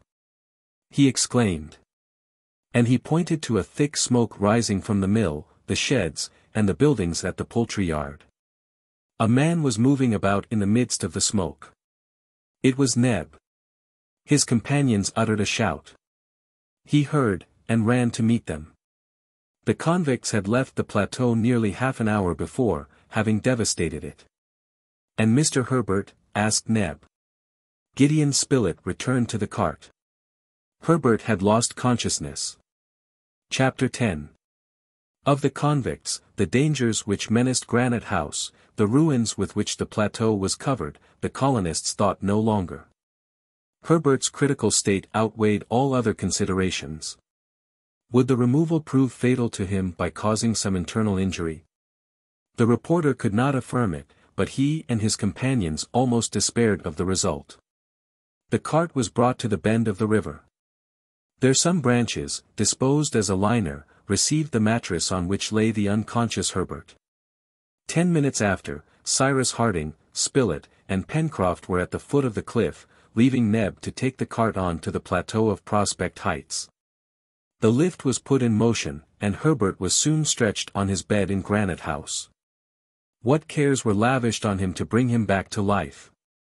He smiled for a moment on finding himself in his room, but could scarcely even murmur a few words, so great was his weakness. Gideon Spilett examined his wounds. He feared to find them reopened, having been imperfectly healed. There was nothing of the sort. From whence, then, came this prostration? Why was Herbert so much worse? The lad then fell into a kind of feverish sleep, and the reporter and Pencroff remained near the bed. During this time, Harding told Neb all that had happened at the corral, and Neb recounted to his master the events of which the plateau had just been the theater. It was only during the preceding night that the convicts had appeared on the edge of the forest, at the approaches to Creek Glycerine. Neb, who was watching near the poultry yard, had not hesitated to fire at one of the pirates, who was about to cross the stream, but in the darkness he could not tell whether the man had been hit or not. At any rate, it was not enough to frighten away the band, and Neb had only just time to get up to Granite House, where at least he was in safety. But what was he to do there? How prevent the devastations with which the convicts threatened the plateau? Had Neb any means by which to warn his master? And, besides, in what situation were the inhabitants of the corral themselves? Cyrus Harding and his companions had left on the 11th of November, and it was now the 29th. It was, therefore, 19 days since Neb had had other news than that brought by Top, disastrous news: Ayrton disappeared, Herbert severely wounded, the engineer, reporter, and sailor, as it were, imprisoned in the corral. What was he to do? Asked poor Nebraska personally, he had nothing to fear, for the convicts could not reach him in Granite House. But the buildings, the plantations, all their arrangements at the mercy of the pirates. Would it not be best to let Cyrus Harding judge of what he ought to do, and to warn him, at least, of the danger which threatened him? Neb then thought of employing Jup, and confiding a note to him. He knew the orang's great intelligence, which had been often put to the proof. Jup understood the word corral, which had been frequently pronounced before him, and it may be remembered, too, that he had often driven the cart thither in company with Pencroff. Day had not yet dawned. The active orang would know how to pass unperceived through the woods, of which the convicts, besides, would think he was a native. Neb did not hesitate. He wrote the note, he tied it to Jup's neck, he brought the ape to the door of Granite House, from which he let down a long cord to the ground, then, several times he repeated these words. Jup, Jup. Corral, corral. The creature understood, seized the cord, glided rapidly down the beach, and disappeared in the darkness without the convict's attention having been in the least excited. You did well, Neb, said Harding, but perhaps in not warning us you would have done still better. And, in speaking thus, Cyrus Harding thought of Herbert, whose recovery the removal had so seriously checked. Neb ended his account. The convicts had not appeared at all on the beach. Not knowing the number of the island's inhabitants, they might suppose that Granite House was defended by a large party. They must have remembered that during the attack by the brig numerous shot had been fired both from the lower and upper rocks, and no doubt they did not wish to expose themselves. But the plateau of Prospect Heights was open to them, and not covered by the fire of Granite House. They gave themselves up, therefore, to their instinct of destruction, plundering, burning, devastating everything, and only retiring half an hour before the arrival of the colonists, whom they believed still confined in the corral. On their retreat, Neb hurried out. He climbed the plateau at the risk of being perceived and fired at, tried to extinguish the fire which was consuming the buildings of the poultry yard, and had struggled, though in vain, against it until the cart appeared at the edge of the wood. Such had been these serious events. The presence of the convicts constituted a permanent source of danger to the settlers in Lincoln Island, until then so happy, and who might now expect still greater misfortunes. Spilett remained in Granite House with Herbert and Pencroff, while Cyrus Harding, accompanied by Neb, proceeded to judge for himself of the extent of the disaster. It was fortunate that the convicts had not advanced to the foot of Granite House. The workshop at the Chimneys would in that case not have escaped destruction. But after all, this evil would have been more easily reparable than the ruins accumulated on the plateau of Prospect Heights. Harding and Neb proceeded towards the Mercy, and ascended its left bank without meeting with any trace of the convicts, nor on the other side of the river, in the depths of the wood, could they perceive any suspicious indications.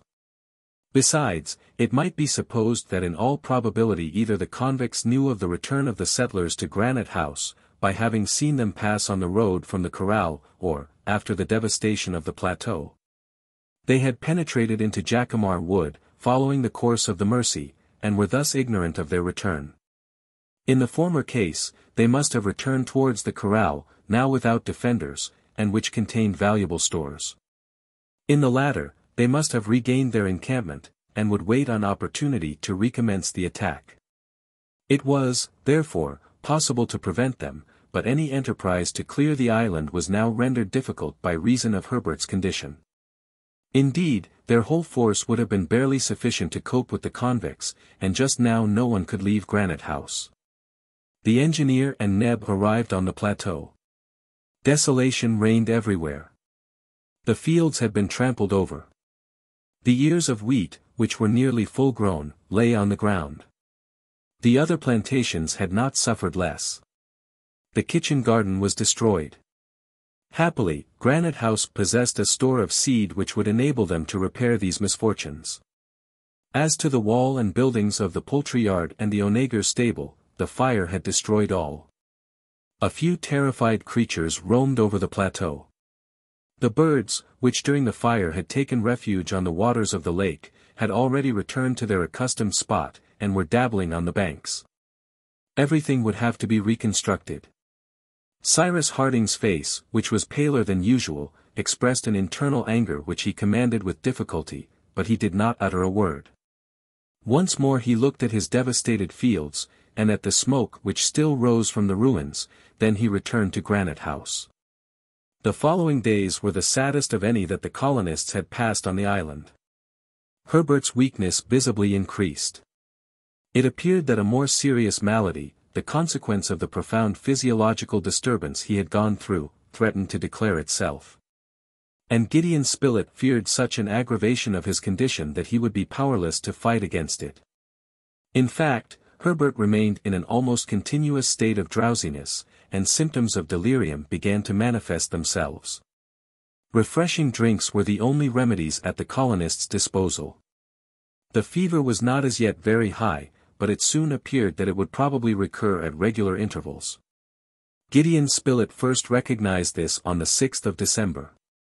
The poor boy, whose fingers, nose, and ears had become extremely pale, was at first seized with slight shiverings, horripilations, and tremblings. His pulse was weak and irregular, his skin dry, his thirst intense. To this soon succeeded a hot fit. His face became flushed, his skin reddened, his pulse quick, then a profuse perspiration broke out, after which the fever seemed to diminish.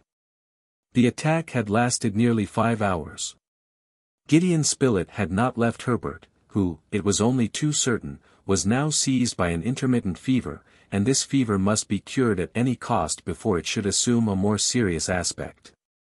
And in order to cure it, said Spilett to Cyrus Harding, we need a febrifuge. A febrifuge, answered the engineer. We have neither Peruvian bark, nor sulfate of quinine. No, said Gideon Spilett, but there are willows on the border of the lake, and the bark of the willow might, perhaps, prove to be a substitute for quinine. Let us try it without losing a moment, replied Cyrus Harding. The bark of the willow has, indeed, been justly considered as a succedaneum for Peruvian bark, as has also that of the horse-chestnut tree, the leaf of the holly, the snake root, etc. It was evidently necessary to make trial of this substance, although not so valuable as Peruvian bark, and to employ it in its natural state, since they had no means for extracting its essence.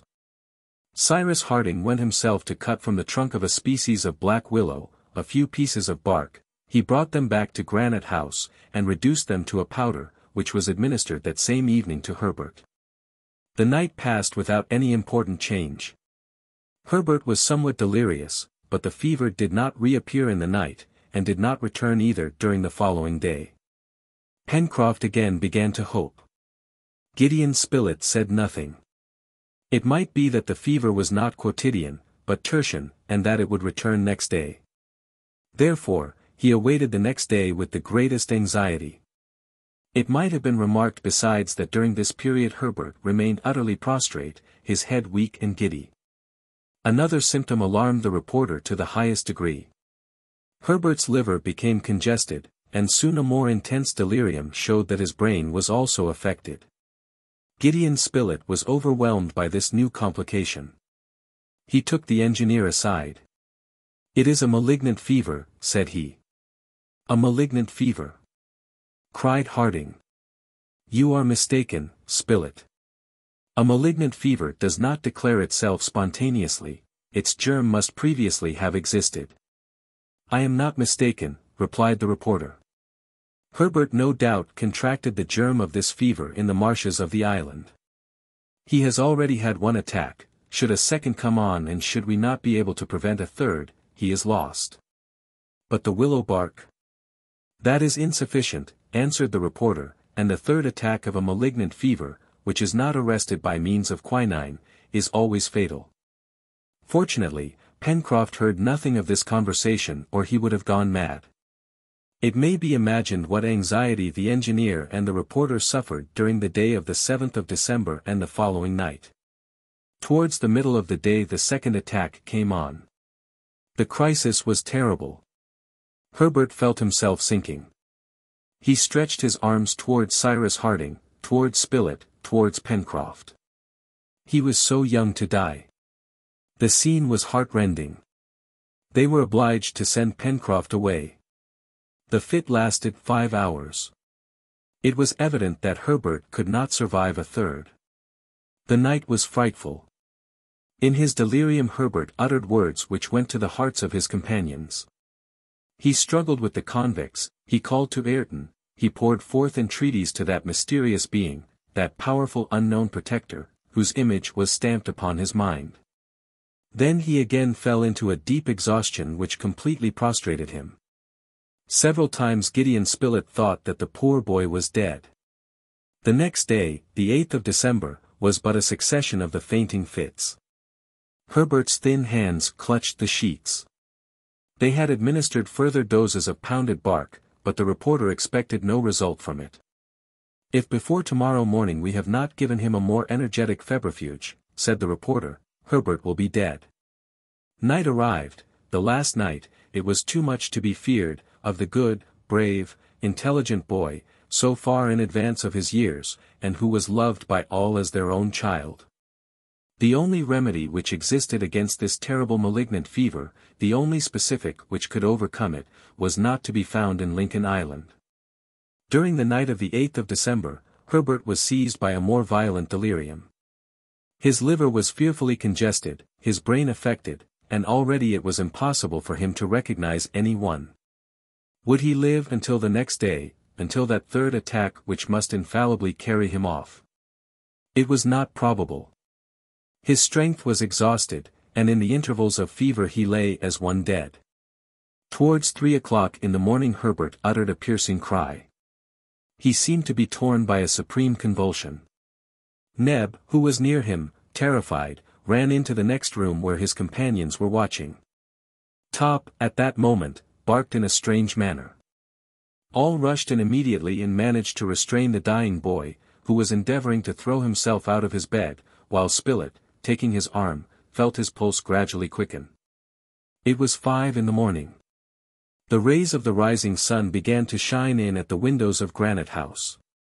It promised to be a fine day, and this day was to be poor Herbert's last. A ray glanced on the table placed near the bed. Suddenly Pencroff, uttering a cry, pointed to the table. On it lay a little oblong box, of which the cover bore these words, "Sulphate of quinine."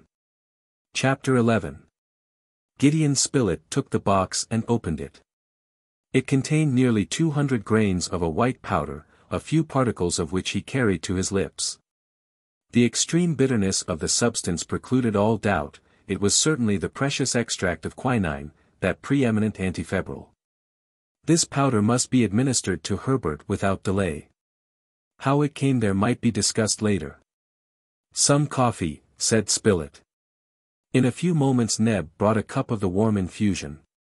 Gideon Spilett threw into it about 18 grains of quinine, and they succeeded in making Herbert drink the mixture. There was still time, for the third attack of the malignant fever had not yet shown itself. How they longed to be able to add that it would not return. Besides, it must be remarked, the hopes of all had now revived. The mysterious influence had been again exerted, and in a critical moment, when they had despaired of it. In a few hours Herbert was much calmer. The colonists could now discuss this incident. The intervention of the stranger was more evident than ever. But how had he been able to penetrate during the night into Granite House? It was inexplicable, and, in truth, the proceedings of the genius of the island were not less mysterious than was that genius himself. During this day the sulfate of quinine was administered to Herbert every 3 hours. The next day some improvement in Herbert's condition was apparent. Certainly, he was not out of danger, intermittent fevers being subject to frequent and dangerous relapses, but the most assiduous care was bestowed on him. And besides, the specific was at hand, nor, doubtless, was he who had brought it far distant. And the hearts of all were animated by returning hope. This hope was not disappointed. 10 days after, on the 20th of December, Herbert's convalescence commenced. He was still weak, and strict diet had been imposed upon him, but no access of fever supervened. And then, the poor boy submitted with such docility to all the prescriptions ordered him. He longed so to get well. Pencroff was as a man who has been drawn up from the bottom of an abyss. Fits of joy approaching delirium seized him. When the time for the third attack had passed by, he nearly suffocated the reporter in his embrace. Since then, he always called him Dr. Spilett. The real doctor, however, remained undiscovered. "We will find him," repeated the sailor. Certainly, this man, whoever he was, might expect a somewhat too energetic embrace from the worthy Pencroff.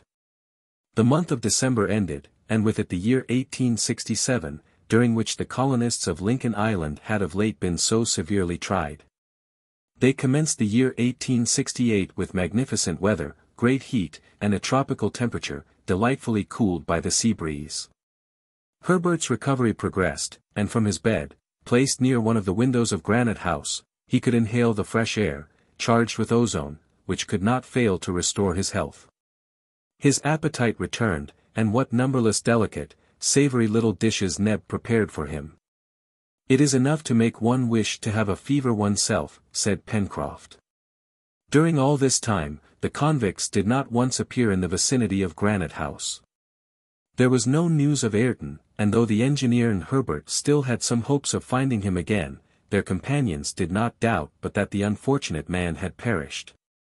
However, this uncertainty could not last, and when once the lad should have recovered, the expedition, the result of which must be so important, would be undertaken. But they would have to wait a month, perhaps, for all the strength of the colony must be put into requisition to obtain satisfaction from the convicts. However, Herbert's convalescence progressed rapidly. The congestion of the liver had disappeared, and his wounds might be considered completely healed. During the month of January, important work was done on the plateau of Prospect Heights. But it consisted solely in saving as much as was possible from the devastated crops either of corn or vegetables. The grain and the plants were gathered, so as to provide a new harvest for the approaching half-season. With regard to rebuilding the poultry yard, wall, or stables, Cyrus Harding preferred to wait. While he and his companions were in pursuit of the convicts, the latter might very probably pay another visit to the plateau, and it would be useless to give them an opportunity of recommencing their work of destruction. When the island should be cleared of these miscreants, they would set about rebuilding. The young convalescent began to get up in the second week of January, at first for 1 hour a day, then 2, then 3. His strength visibly returned, so vigorous was his constitution. He was now 18 years of age. He was tall, and promised to become a man of noble and commanding presence. From this time his recovery, while still requiring care, and Dr. Spilett was very strict, made rapid progress. Towards the end of the month, Herbert was already walking about on Prospect Heights, and the beach. He derived, from several sea baths, which he took in company with Pencroff and Neb, the greatest possible benefit. Cyrus Harding thought he might now settle the day for their departure, for which the 15th of February was fixed. The nights, very clear at this time of year, would be favorable to the researches they intended to make all over the island. The necessary preparations for this exploration were now commenced, and were important, for the colonists had sworn not to return to Granite House until their twofold object had been achieved. On the one hand, to exterminate the convicts and rescue Ayrton, if he was still living; on the other, to discover who it was that presided so effectually over the fortunes of the colony. Of Lincoln Island, the settlers knew thoroughly all the eastern coast from Claw Cape to the Mandible Capes, the extensive Tattern Marsh, the neighborhood of Lake Grant, Jacamar Wood, between the road to the Corral and the Mercy. The courses of the Mercy and Red Creek, and lastly, the spurs of Mount Franklin, among which the Corral had been established. They had explored, though only in an imperfect manner, the vast shore of Washington Bay from Claw Cape to Reptile End, the woody and marshy border of the west coast, and the interminable downs, ending at the open mouth of Shark Gulf. But they had in no way surveyed the woods which covered the Serpentine Peninsula, all to the right of the Mercy, the left bank of Falls River, and the wilderness of spurs and valleys which supported 3/4 of the base of Mount Franklin. To the east, the north, and the west, and where doubtless many secret retreats existed. Consequently, many millions of acres of the island had still escaped their investigations. It was, therefore, decided that the expedition should be carried through the far west, so as to include all that region situated on the right of the Mercy.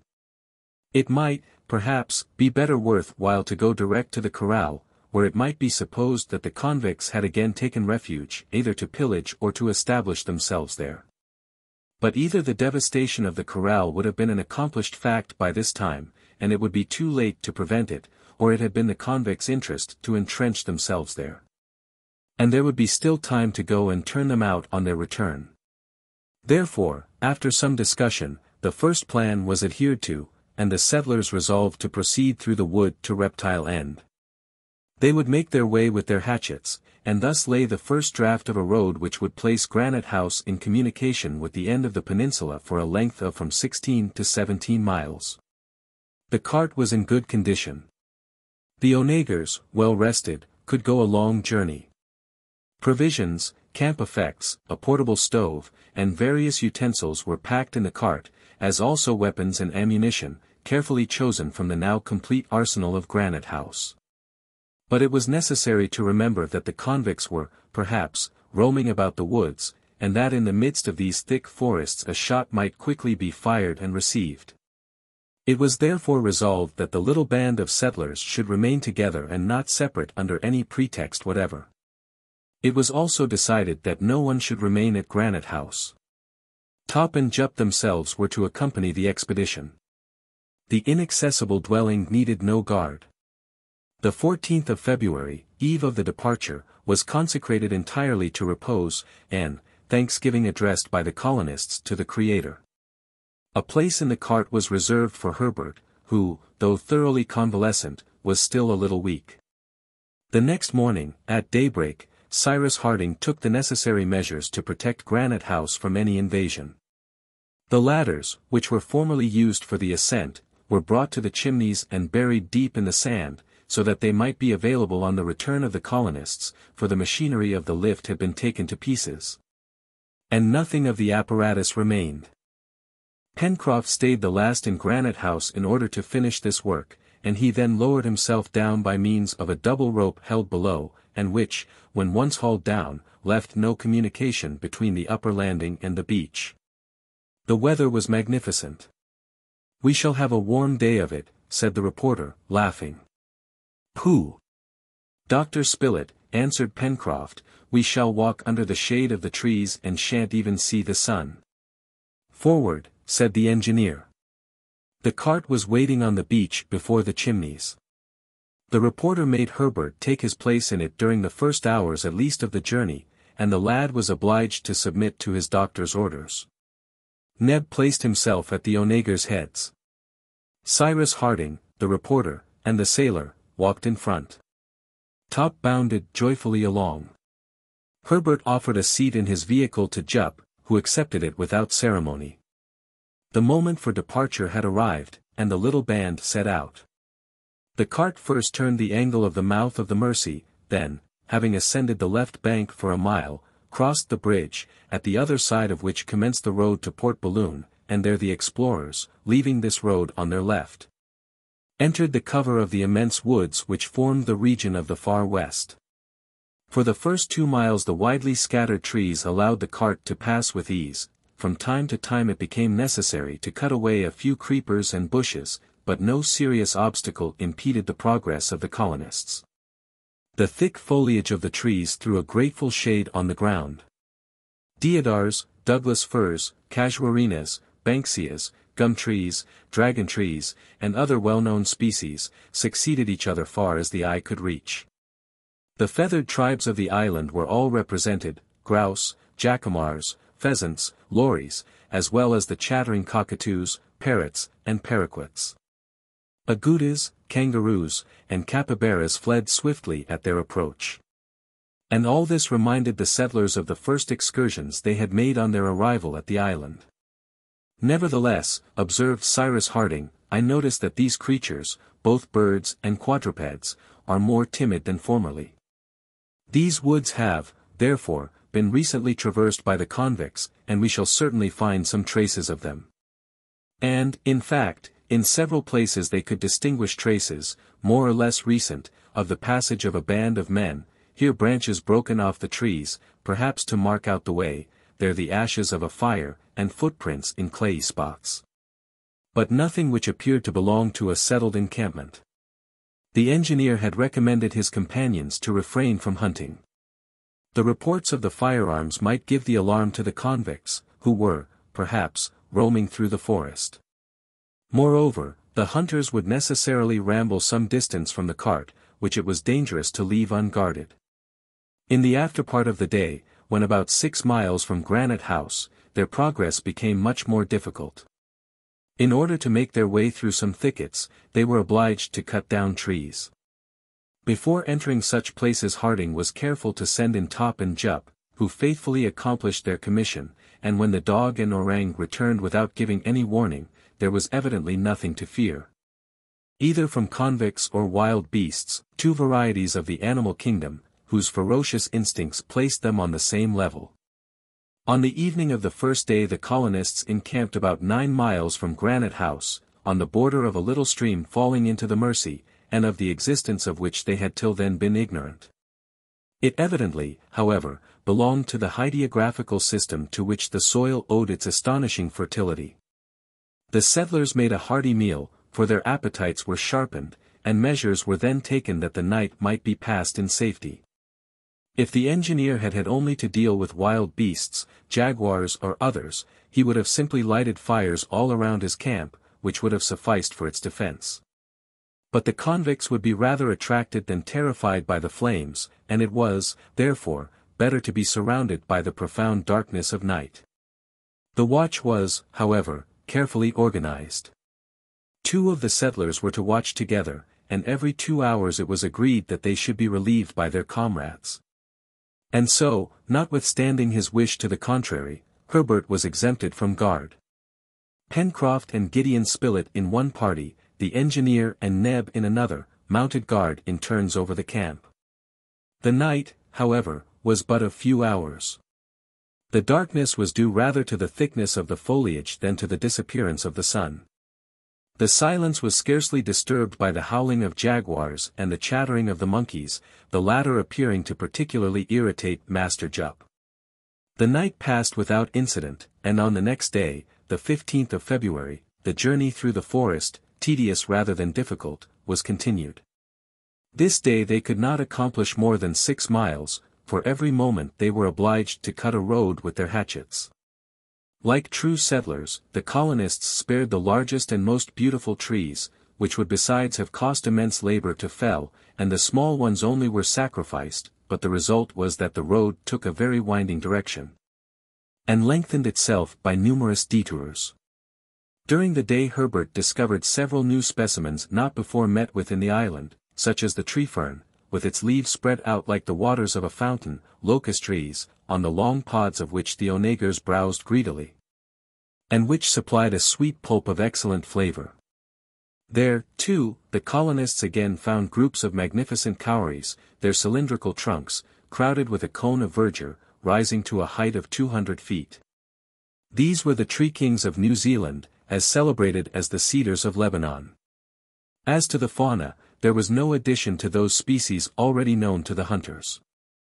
Nevertheless, they saw, though unable to get near them, a couple of those large birds peculiar to Australia, a sort of cassowary, called emu, 5 feet in height, and with brown plumage, which belonged to the tribe of waders. Top darted after them as fast as his 4 legs could carry him, but the emus distanced him with ease, so prodigious was their speed. As to the traces left by the convicts, a few more were discovered. Some footprints found near an apparently recently extinguished fire were attentively examined by the settlers. By measuring them one after the other, according to their length and breadth, the marks of 5 men's feet were easily distinguished. The 5 convicts had evidently camped on this spot, but, and this was the object of so minute an examination, a 6th footprint could not be discovered, which in that case would have been that of Ayrton. Ayrton was not with them, said Herbert. No, answered Pencroff, and if he was not with them, it was because the wretches had already murdered him. But then these rascals have not a den to which they may be tracked like tigers. No, replied the reporter, it is more probable that they wander at random, and it is their interest to rove about until the time when they will be masters of the island. The masters of the island, exclaimed the sailor. The masters of the island. He repeated, and his voice was choked, as if his throat was seized in an iron grasp. Then in a calmer tone, do you know, Captain Harding, said he, what the ball is which I have rammed into my gun? No, Pencroff. It is the ball that went through Herbert's chest, and I promise you it won't miss its mark. But this just retaliation would not bring Ayrton back to life, and from the examination of the footprints left in the ground, they must, alas, conclude that all hopes of ever seeing him again must be abandoned. That evening they encamped 14 miles from Granite House, and Cyrus Harding calculated that they could not be more than 5 miles from Reptile Point. And indeed, the next day the extremity of the peninsula was reached, and the whole length of the forest had been traversed. But there was nothing to indicate the retreat in which the convicts had taken refuge, nor that, no less secret, which sheltered the mysterious unknown. Chapter 12. The next day, the 18th of February, was devoted to the exploration of all that wooded region forming the shore from Reptile End to Falls River. The colonists were able to search this forest thoroughly, for, as it was comprised between the 2 shores of the Serpentine Peninsula, it was only from 3 to 4 miles in breadth. The trees, both by their height and their thick foliage, bore witness to the vegetative power of the soil, more astonishing here than in any other part of the island. One might have said that a corner from the virgin forests of America or Africa had been transported into this temperate zone. This led them to conclude that the superb vegetation found a heat in this soil, damp in its upper layer, but warmed in the interior by volcanic fires, which could not belong to a temperate climate. The most frequently occurring trees were nerries and eucalypti of gigantic dimensions. But the colonists' object was not simply to admire the magnificent vegetation. They knew already that in this respect Lincoln Island would have been worthy to take the first rank in the Canary group, to which the first name given was that of the Happy Isles. Now, alas! Their island no longer belonged to them entirely. Others had taken possession of it, miscreants polluted its shores, and they must be destroyed to the last man. No traces were found on the western coast, although they were carefully sought for. No more footprints, no more broken branches, no more deserted camps. This does not surprise me, said Cyrus Harding to his companions. The convicts first landed on the island in the neighborhood of Flotsam Point, and they immediately plunged into the far west forests, after crossing Tattern Marsh. They then followed almost the same route that we took on leaving Granite House. This explains the traces we found in the wood.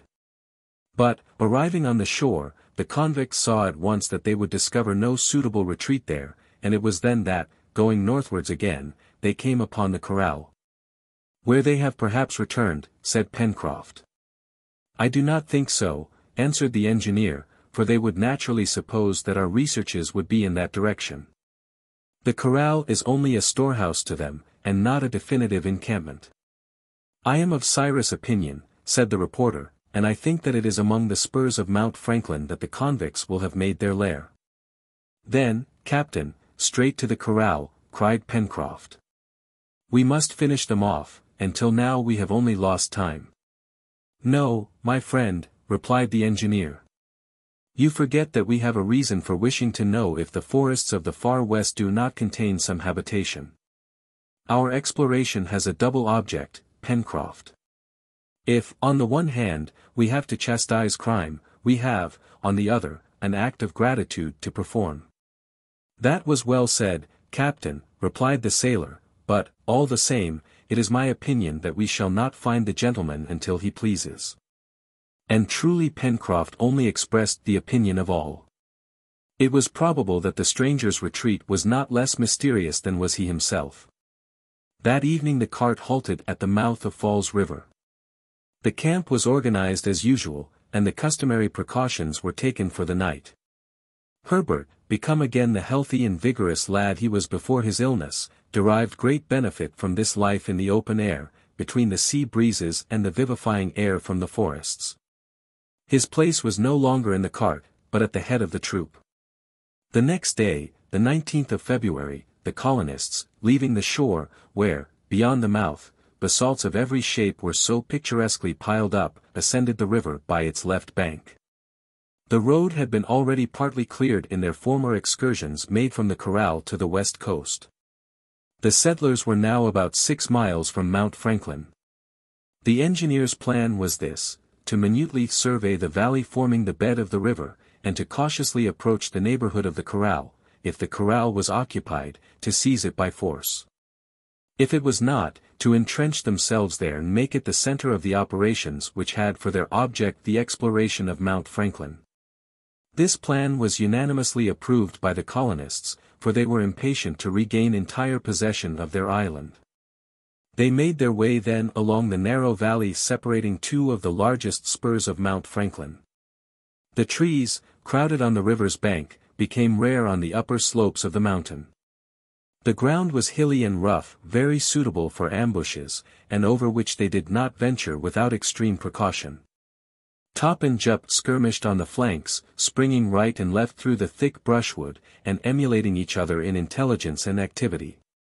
But nothing showed that the banks of the stream had been recently frequented, nothing announced either the presence or the proximity of the convicts. Towards 5 in the evening the cart stopped nearly 600 feet from the palisade. A semicircular screen of trees still hid it. It was necessary to reconnoiter the corral, in order to ascertain if it was occupied. To go there openly, in broad daylight, when the convicts were probably in ambush, would be to expose themselves, as poor Herbert had done, to the firearms of the ruffians. It was better, then, to wait until night came on. However, Gideon Spilett wished without further delay to reconnoiter the approaches to the corral, and Pencroff, who was quite out of patience, volunteered to accompany him. "No, my friends," said the engineer, "wait till night. I will not allow one of you to expose himself in open day." "But, Captain," answered the sailor, little disposed to obey. "I beg of you, Pencroff," said the engineer. "Very well," replied the sailor, who vented his anger in another way, by bestowing on the convicts the worst names in his maritime vocabulary. The colonists remained, therefore, near the cart, and carefully watched the neighboring parts of the forest. 3 hours passed thus. The wind had fallen, and absolute silence reigned under the great trees. The snapping of the smallest twig, a footstep on the dry leaves, the gliding of a body among the grass, would have been heard without difficulty. All was quiet. Besides, Top, lying on the grass, his head stretched out on his paws, gave no sign of uneasiness. At 8 o'clock the day appeared far enough advanced for the reconnaissance to be made under favorable conditions. Gideon Spilett declared himself ready to set out accompanied by Pencroff. Cyrus Harding consented. Top and Jup were to remain with the engineer, Herbert, and Neb, for a bark or a cry at a wrong moment would give the alarm. "Do not be imprudent," said Harding to the reporter and Pencroff, "you have not to gain possession of the corral, but only to find out whether it is occupied or not." "All right," answered Pencroff. And the two departed. Under the trees, thanks to the thickness of their foliage, the obscurity rendered any object invisible beyond a radius of from 30 to 40 feet. The reporter and Pencroff, halting at any suspicious sound, advanced with great caution. They walked a little distance apart from each other so as to offer a less mark for a shot. And, to tell the truth, they expected every moment to hear a report. 5 minutes after leaving the cart, Gideon Spilett and Pencroff arrived at the edge of the wood before the clearing beyond which rose the palisade. They stopped.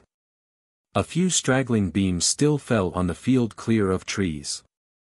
30 feet distant was the gate of the corral, which appeared to be closed. This 30 feet, which it was necessary to cross from the wood to the palisade, constituted the dangerous zone, to borrow a ballistic term, in fact. One or more bullets fired from behind the palisade might knock over anyone who ventured on to this zone. Gideon Spilett and the sailor were not men to draw back, but they knew that any imprudence on their part, of which they would be the first victims, would fall afterwards on their companions. If they themselves were killed, what would become of Harding, Neb, and Herbert?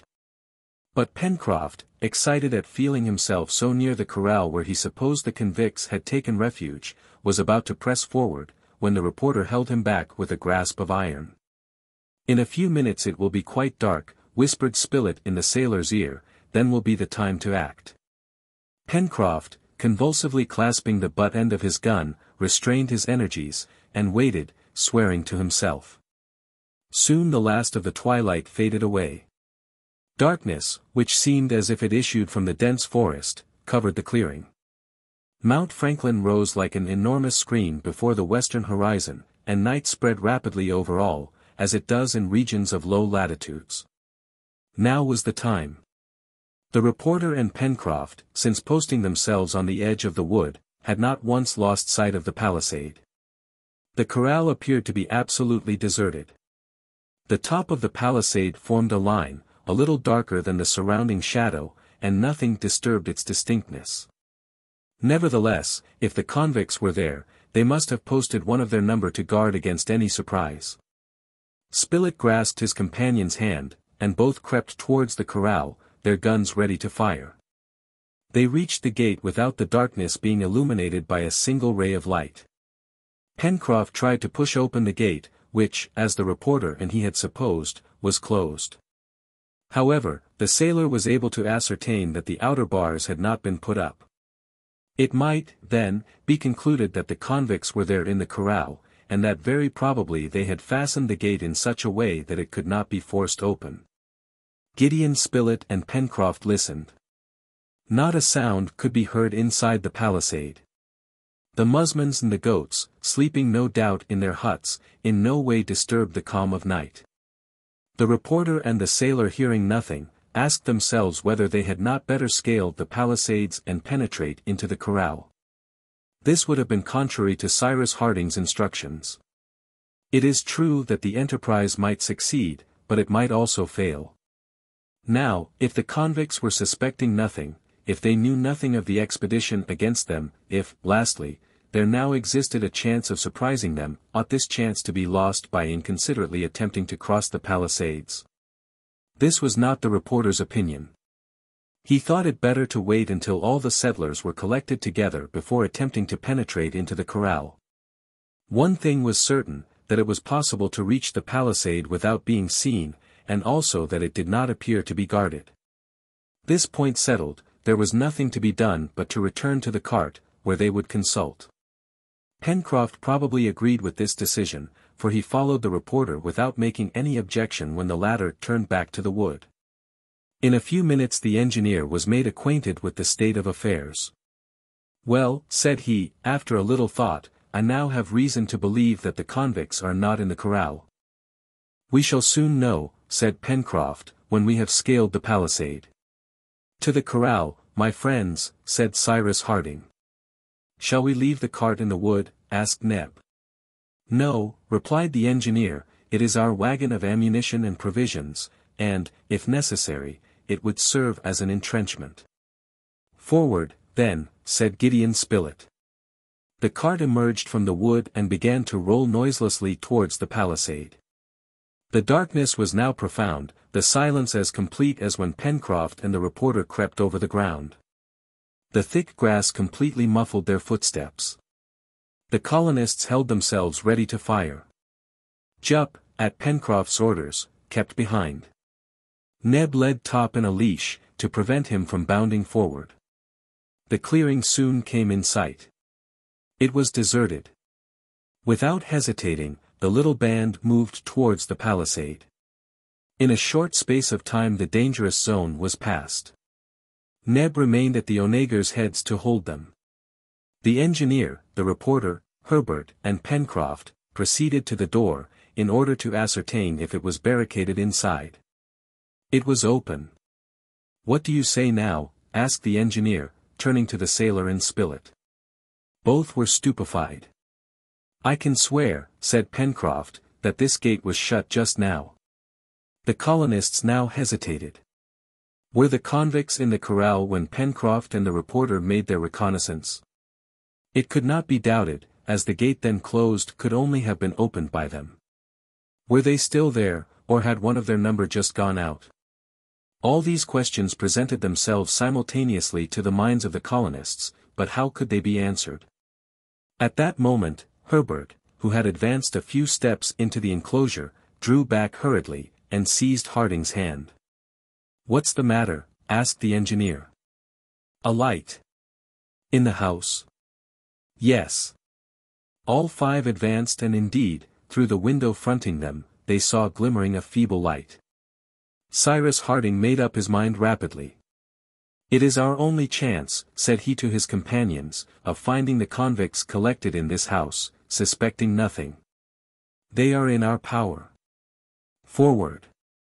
The colonists crossed through the enclosure, holding their guns ready in their hands. The cart had been left outside under the charge of Jup and Top, who had been prudently tied to it.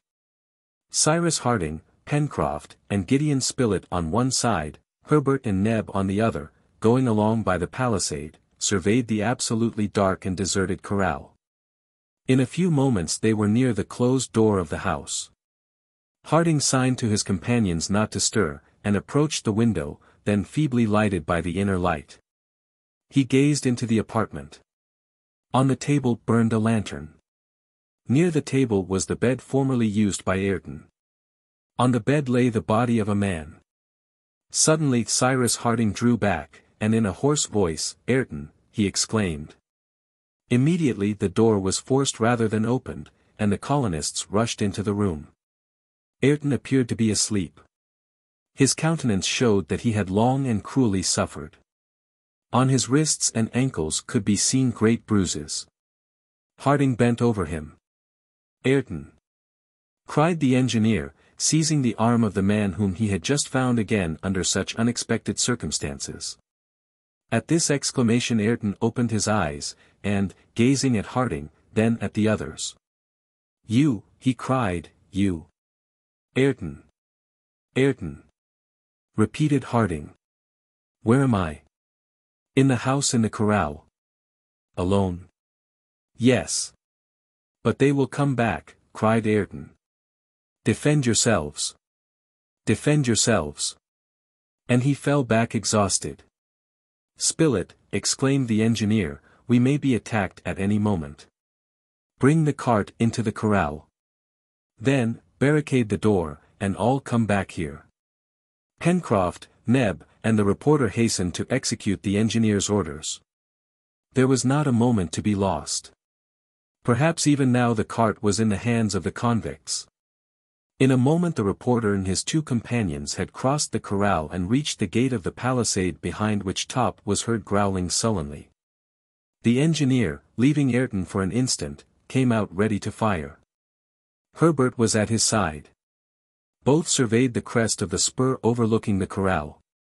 If the convicts were lying in ambush there, they might knock the settlers over one after the other. At that moment the moon appeared in the east, above the black curtain of the forest, and a white sheet of light spread over the interior of the enclosure. The corral, with its clumps of trees, the little stream which watered it, its wide carpet of grass, was suddenly illuminated. From the side of the mountain, the house and a part of the palisade stood out white in the moonlight. On the opposite side towards the door, the enclosure remained dark.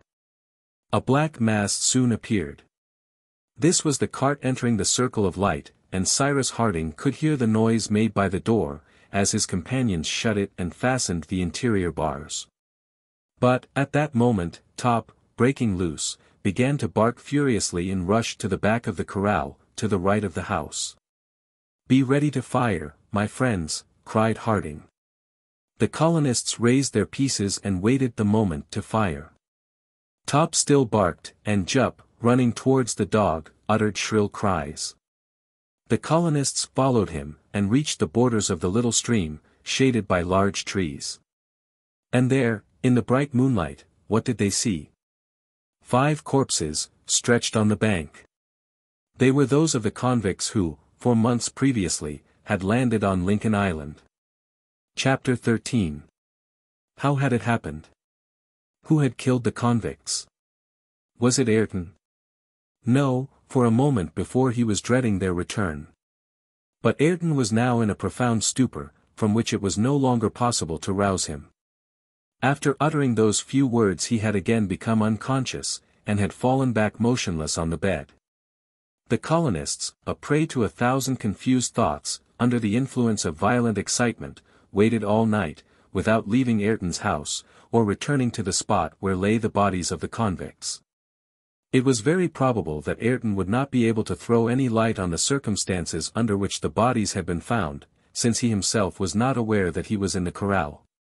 But at any rate he would be in a position to give an account of what had taken place before this terrible execution. The next day Ayrton awoke from his torpor, and his companions cordially manifested all the joy they felt, on seeing him again, almost safe and sound, after 104 days' separation. Ayrton then in a few words recounted what had happened, or, at least, as much as he knew. The day after his arrival at the corral, on the 10th of last November, at nightfall, he was surprised by the convicts, who had scaled the palisade. They bound and gagged him, then he was led to a dark cavern, at the foot of Mount Franklin, where the convicts had taken refuge. His death had been decided upon, and the next day the convicts were about to kill him, when one of them recognized him and called him by the name which he bore in Australia. The wretches had no scruples as to murdering Ayrton. They spared Ben Joyce. But from that moment Ayrton was exposed to the importunities of his former accomplices. They wished him to join them again, and relied upon his aid to enable them to gain possession of Granite House, to penetrate into that hitherto inaccessible dwelling, and to become masters of the island, after murdering the colonists. Ayrton remained firm. The once convict, now repentant and pardoned, would rather die than betray his companions. Ayrton, bound, gagged, and closely watched, lived in this cave for 4 months. Nevertheless the convicts had discovered the corral a short time after their arrival in the island, and since then they had subsisted on Ayrton's stores, but did not live at the corral. On the 11th of November, 2 of the villains, surprised by the colonists' arrival, fired at Herbert, and one of them returned, boasting of having killed one of the inhabitants of the island, but he returned alone. His companion, as is known, fell by Cyrus Harding's dagger. Ayrton's anxiety and despair may be imagined when he learned the news of Herbert's death. The settlers were now only 4, and, as it seemed, at the mercy of the convicts.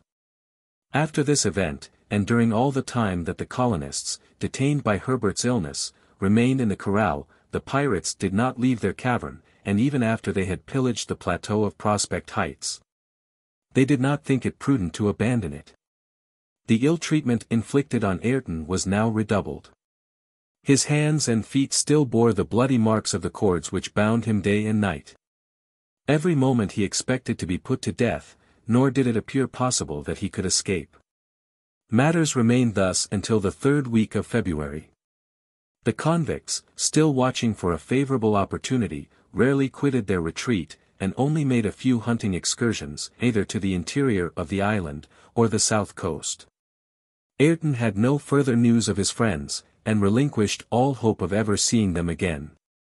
At last, the unfortunate man, weakened by ill treatment, fell into a prostration so profound that sight and hearing failed him. From that moment, that is to say, since the last 2 days, he could give no information whatever of what had occurred. But, Captain Harding," he added, "since I was imprisoned in that cavern, how is it that I find myself in the corral? How is it that the convicts are lying yonder dead, in the middle of the enclosure?" answered the engineer. "Dead," cried Ayrton, half rising from his bed, notwithstanding his weakness. His companions supported him. He wished to get up, and with their assistance he did so. They then proceeded together towards the little stream. It was now broad daylight. There, on the bank, in the position in which they had been stricken by death in its most instantaneous form, lay the corpses of the 5 convicts. Ayrton was astounded. Harding and his companions looked at him without uttering a word. On a sign from the engineer, Neb and Pencroff examined the bodies, already stiffened by the cold. They bore no apparent trace of any wound. Only, after carefully examining them, Pencroff found on the forehead of one, on the chest of another, on the back of this one, on the shoulder of that, a little red spot, a sort of scarcely visible bruise. The cause of which it was impossible to conjecture. "It is there that they have been struck," said Cyrus Harding. "But with what weapon?" cried the reporter. "A weapon, lightning-like in its effects, and of which we have not the secret." "And who has struck the blow?" asked Pencroff. "The avenging power of the island," replied Harding, "he who brought you here, Ayrton, whose influence has once more manifested itself, who does for us all that which we cannot do for ourselves, and who, his will accomplished, conceals himself from us." "Let us make search for him, then," exclaimed Pencroff. "Yes, we will search for him," answered Harding, "but we shall not discover this powerful being who performs such wonders, until he pleases to call us to him." This invisible protection, which rendered their own action unavailing, both irritated and piqued the engineer. The relative inferiority which it proved was of a nature to wound a haughty spirit. A generosity evinced in such a manner as to elude all tokens of gratitude, implied a sort of disdain for those on whom the obligation was conferred, which in Cyrus Harding's eyes marred, in some degree, the worth of the benefit. "Let us search," he resumed, "and God grant that we may some day be permitted to prove to this haughty protector that he has not to deal with ungrateful people. What would I not give could we repay him, by rendering him in our turn, although at the price of our lives, some signal service?"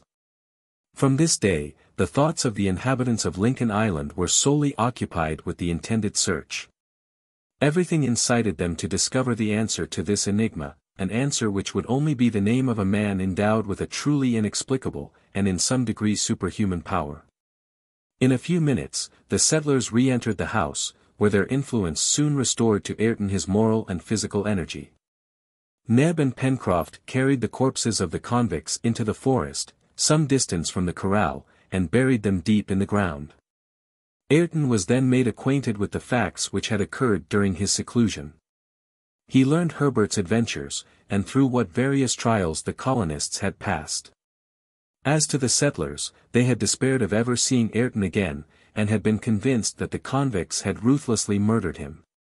"And now," said Cyrus Harding, as he ended his recital, "a duty remains for us to perform. Half of our task is accomplished, but although the convicts are no longer to be feared, it is not owing to ourselves that we are once more masters of the island." "Well," answered Gideon Spilett, "let us search all this labyrinth of the spurs of Mount Franklin. We will not leave a hollow, not a hole unexplored. Ah! If ever a reporter found himself face to face with a mystery, it is I who now speak to you, my friends. And we will not return to Granite House until we have found our benefactor," said Herbert. "Yes," said the engineer, "we will do all that it is humanly possible to do, but I repeat we shall not find him until he himself permits us." "Shall we stay at the corral?" asked Pencroff. "We shall stay here," answered Harding. "Provisions are abundant, and we are here in the very center of the circle we have to explore. Besides, if necessary, the cart will take us rapidly to Granite House." "Good," answered the sailor. "Only I have a remark to make." "What is it?" "Here is the fine season getting on, and we must not forget that we have a voyage to make." "A voyage?" said Gideon Spilett. "Yes, to Tabor Island," answered Pencroff. It is necessary to carry a notice there to point out the position of our island and say that Ayrton is here in case the Scotch yacht should come to take him off. Who knows if it is not already too late? But, Pencroff, asked Ayrton, how do you intend to make this voyage? In the Bonadventure. The Bonadventure, exclaimed Ayrton. She no longer exists. My Bonadventure exists no longer, shouted Pencroff, bounding from his seat. No, answered Ayrton. The convicts discovered her in her little harbor only 8 days ago. They put to sea in her. And, said Pencroff, his heart beating. And not having Bob Harvey to steer her, they ran on the rocks, and the vessel went to pieces. Oh, the villains, the cutthroats, the infamous scoundrels, exclaimed Pencroff. Pencroff, said Herbert, taking the sailor's hand, we will build another Bonadventure, a larger one. We have all the ironwork, all the rigging of the brig at our disposal. But do you know, returned Pencroff, that it will take at least 5 or 6 months to build a vessel of from 30 to 40 tons? We can take our time, said the reporter, and we must give up the voyage to Tabor Island for this year. Oh, my Bonadventure, my poor Bonadventure, cried Pencroff, almost broken-hearted at the destruction of the vessel of which he was so proud.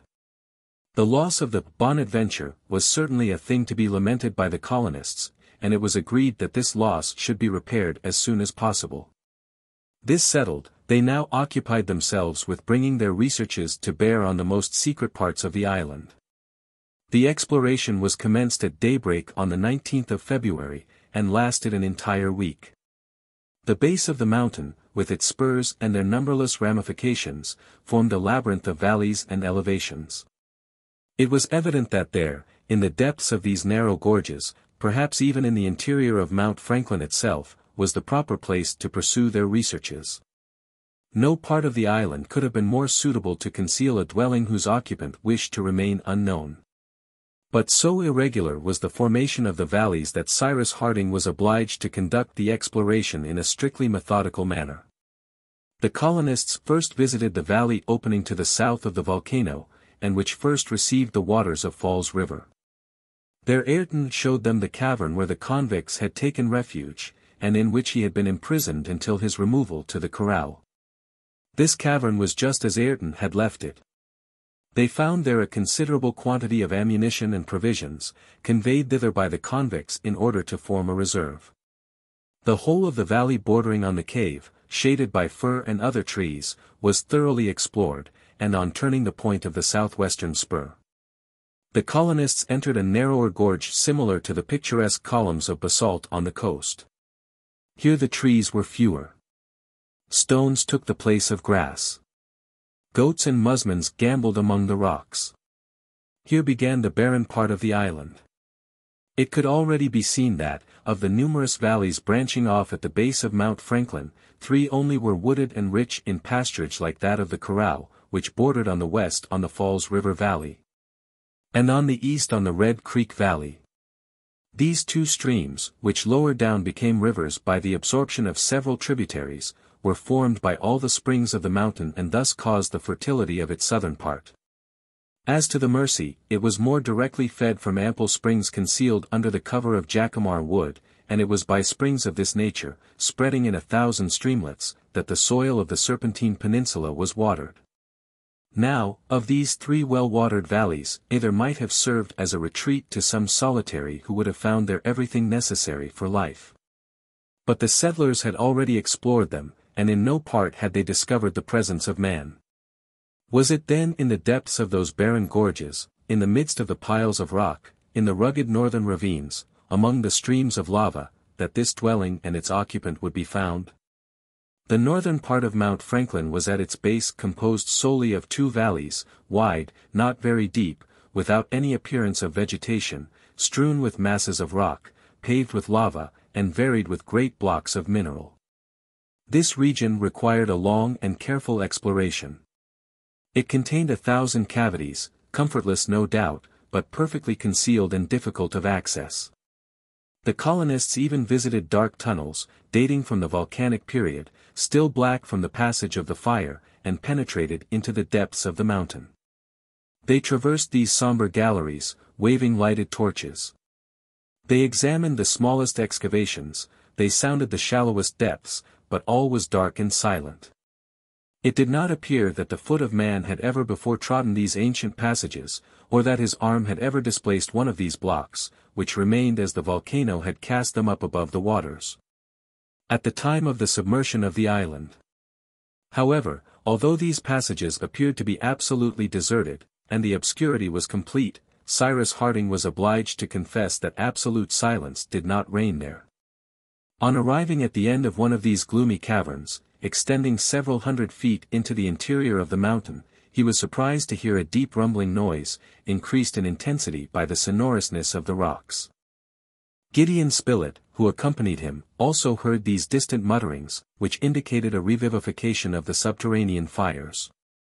Several times both listened, and they agreed that some chemical process was taking place in the bowels of the earth. "Then the volcano is not totally extinct," said the reporter. "It is possible that since our exploration of the crater," replied Cyrus Harding, "some change has occurred. Any volcano, although considered extinct, may evidently again burst forth."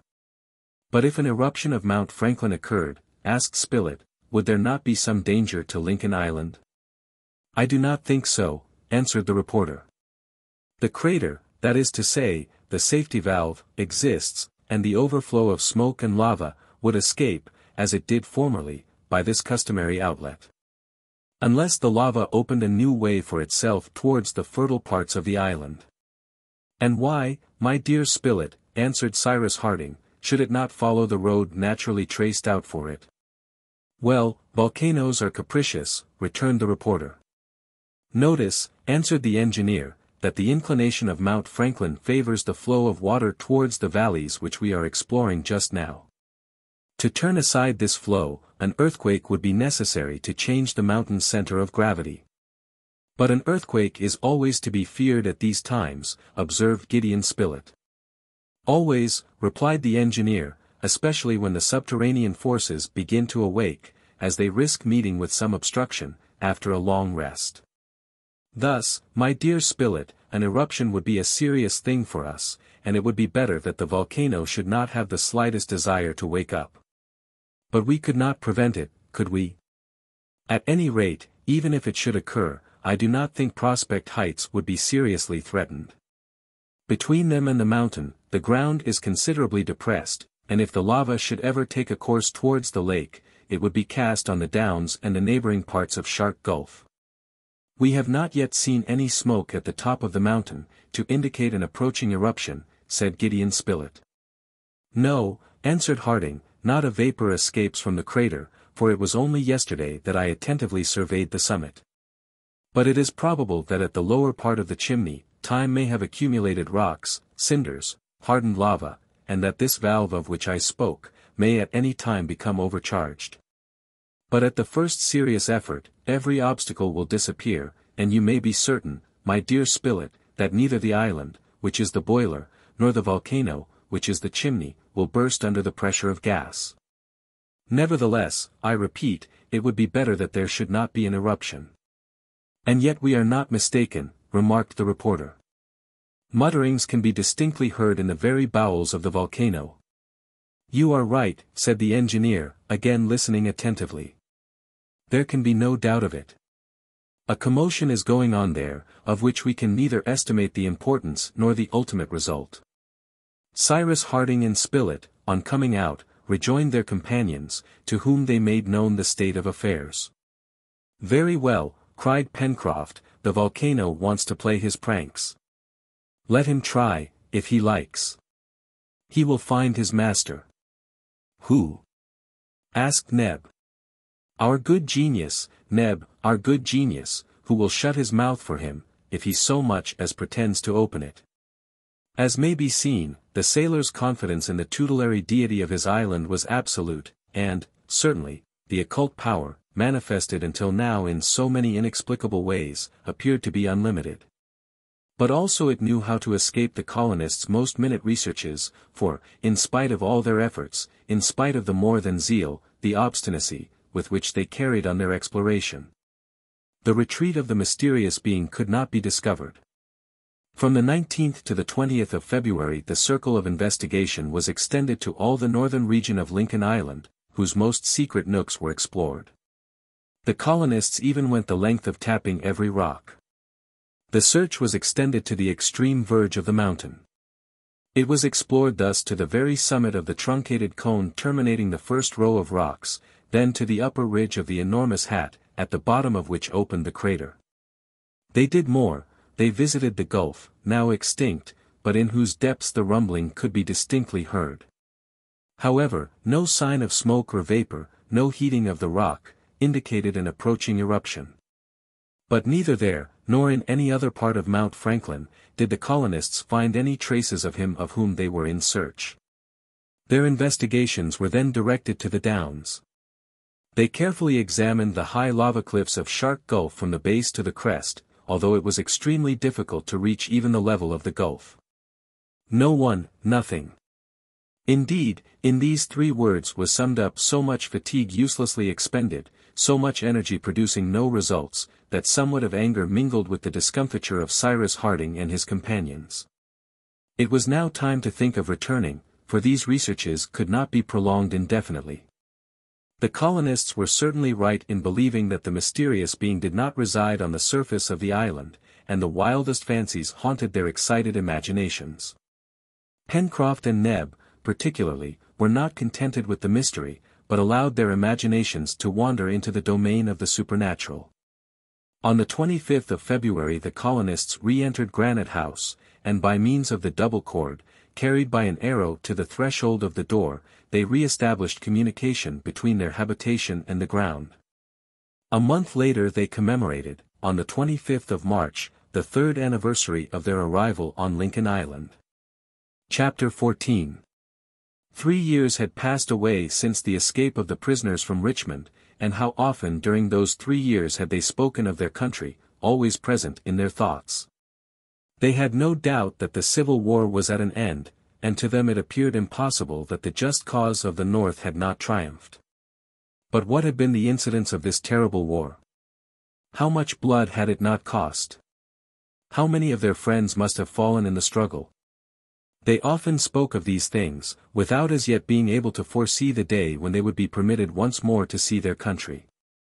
To return thither, were it but for a few days, to renew the social link with the inhabited world, to establish a communication between their native land and their island, then to pass the longest, perhaps the best, portion of their existence in this colony, founded by them, and which would then be dependent on their country, was this a dream impossible to realize? There were only 2 ways of accomplishing it: either a ship must appear off Lincoln Island, or the colonists must themselves build a vessel strong enough to sail to the nearest land. Unless, said Pencroff, our good genius, himself provides us with the means of returning to our country. And, really, had any one told Pencroff and Neb that a ship of 300 tons was waiting for them in Shark Gulf or at Port Balloon, they would not even have made a gesture of surprise. In their state of mind nothing appeared improbable. But Cyrus Harding, less confident, advised them to confine themselves to fact, and more especially so with regard to the building of a vessel, a really urgent work, since it was for the purpose of depositing, as soon as possible, at Tabor Island a document indicating Ayrton's new residence. As the Bonadventure no longer existed, 6 months at least would be required for the construction of a new vessel. Now winter was approaching, and the voyage would not be made before the following spring. We have time to get everything ready for the fine season, remarked the engineer, who was consulting with Pencroff about these matters. I think, therefore, my friend, that since we have to rebuild our vessel it will be best to give her larger dimensions. The arrival of the Scotch yacht at Tabor Island is very uncertain. It may even be that, having arrived several months ago, she has again sailed after having vainly searched for some trace of Ayrton. Will it not then be best to build a ship which, if necessary, could take us either to the Polynesian archipelago or to New Zealand? What do you think? I think, Captain, answered the sailor. I think that you are as capable of building a large vessel as a small one. Neither the wood nor the tools are wanting. It is only a question of time. And how many months would be required to build a vessel of from 250 to 300 tons, asked Harding. 7 or 8 months at least, replied Pencroff. But it must not be forgotten that winter is drawing near, and that in severe frost wood is difficult to work. We must calculate on several weeks' delay, and if our vessel is ready by next November we may think ourselves very lucky. Well, replied Cyrus Harding, that will be exactly the most favorable time for undertaking a voyage of any importance, either to Tabor Island or to a more distant land. So it will, Captain, answered the sailor. Make out your plans then. The workmen are ready, and I imagine that Ayrton can lend us a good helping hand. The colonists, having been consulted, approved the engineer's plan, and it was, indeed, the best thing to be done. It is true that the construction of a ship of from 200 to 300 tons would be great labor, but the colonists had confidence in themselves, justified by their previous success. Cyrus Harding then busied himself in drawing the plan of the vessel and making the model. During this time his companions employed themselves in felling and carting trees to furnish the ribs, timbers, and planks. The forest of the far west supplied the best oaks and elms. They took advantage of the opening already made on their last excursion to form a practicable road, which they named the Far West Road, and the trees were carried to the Chimneys, where the dockyard was established.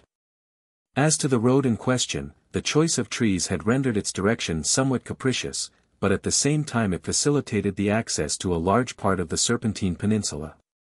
It was important that the trees should be quickly felled and cut up, for they could not be used while yet green, and some time was necessary to allow them to get seasoned.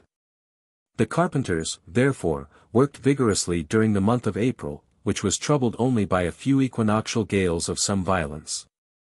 Master Jup aided them dexterously, either by climbing to the top of a tree to fasten the ropes or by lending his stout shoulders to carry the lopped trunks. All this timber was piled up under a large shed, built near the Chimneys, and there awaited the time for use. The month of April was tolerably fine, as October often is in the northern zone.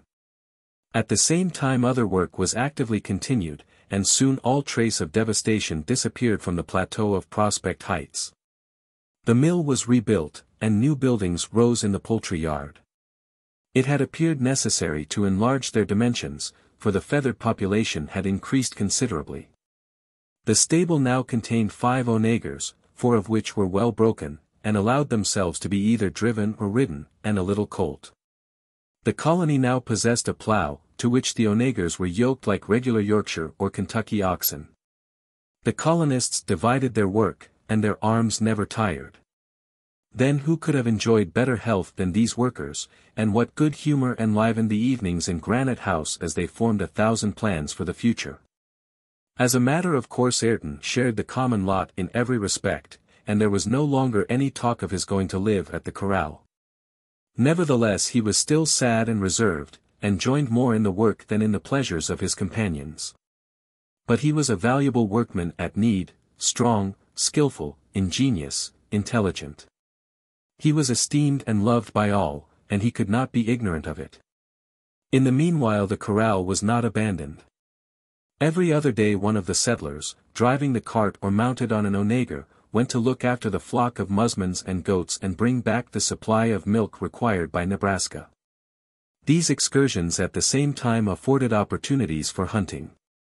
Therefore Herbert and Gideon Spilett, with Top in front, traversed more often than their companions the road to the corral, and with the capital guns which they carried, capybaras, agoutis, kangaroos, and wild pigs for large game, ducks, grouse, jacamars, and snipe for small game, were never wanting in the house. The produce of the warren, of the oyster bed, several turtles which were taken, excellent salmon which came up the Mercy, vegetables from the plateau, wild fruit from the forest, were riches upon riches, and Neb, the head cook, could scarcely by himself store them away. The telegraphic wire between the corral and Granite House had of course been repaired, and it was worked whenever one or other of the settlers was at the corral and found it necessary to spend the night there. Besides, the island was safe now and no attacks were to be feared, at any rate from men. However, that which had happened might happen again. A descent of pirates, or even of escaped convicts, was always to be feared. It was possible that companions or accomplices of Bob Harvey had been in the secret of his plans, and might be tempted to imitate him. The colonists, therefore, were careful to observe the sea around the island, and every day their telescope covered the horizon enclosed by Union and Washington Bays. When they went to the corral they examined the sea to the west with no less attention, and by climbing the spur their gaze extended over a large section of the western horizon. Nothing suspicious was discerned, but still it was necessary for them to be on their guard. The engineer one evening imparted to his friends a plan which he had conceived for fortifying the corral. It appeared prudent to him to heighten the palisade and to flank it with a sort of blockhouse, which, if necessary, the settlers could hold against the enemy. Granite House might, by its very position, be considered impregnable. Therefore the corral with its buildings, its stores, and the animals it contained, would always be the object of pirates, whoever they were, who might land on the island. And should the colonists be obliged to shut themselves up there they ought also to be able to defend themselves without any disadvantage. This was a project which might be left for consideration, and they were, besides, obliged to put off its execution until the next spring. About the 15th of May the keel of the new vessel lay along the dockyard, and soon the stem and stern post, mortised at each of its extremities, rose almost perpendicularly. The keel, of good oak, measured 110 feet in length, this allowing a width of 25 feet to the midship beam. But this was all the carpenters could do before the arrival of the frosts and bad weather. During the following week they fixed the first of the stern timbers, but were then obliged to suspend work. During the last days of the month the weather was extremely bad. The wind blew from the east, sometimes with the violence of a tempest. The engineer was somewhat uneasy on account of the dockyard shed, which besides, he could not have established in any other place near to Granite House, for the islet only imperfectly sheltered the shore from the fury of the open sea. And in great storms the waves beat against the very foot of the granite cliff. But, very fortunately, these fears were not realized. The wind shifted to the southeast, and there the beach of Granite House was completely covered by Flotsam Point. Pencroff and Ayrton, the most zealous workmen at the new vessel, pursued their labor as long as they could. They were not men to mind the wind tearing at their hair, nor the rain wetting them to the skin, and a blow from a hammer is worth just as much in bad as in fine weather. But when a severe frost succeeded this wet period, the wood, its fibers acquiring the hardness of iron, became extremely difficult to work, and about the 10th of June shipbuilding was obliged to be entirely discontinued. Cyrus Harding and his companions had not omitted to observe how severe was the temperature during the winters of Lincoln Island. The cold was comparable to that experienced in the states of New England, situated at almost the same distance from the equator. In the northern hemisphere, or at any rate in the part occupied by British America and the north of the United States, this phenomenon is explained by the flat conformation of the territories bordering on the pole, and on which there is no intumescence of the soil to oppose any obstacle to the north winds. Here, in Lincoln Island, this explanation would not suffice. It has even been observed, remarked Harding one day to his companions, that in equal latitudes the islands and coast regions are less tried by the cold than inland countries. I have often heard it asserted that the winters of Lombardy, for example, are not less rigorous than those of Scotland, which results from the sea restoring during the winter the heat which it received during the summer. Islands are, therefore, in a better situation for benefiting by this restitution. But then, Captain Harding, asked Herbert, why does Lincoln Island appear to escape the common law? That is difficult to explain, answered the engineer. However, I should be disposed to conjecture that this peculiarity results from the situation of the island in the southern hemisphere, which, as you know, my boy, is colder than the northern hemisphere. Yes, said Herbert, and icebergs are met with in lower latitudes in the south than in the north of the Pacific. That is true, remarked Pencroff, and when I have been serving on board whalers I have seen icebergs off Cape Horn. The severe cold experienced in Lincoln Island, said Gideon Spilett, may then perhaps be explained by the presence of floes or icebergs comparatively near to Lincoln Island. "Your opinion is very admissible indeed, my dear Spilett," answered Cyrus Harding, "and it is evidently to the proximity of icebergs that we owe our rigorous winters. I would draw your attention also to an entirely physical cause, which renders the southern colder than the northern hemisphere. In fact, since the sun is nearer to this hemisphere during the summer, it is necessarily more distant during the winter. This explains then the excess of temperature in the two seasons, for, if we find the winters very cold in Lincoln Island, we must not forget that the summers here, on the contrary, are very hot." "But why, if you please, Captain," asked Pencroff, knitting his brows, "why should our hemisphere, as you say, be so badly divided?" "It isn't just that, friend Pencroff," answered the engineer, laughing, "whether just or not, we must submit to it, and here lies the reason for this peculiarity. The earth does not describe a circle around the sun, but an ellipse, as it must by the laws of rational mechanics. Now, the earth occupies one of the foci of the ellipse, and so at one point in its course is at its apogee, that is, at its farthest from the sun, and at another point it is at its perigee, or nearest to the sun. Now it happens that it is during the winter of the southern countries that it is at its most distant point from the sun, and consequently, in a situation for those regions to feel the greatest cold. Nothing can be done to prevent that, and men, Pencroff, however learned they may be, can never change anything of the cosmographical order established by God himself. And yet, added Pencroff, the world is very learned. What a big book, Captain, might be made with all that is known." "And what a much bigger book still with all that is not known," answered Harding. At last, for one reason or another, the month of June brought the cold with its accustomed intensity, and the settlers were often confined to Granite House. Ah! How wearisome this imprisonment was to them, and more particularly to Gideon Spilett. "Look here," said he to Neb one day, "I would give you by notarial deed all the estates which will come to me some day, if you were a good enough fellow to go, no matter where, and subscribe to some newspaper for me. Decidedly the thing that is most essential to my happiness is the knowing every morning what has happened the day before in other places than this." Neb began to laugh. "'Pon my word," he replied, "the only thing I think about is my daily work." The truth was that indoors as well as out there was no want of work. The colony of Lincoln Island was now at its highest point of prosperity, achieved by 3 years of continued hard work. The destruction of the brig had been a new source of riches. Without speaking of the complete rig which would serve for the vessel now on the stocks, utensils and tools of all sorts, weapons and ammunition, clothes and instruments, were now piled in the storerooms of Granite House. It had not even been necessary to resort again to the manufacture of the coarse felt materials. Though the colonists had suffered from cold during their first winter, the bad season might now come without their having any reason to dread its severity. Linen was plentiful also, and besides, they kept it with extreme care.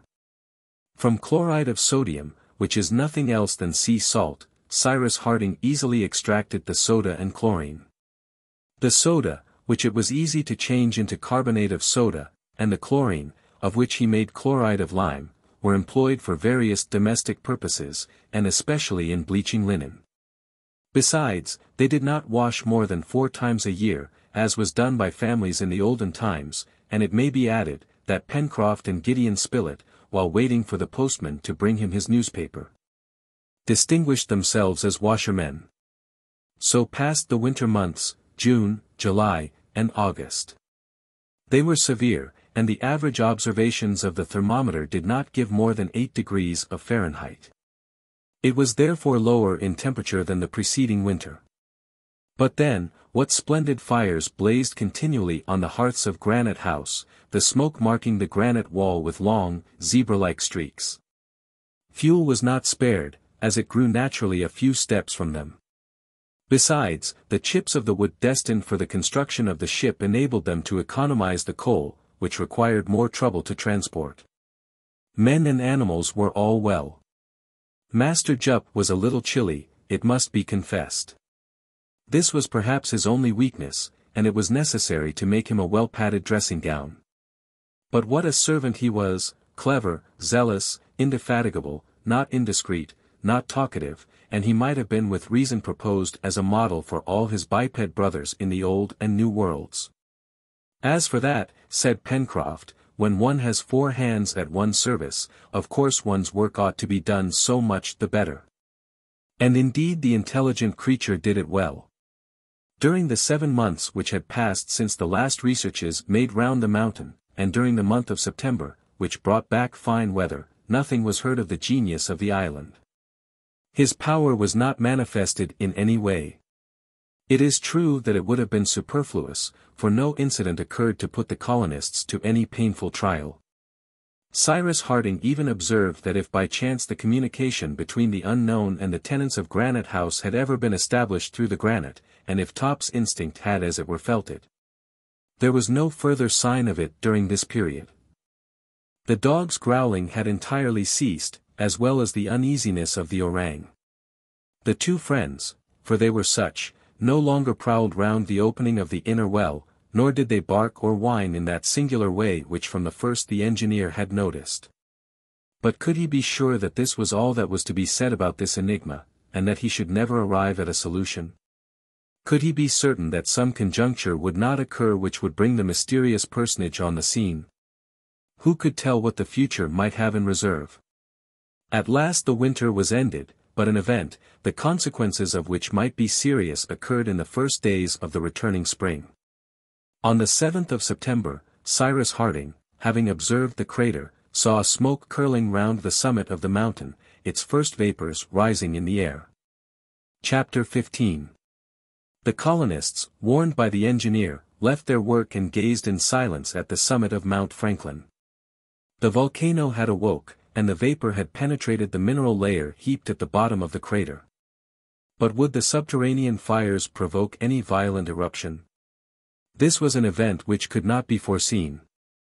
However, even while admitting the possibility of an eruption, it was not probable that the whole of Lincoln Island would suffer from it.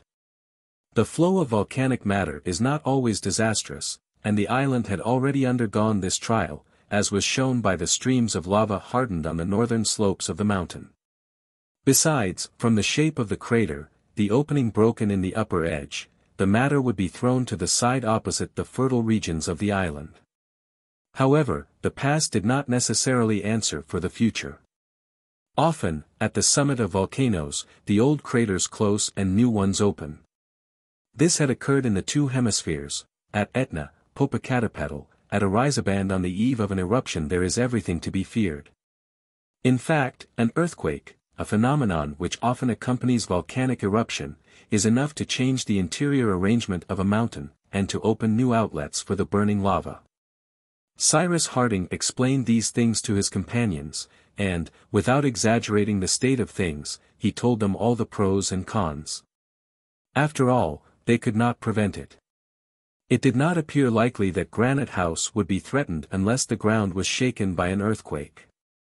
But the corral would be in great danger should a new crater open in the southern side of Mount Franklin. From that day the smoke never disappeared from the top of the mountain, and it could even be perceived that it increased in height and thickness, without any flame mingling in its heavy volumes. The phenomenon was still concentrated in the lower part of the central crater. However, with the fine day's work had been continued. The building of the vessel was hastened as much as possible, and, by means of the waterfall on the shore, Cyrus Harding managed to establish an hydraulic sawmill, which rapidly cut up the trunks of trees into planks and joists. The mechanism of this apparatus was as simple as those used in the rustic sawmills of Norway. A first horizontal movement to move the piece of wood, a second vertical movement to move the saw, this was all that was wanted. And the engineer succeeded by means of a wheel, 2 cylinders, and pulleys properly arranged. Towards the end of the month of September the skeleton of the vessel, which was to be rigged as a schooner, lay in the dockyard.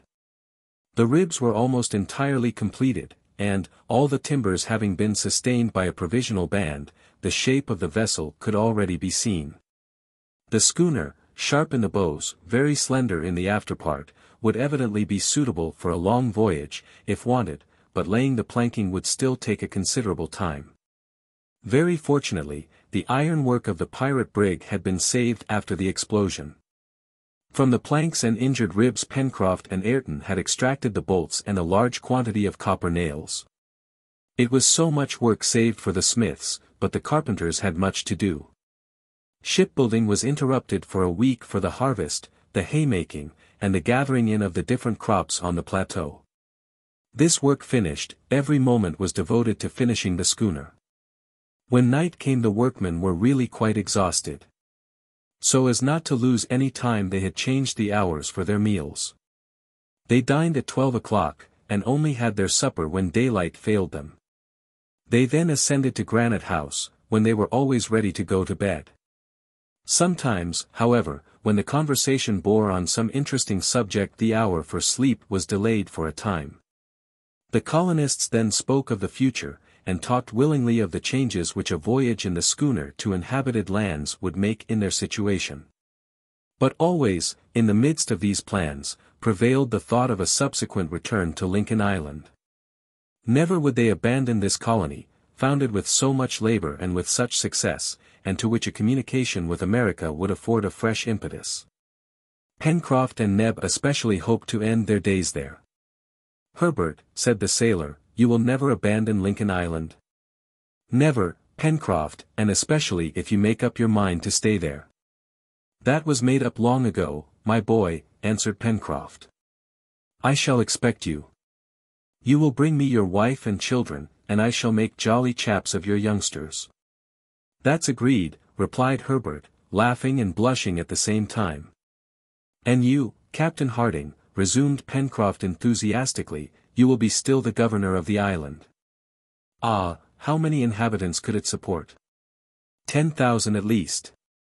They talked in this way, allowing Pencroff to run on, and at last the reporter actually started a newspaper, the New Lincoln Herald.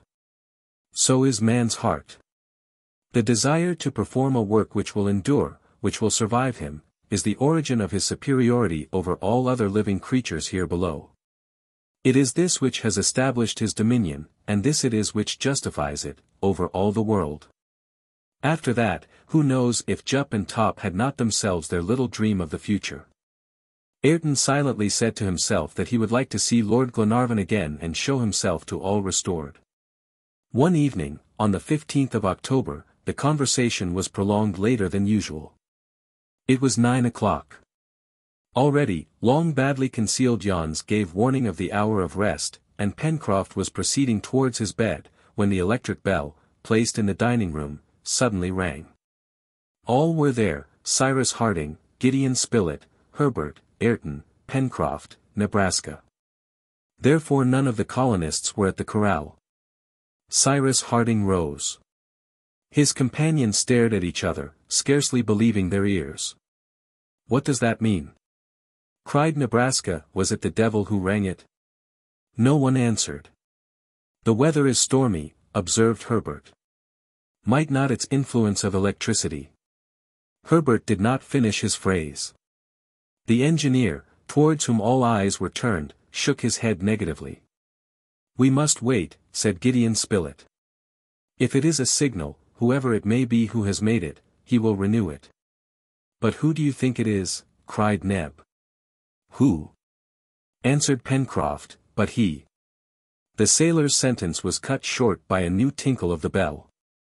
Harding went to the apparatus, and sent this question to the corral. "What do you want?" A few moments later the needle, moving on the alphabetic dial, gave this reply to the tenants of Granite House. "Come to the corral immediately." "At last!" exclaimed Harding. "Yes. At last." The mystery was about to be unveiled.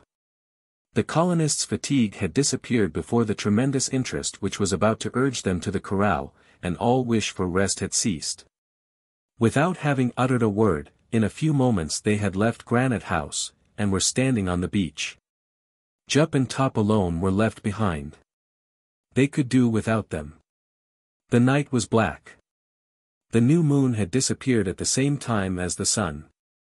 As Herbert had observed, great stormy clouds formed a lowering and heavy vault, preventing any star rays. A few lightning flashes, reflections from a distant storm, illuminated the horizon. It was possible that a few hours later the thunder would roll over the island itself. The night was very threatening. But however deep the darkness was, it would not prevent them from finding the familiar road to the corral. They ascended the left bank of the Mersey, reached the plateau, passed the bridge over Creek Glycerin, and advanced through the forest. They walked at a good pace, a prey to the liveliest emotions. There was no doubt but that they were now going to learn the long-searched-for answer to the enigma, the name of that mysterious being, so deeply concerned in their life, so generous in his influence, so powerful in his action. Must not this stranger have indeed mingled with their existence, have known the smallest details, have heard all that was said in Granite House, to have been able always to act in the very nick of time? Every one, wrapped up in his own reflections, pressed forward. Under the arch of trees the darkness was such that even the edge of the road could not be seen. Not a sound in the forest. Both animals and birds, influenced by the heaviness of the atmosphere, remained motionless and silent. Not a breath disturbed the leaves. The footsteps of the colonists alone resounded on the hardened ground. During the first quarter of an hour the silence was only interrupted by this remark from Pencroff.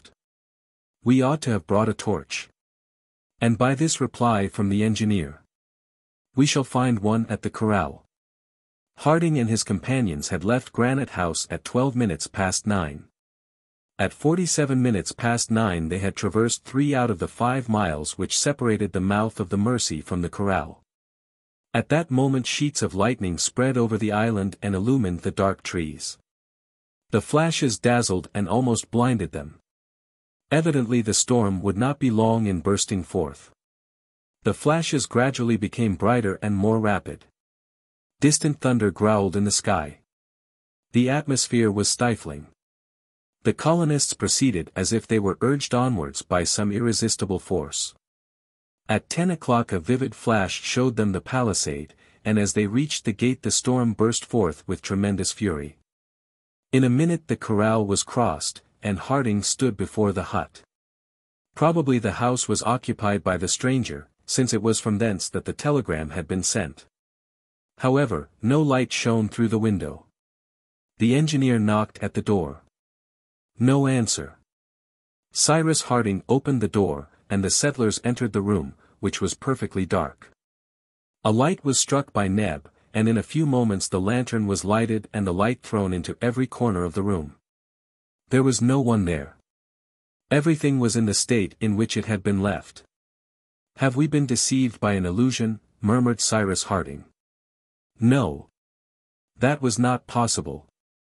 The telegram had clearly said, "Come to the corral immediately." They approached the table specially devoted to the use of the wire. Everything was in order, the pile on the box containing it, as well as all the apparatus. "Who came here the last time?" asked the engineer. "I did, Captain," answered Ayrton. "And that was 4 days ago." "Ah!" "A note," cried Herbert, pointing to a paper lying on the table. On this paper were written these words in English. "Follow the new wire. Forward." Cried Harding, who understood that the dispatch had not been sent from the corral, but from the mysterious retreat, communicating directly with Granite House by means of a supplementary wire joined to the old one. Neb took the lighted lantern, and all left the corral. The storm then burst forth with tremendous violence. The interval between each lightning flash and each thunderclap diminished rapidly. The summit of the volcano, with its plume of vapor, could be seen by occasional flashes. There was no telegraphic communication in any part of the corral between the house and the palisade. But the engineer, running straight to the first post, saw by the light of a flash a new wire hanging from the isolator to the ground. "There it is," said he. This wire lay along the ground, and was surrounded with an isolating substance like a submarine cable, so as to assure the free transmission of the current. It appeared to pass through the wood and the southern spurs of the mountain, and consequently it ran towards the west. "Follow it," said Cyrus Harding. And the settlers immediately pressed forward, guided by the wire. The thunder continued to roar with such violence that not a word could be heard. However, there was no occasion for speaking, but to get forward as fast as possible. Cyrus Harding and his companions then climbed the spur rising between the Corral Valley and that of Falls River, which they crossed at its narrowest part. The wire, sometimes stretched over the lower branches of the trees, sometimes lying on the ground, guided them surely. The engineer had supposed that the wire would perhaps stop at the bottom of the valley, and that the strangers' retreat would be there. Nothing of the sort. They were obliged to ascend the southwestern spur, and redescend on that arid plateau terminated by the strangely wild basalt cliff. From time to time one of the colonists stooped down and felt for the wire with his hands. But there was now no doubt that the wire was running directly towards the sea. There, to a certainty, in the depths of those rocks, was the dwelling so long sought for in vain. The sky was literally on fire. Flash succeeded flash. Several struck the summit of the volcano in the midst of the thick smoke. It appeared there as if the mountain was vomiting flame. At a few minutes to 11 the colonists arrived on the high cliff overlooking the ocean to the west. The wind had risen. The surf roared 500 feet below. Harding calculated that they had gone 1.5 miles from the corral. At this point the wire entered among the rocks, following the steep side of a narrow ravine. The settlers followed it at the risk of occasioning a fall of the slightly balanced rocks, and being dashed into the sea. The descent was extremely perilous, but they did not think of the danger. They were no longer masters of themselves, and an irresistible attraction drew them towards this mysterious place as the magnet draws iron. Thus they almost unconsciously descended this ravine, which even in broad daylight would have been considered impracticable. The stones rolled and sparkled like fiery balls when they crossed through the gleams of light. Harding was first, Ayrton last. On they went, step by step.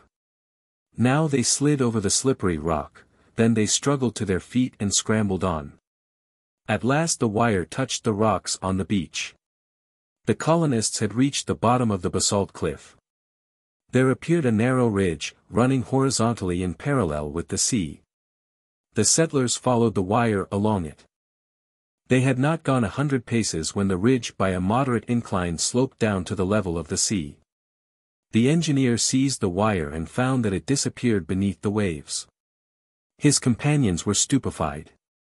A cry of disappointment, almost a cry of despair, escaped them. Must they then plunge beneath the water and seek there for some submarine cavern?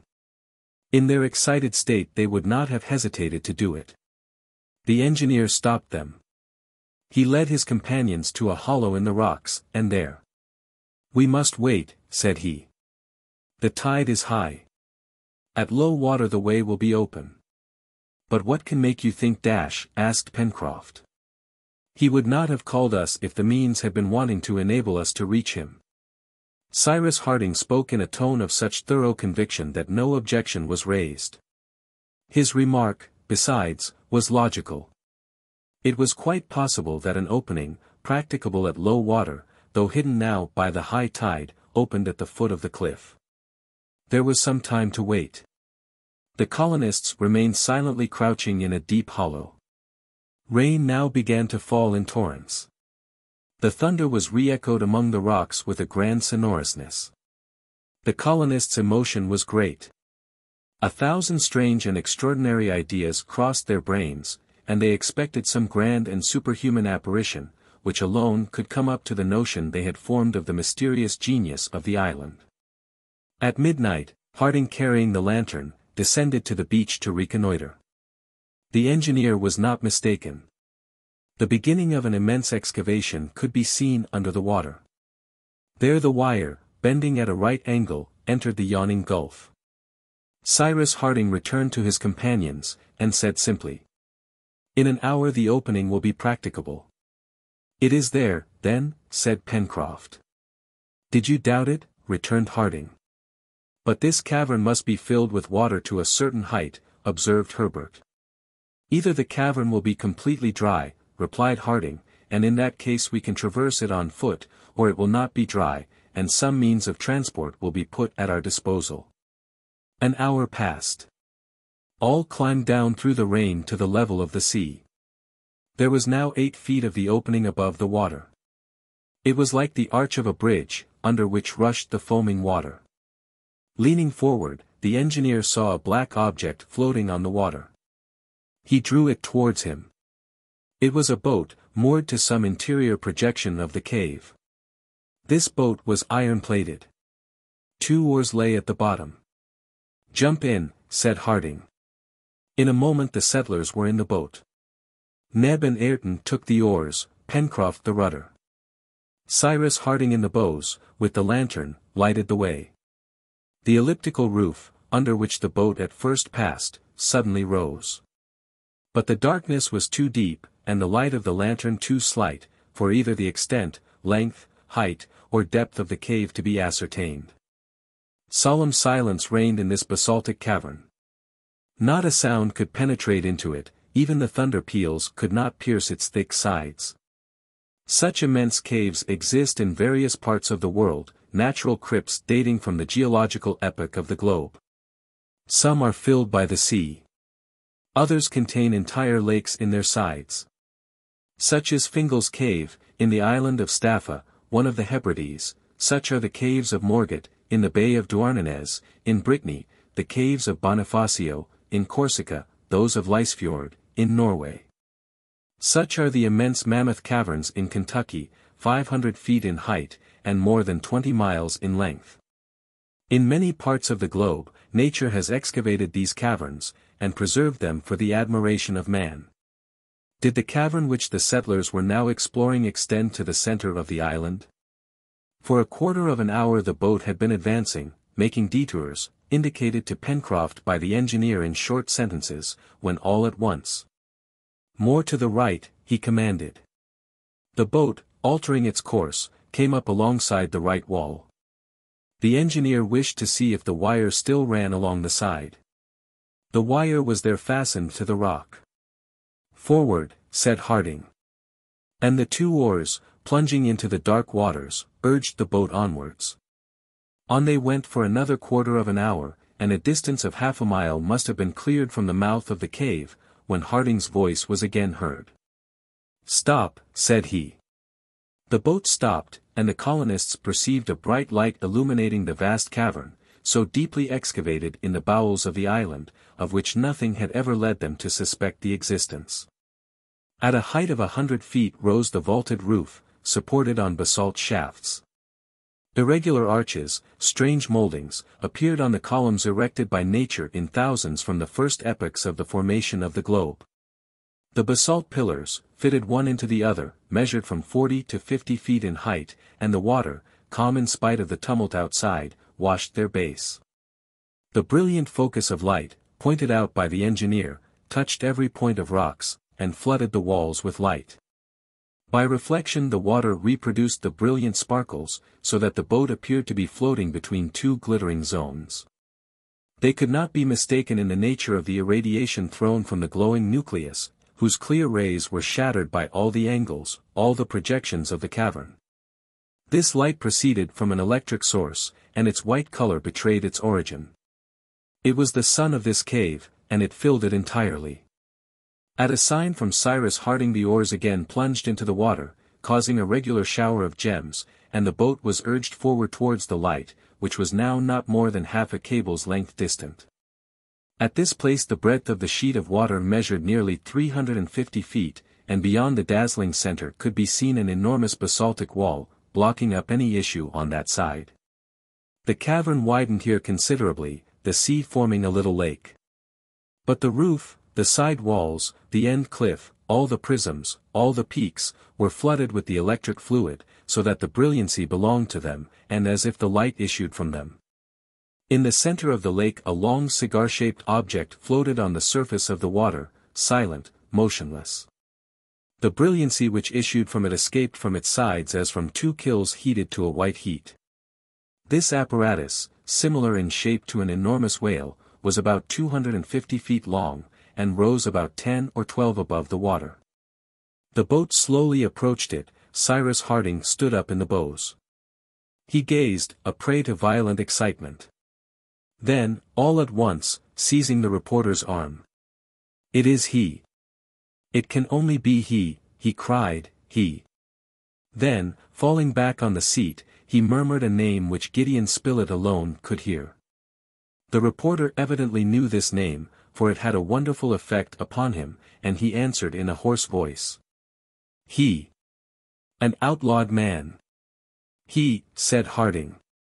At the engineer's command the boat approached this singular floating apparatus. The boat touched the left side, from which escaped a ray of light through a thick glass. Harding and his companions mounted on the platform. An open hatchway was there. All darted down the opening. At the bottom of the ladder was a deck, lighted by electricity. At the end of this deck was a door, which Harding opened. A richly ornamented room, quickly traversed by the colonists, was joined to a library, over which a luminous ceiling shed a flood of light. At the end of the library a large door, also shut, was opened by the engineer. An immense saloon, a sort of museum, in which were heaped up, with all the treasures of the mineral world, works of art, marvels of industry, appeared before the eyes of the colonists, who almost thought themselves suddenly transported into a land of enchantment. Stretched on a rich sofa they saw a man, who did not appear to notice their presence. Then Harding raised his voice, and to the extreme surprise of his companions, he uttered these words. "Captain Nemo, you asked for us.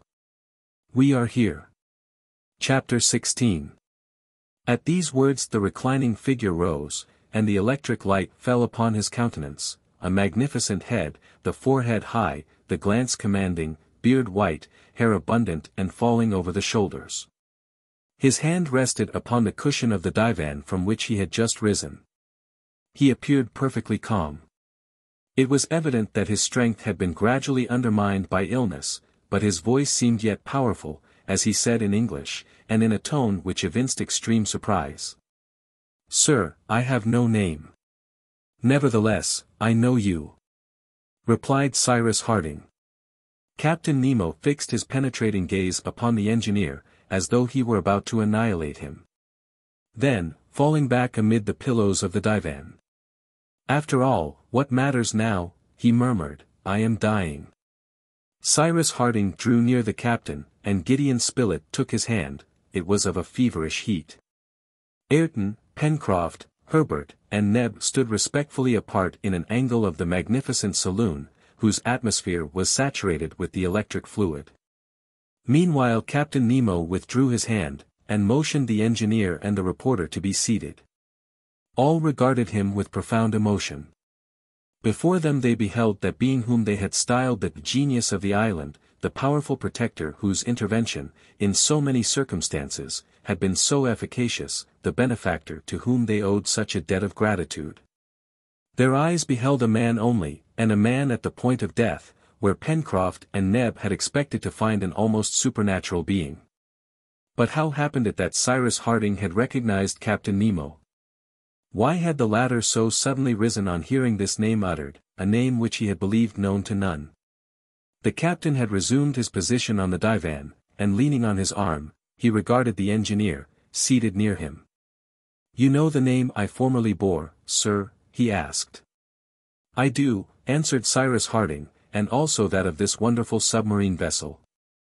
"The Nautilus?" said the captain, with a faint smile. "The Nautilus. But do you know who I am?" "I do. It is nevertheless many years since I have held any communication with the inhabited world. 3 long years have I passed in the depth of the sea, the only place where I have found liberty. Who then can have betrayed my secret?" "A man who was bound to you by no tie, Captain Nemo, and who, consequently, cannot be accused of treachery. The Frenchman who was cast on board my vessel by chance 16 years since." "The same. He and his 2 companions did not then perish in the maelstrom, in the midst of which the Nautilus was struggling. They escaped, and a book has appeared under the title of 20,000 Leagues Under the Sea, which contains your history." "The history of a few months only of my life," interrupted the captain impetuously. "It is true," answered Cyrus Harding, "but a few months of that strange life have sufficed to make you known." "As a great criminal, doubtless," said Captain Nemo, a haughty smile curling his lips. Yes, a rebel, perhaps an outlaw against humanity. The engineer was silent. Well, sir. It is not for me to judge you, Captain Nemo, answered Cyrus Harding, at any rate as regards your past life. I am, with the rest of the world, ignorant of the motives which induced you to adopt this strange mode of existence, and I cannot judge of effects without knowing their causes. But what I do know is, that a beneficent hand has constantly protected us since our arrival on Lincoln Island, that we all owe our lives to a good, generous, and powerful being, and that this being so powerful, good and generous, Captain Nemo, is yourself. It is I, answered the captain simply. The engineer and the reporter rose. Their companions had drawn near, and the gratitude with which their hearts were charged was about to express itself in their gestures and words. Captain Nemo stopped them by a sign, and in a voice which betrayed more emotion than he doubtless intended to show. Wait till you have heard all, he said. And the captain, in a few concise sentences, ran over the events of his life. His narrative was short, yet he was obliged to summon up his whole remaining energy to arrive at the end. He was evidently contending against extreme weakness. Several times Cyrus Harding entreated him to repose for a while, but he shook his head as a man to whom the morrow may never come, and when the reporter offered his assistance. It is useless, he said, my hours are numbered. Captain Nemo was an Indian, the Prince Dakkar, son of a Raja of the then independent territory of Bundelkund. His father sent him, when 10 years of age, to Europe, in order that he might receive an education in all respects complete. And in the hopes that by his talents and knowledge he might one day take a leading part in raising his long degraded and heathen country to a level with the nations of Europe. From the age of 10 years to that of 30 Prince Dakkar, endowed by nature with her richest gifts of intellect, accumulated knowledge of every kind, and in science, literature, and art his researches were extensive and profound. He traveled over the whole of Europe. His rank and fortune caused him to be everywhere sought after, but the pleasures of the world had for him no attractions. Though young and possessed of every personal advantage, he was ever grave, somber even, devoured by an unquenchable thirst for knowledge, and cherishing in the recesses of his heart the hope that he might become a great and powerful ruler of a free and enlightened people. Still, for long the love of science triumphed over all other feelings. He became an artist deeply impressed by the marvels of art, a philosopher to whom no one of the higher sciences was unknown, a statesman versed in the policy of European courts. To the eyes of those who observed him superficially he might have passed for one of those cosmopolitans, curious of knowledge, but disdaining action. One of those opulent travelers, haughty and cynical, who move incessantly from place to place, and are of no country. The history of Captain Nemo has, in fact, been published under the title of 20,000 Leagues Under the Sea. Here, therefore, will apply the observation already made as to the adventures of Ayrton with regard to the discrepancy of dates. Readers should therefore refer to the note already published on this point. This artist, this philosopher, this man was, however, still cherishing the hope instilled into him from his earliest days. Prince Dakkar returned to Bundelkund in the year 1849. He married a noble Indian lady, who was imbued with an ambition not less ardent than that by which he was inspired. 2 children were born to them, whom they tenderly loved. But domestic happiness did not prevent him from seeking to carry out the object at which he aimed. He waited an opportunity. At length, as he vainly fancied, it presented itself. Instigated by princes equally ambitious and less sagacious and more unscrupulous than he was, the people of India were persuaded that they might successfully rise against their English rulers, who had brought them out of a state of anarchy and constant warfare and misery, and had established peace and prosperity in their country. Their ignorance and gross superstition made them the facile tools of their designing chiefs. In 1857 the great Sepoy revolt broke out. Prince Dakkar, under the belief that he should thereby have the opportunity of attaining the object of his long-cherished ambition, was easily drawn into it. He forthwith devoted his talents and wealth to the service of this cause. He aided it in person, he fought in the front ranks, he risked his life equally with the humblest of the wretched and misguided fanatics. He was 10 times wounded in 20 engagements, seeking death but finding it not, but at length the sanguinary rebels were utterly defeated, and the atrocious mutiny was brought to an end. Never before had the British power in India been exposed to such danger, and if, as they had hoped, the sepoys had received assistance from without, the influence and supremacy in Asia of the United Kingdom would have been a thing of the past. The name of Prince Dacre was at that time well known. He had fought openly and without concealment. A price was set upon his head, but he managed to escape from his pursuers. Civilization never recedes, the law of necessity ever forces it onwards. The sepoys were vanquished, and the land of the Rajas of old fell again under the rule of England. Prince Dacre, unable to find that death he courted, returned to the mountain fastnesses of Bundelkund. There, alone in the world, overcome by disappointment at the destruction of all his vain hopes, a prey to profound disgust for all human beings, filled with hatred of the civilized world, he realized the wreck of his fortune. Assembled some score of his most faithful companions, and one day disappeared, leaving no trace behind. Where, then, did he seek that liberty denied him upon the inhabited earth? Under the waves, in the depths of the ocean, where none could follow. The warrior became the man of science. Upon a deserted island of the Pacific he established his dockyard, and there a submarine vessel was constructed from his designs.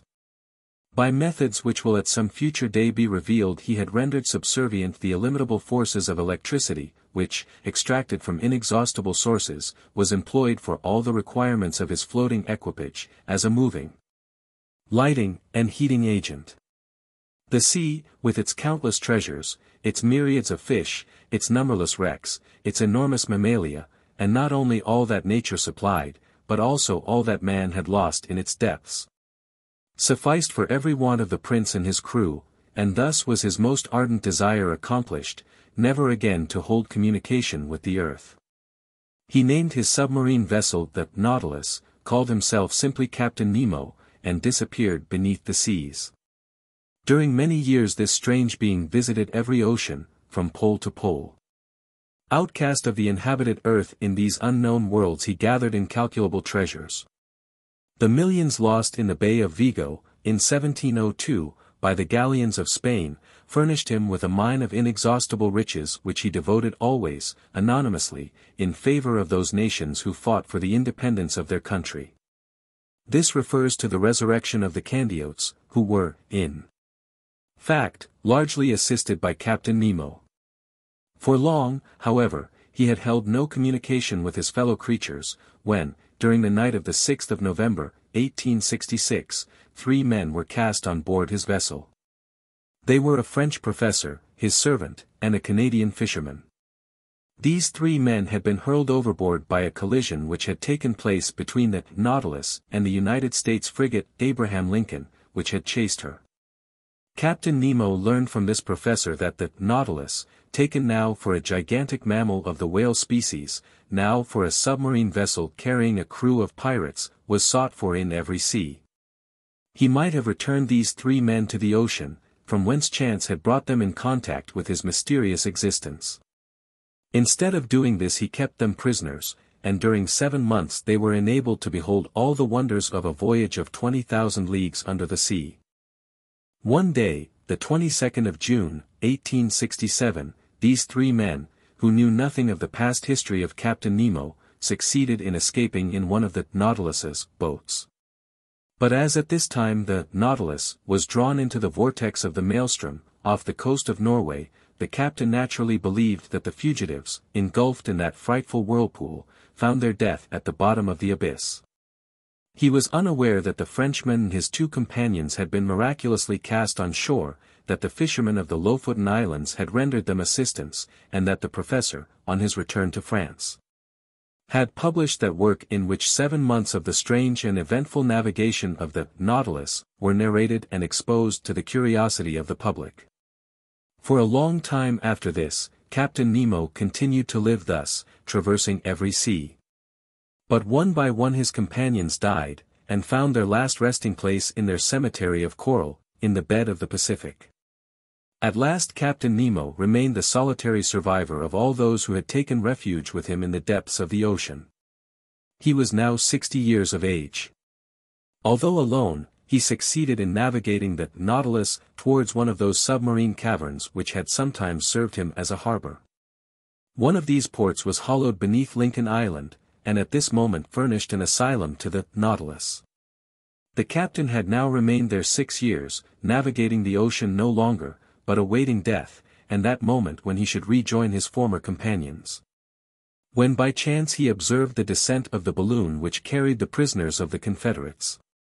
Clad in his diving dress he was walking beneath the water at a few cables' length from the shore of the island, when the engineer had been thrown into the sea. Moved by a feeling of compassion, the captain saved Cyrus Harding. His first impulse was to fly from the vicinity of the 5 castaways. But his harbor refuge was closed, for in consequence of an elevation of the basalt, produced by the influence of volcanic action, he could no longer pass through the entrance of the vault. Though there was sufficient depth of water to allow a light craft to pass the bar, there was not enough for the Nautilus, whose draught of water was considerable. Captain Nemo was compelled, therefore, to remain.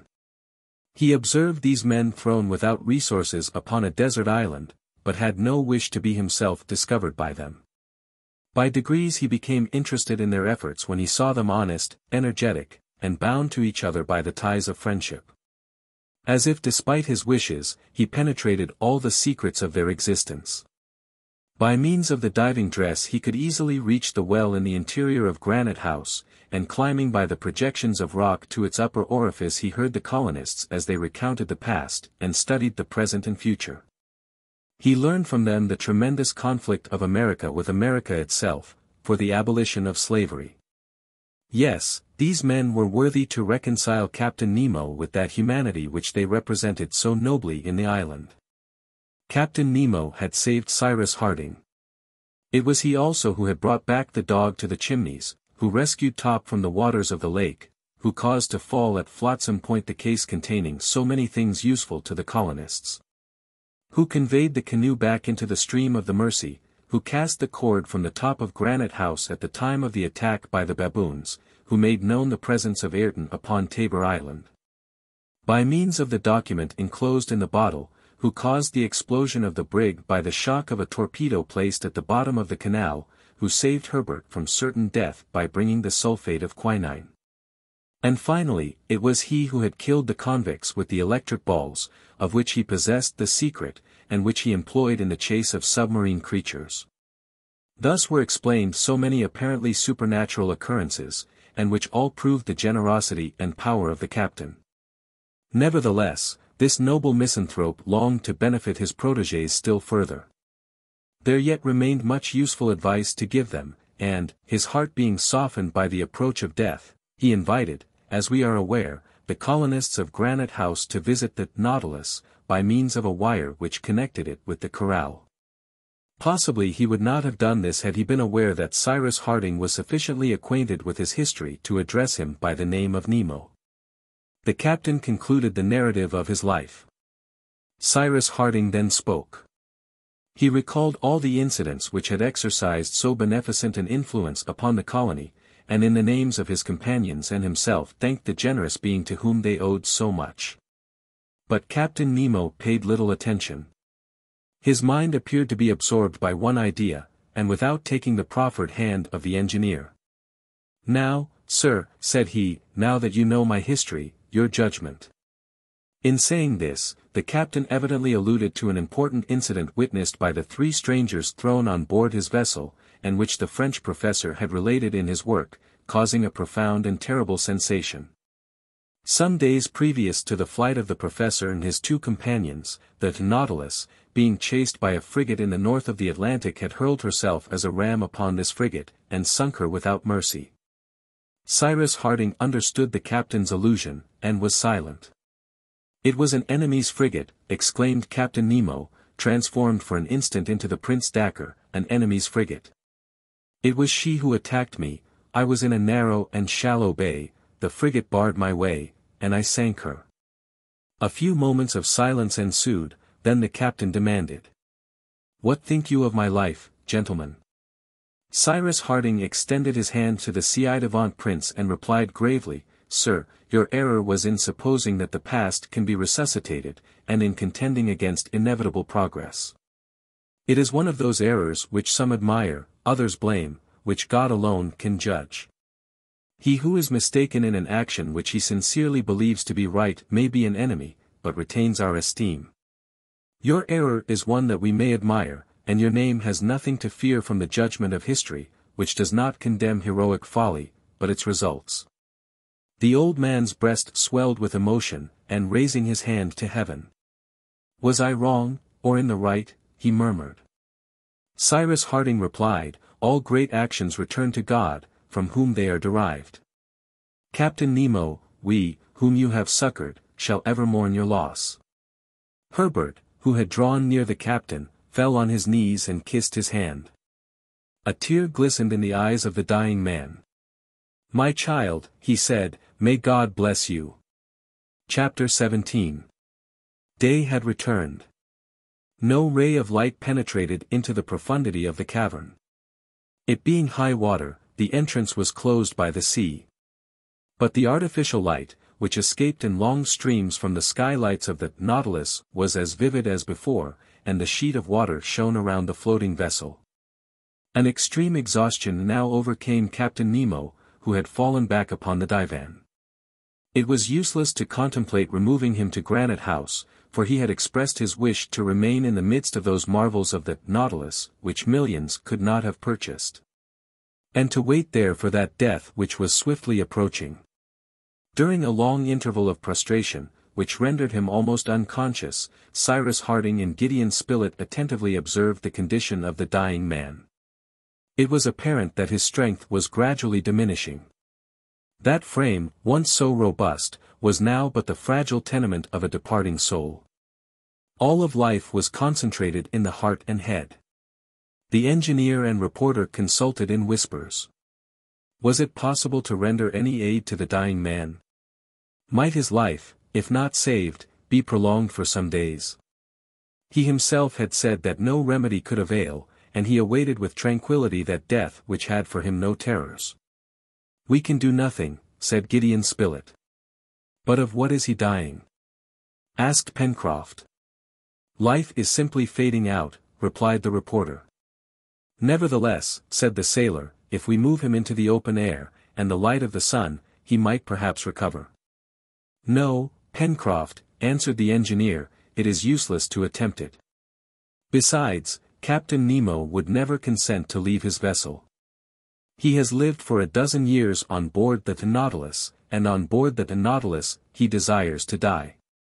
Without doubt Captain Nemo heard Cyrus Harding's reply, for he raised himself slightly, and in a voice more feeble, but always intelligible. "You are right, sir," he said. "I shall die here, it is my wish. And therefore I have a request to make of you."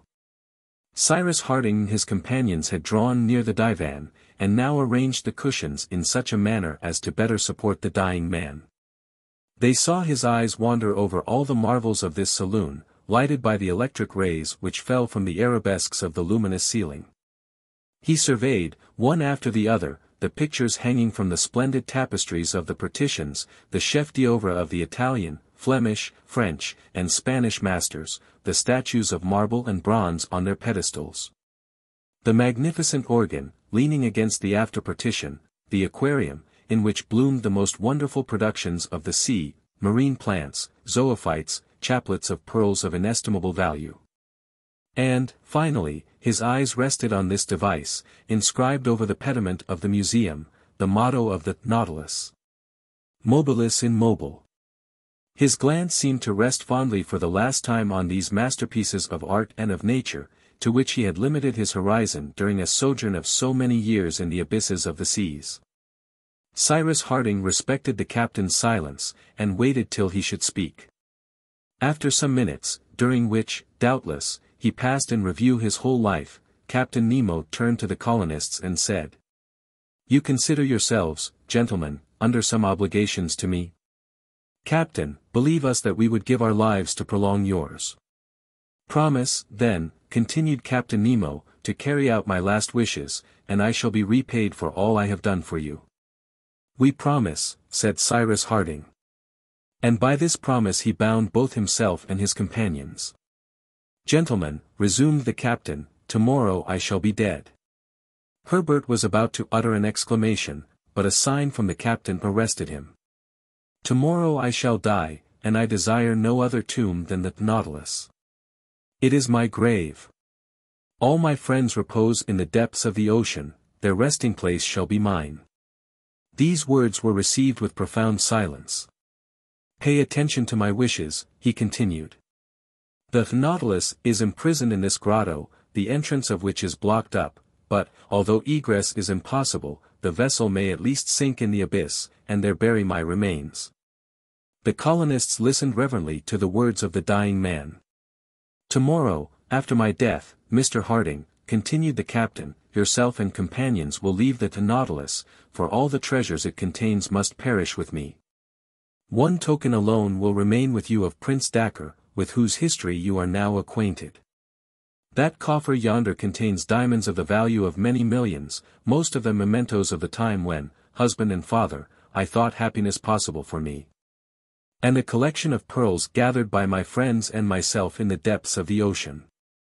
Of this treasure at a future day, you may make good use.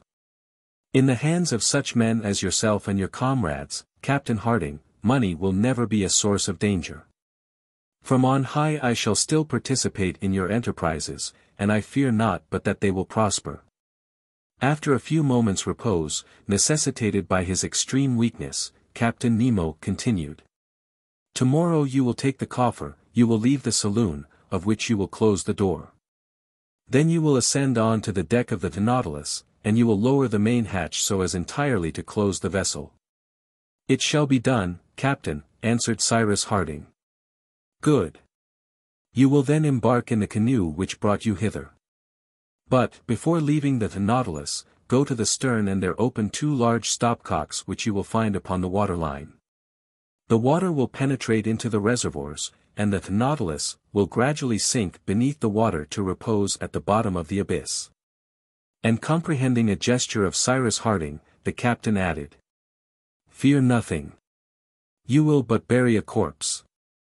Neither Cyrus Harding nor his companions ventured to offer any observation to Captain Nemo. He had expressed his last wishes, and they had nothing to do but to conform to them. I have your promise, gentlemen, added Captain Nemo. You have, Captain, replied the engineer. The captain thanked the colonists by a sign, and requested them to leave him for some hours. Gideon Spilett wished to remain near him, in the event of a crisis coming on, but the dying man refused, saying, I shall live until tomorrow, sir.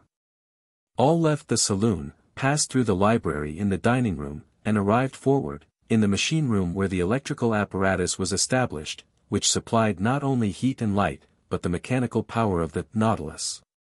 The Nautilus was a masterpiece containing masterpieces within itself, and the engineer was struck with astonishment. The colonists mounted the platform, which rose 7 or 8 feet above the water. There they beheld a thick glass lenticular covering, which protected a kind of large eye, from which flashed forth light.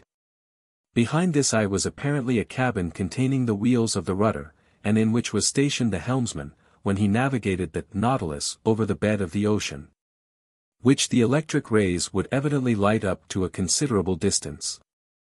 Cyrus Harding and his companions remained for a time silent, for they were vividly impressed by what they had just seen and heard, and their hearts were deeply touched by the thought that he whose arm had so often aided them, the protector whom they had known but a few hours, was at the point of death.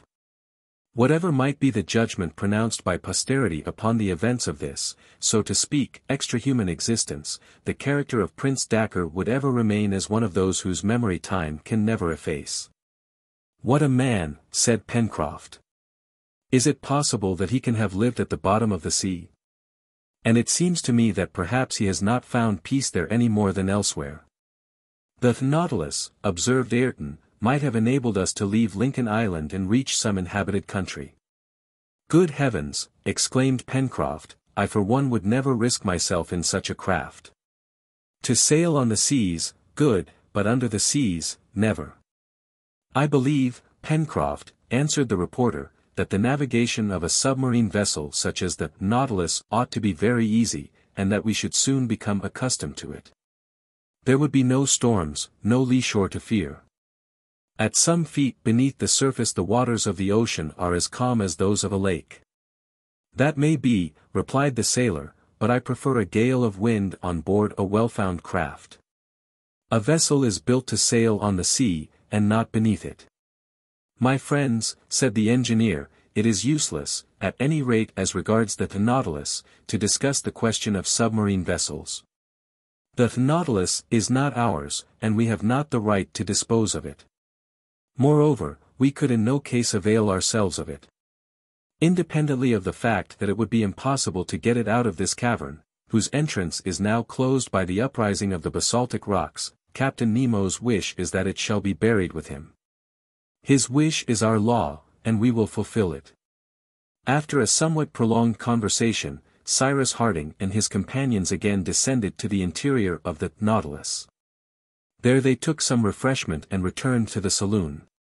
Captain Nemo had somewhat rallied from the prostration which had overcome him, and his eyes shone with their wonted fire. A faint smile even curled his lips. The colonists drew around him. "Gentlemen," said the captain, "you are brave and honest men. You have devoted yourselves to the common weal. Often have I observed your conduct. I have esteemed you, I esteem you still.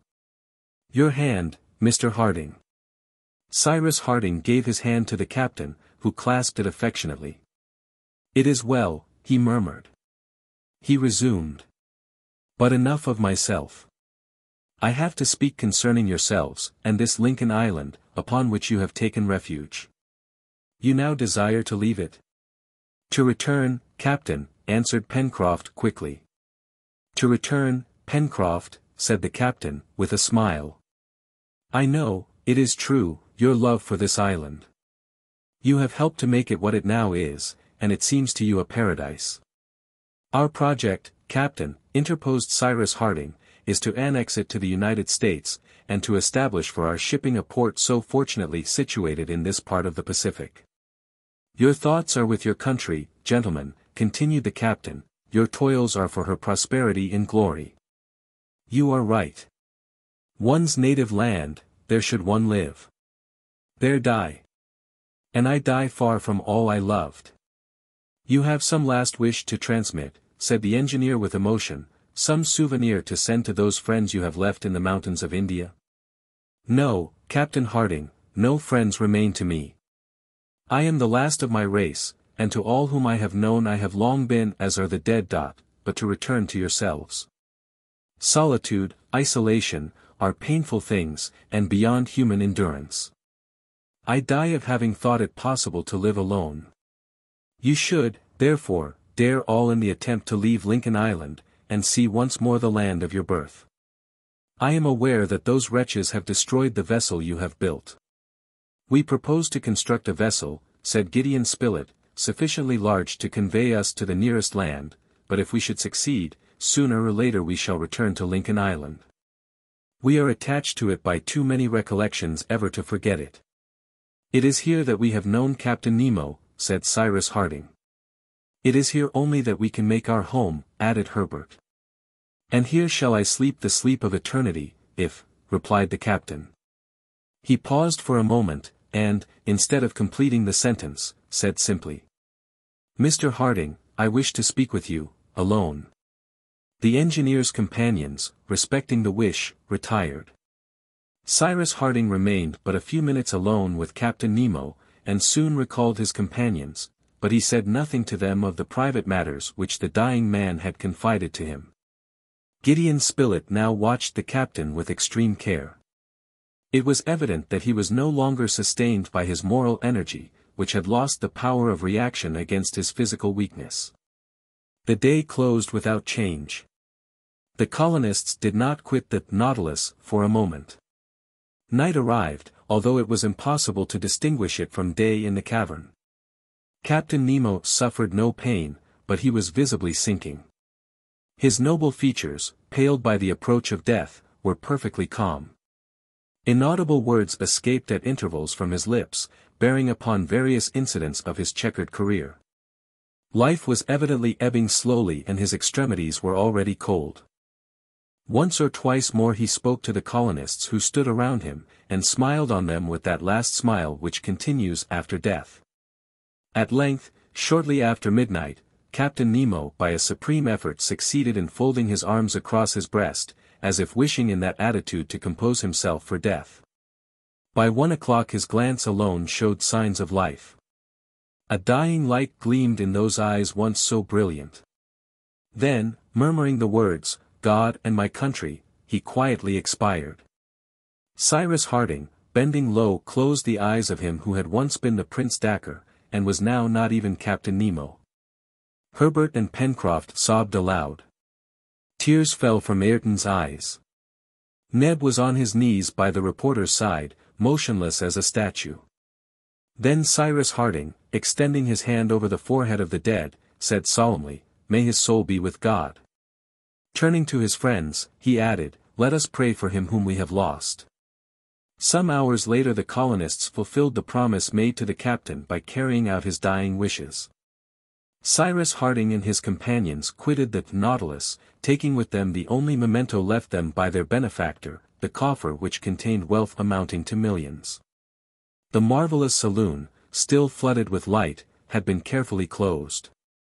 The iron door leading on deck was then securely fastened in such a manner as to prevent even a drop of water from penetrating to the interior of the Nautilus. The colonists then descended into the canoe, which was moored to the side of the submarine vessel. The canoe was now brought around to the stern. There, at the water line, were two large stopcocks communicating with the reservoirs employed in the submersion of the vessel. The stopcocks were opened, the reservoirs filled, and the Nautilus, slowly sinking, disappeared beneath the surface of the lake. But the colonists were yet able to follow its descent through the waves. The powerful light it gave forth lighted up the translucent water, while the cavern became gradually obscure. At length this vast effusion of electric light faded away, and soon after the Nautilus, now the tomb of Captain Nemo, reposed in its ocean bed. Chapter 18. At break of day the colonists regained in silence the entrance of the cavern, to which they gave the name of Dacre Grotto, in memory of Captain Nemo. It was now low water, and they passed without difficulty under the arcade, washed on the right by the sea. The canoe was left here, carefully protected from the waves. As additional precaution, Pencroff, Neb, and Ayrton drew it up on a little beach which bordered one of the sides of the grotto, in a spot where it could run no risk of harm. The storm had ceased during the night. The last low mutterings of the thunder died away in the west. Rain fell no longer, but the sky was yet obscured by clouds.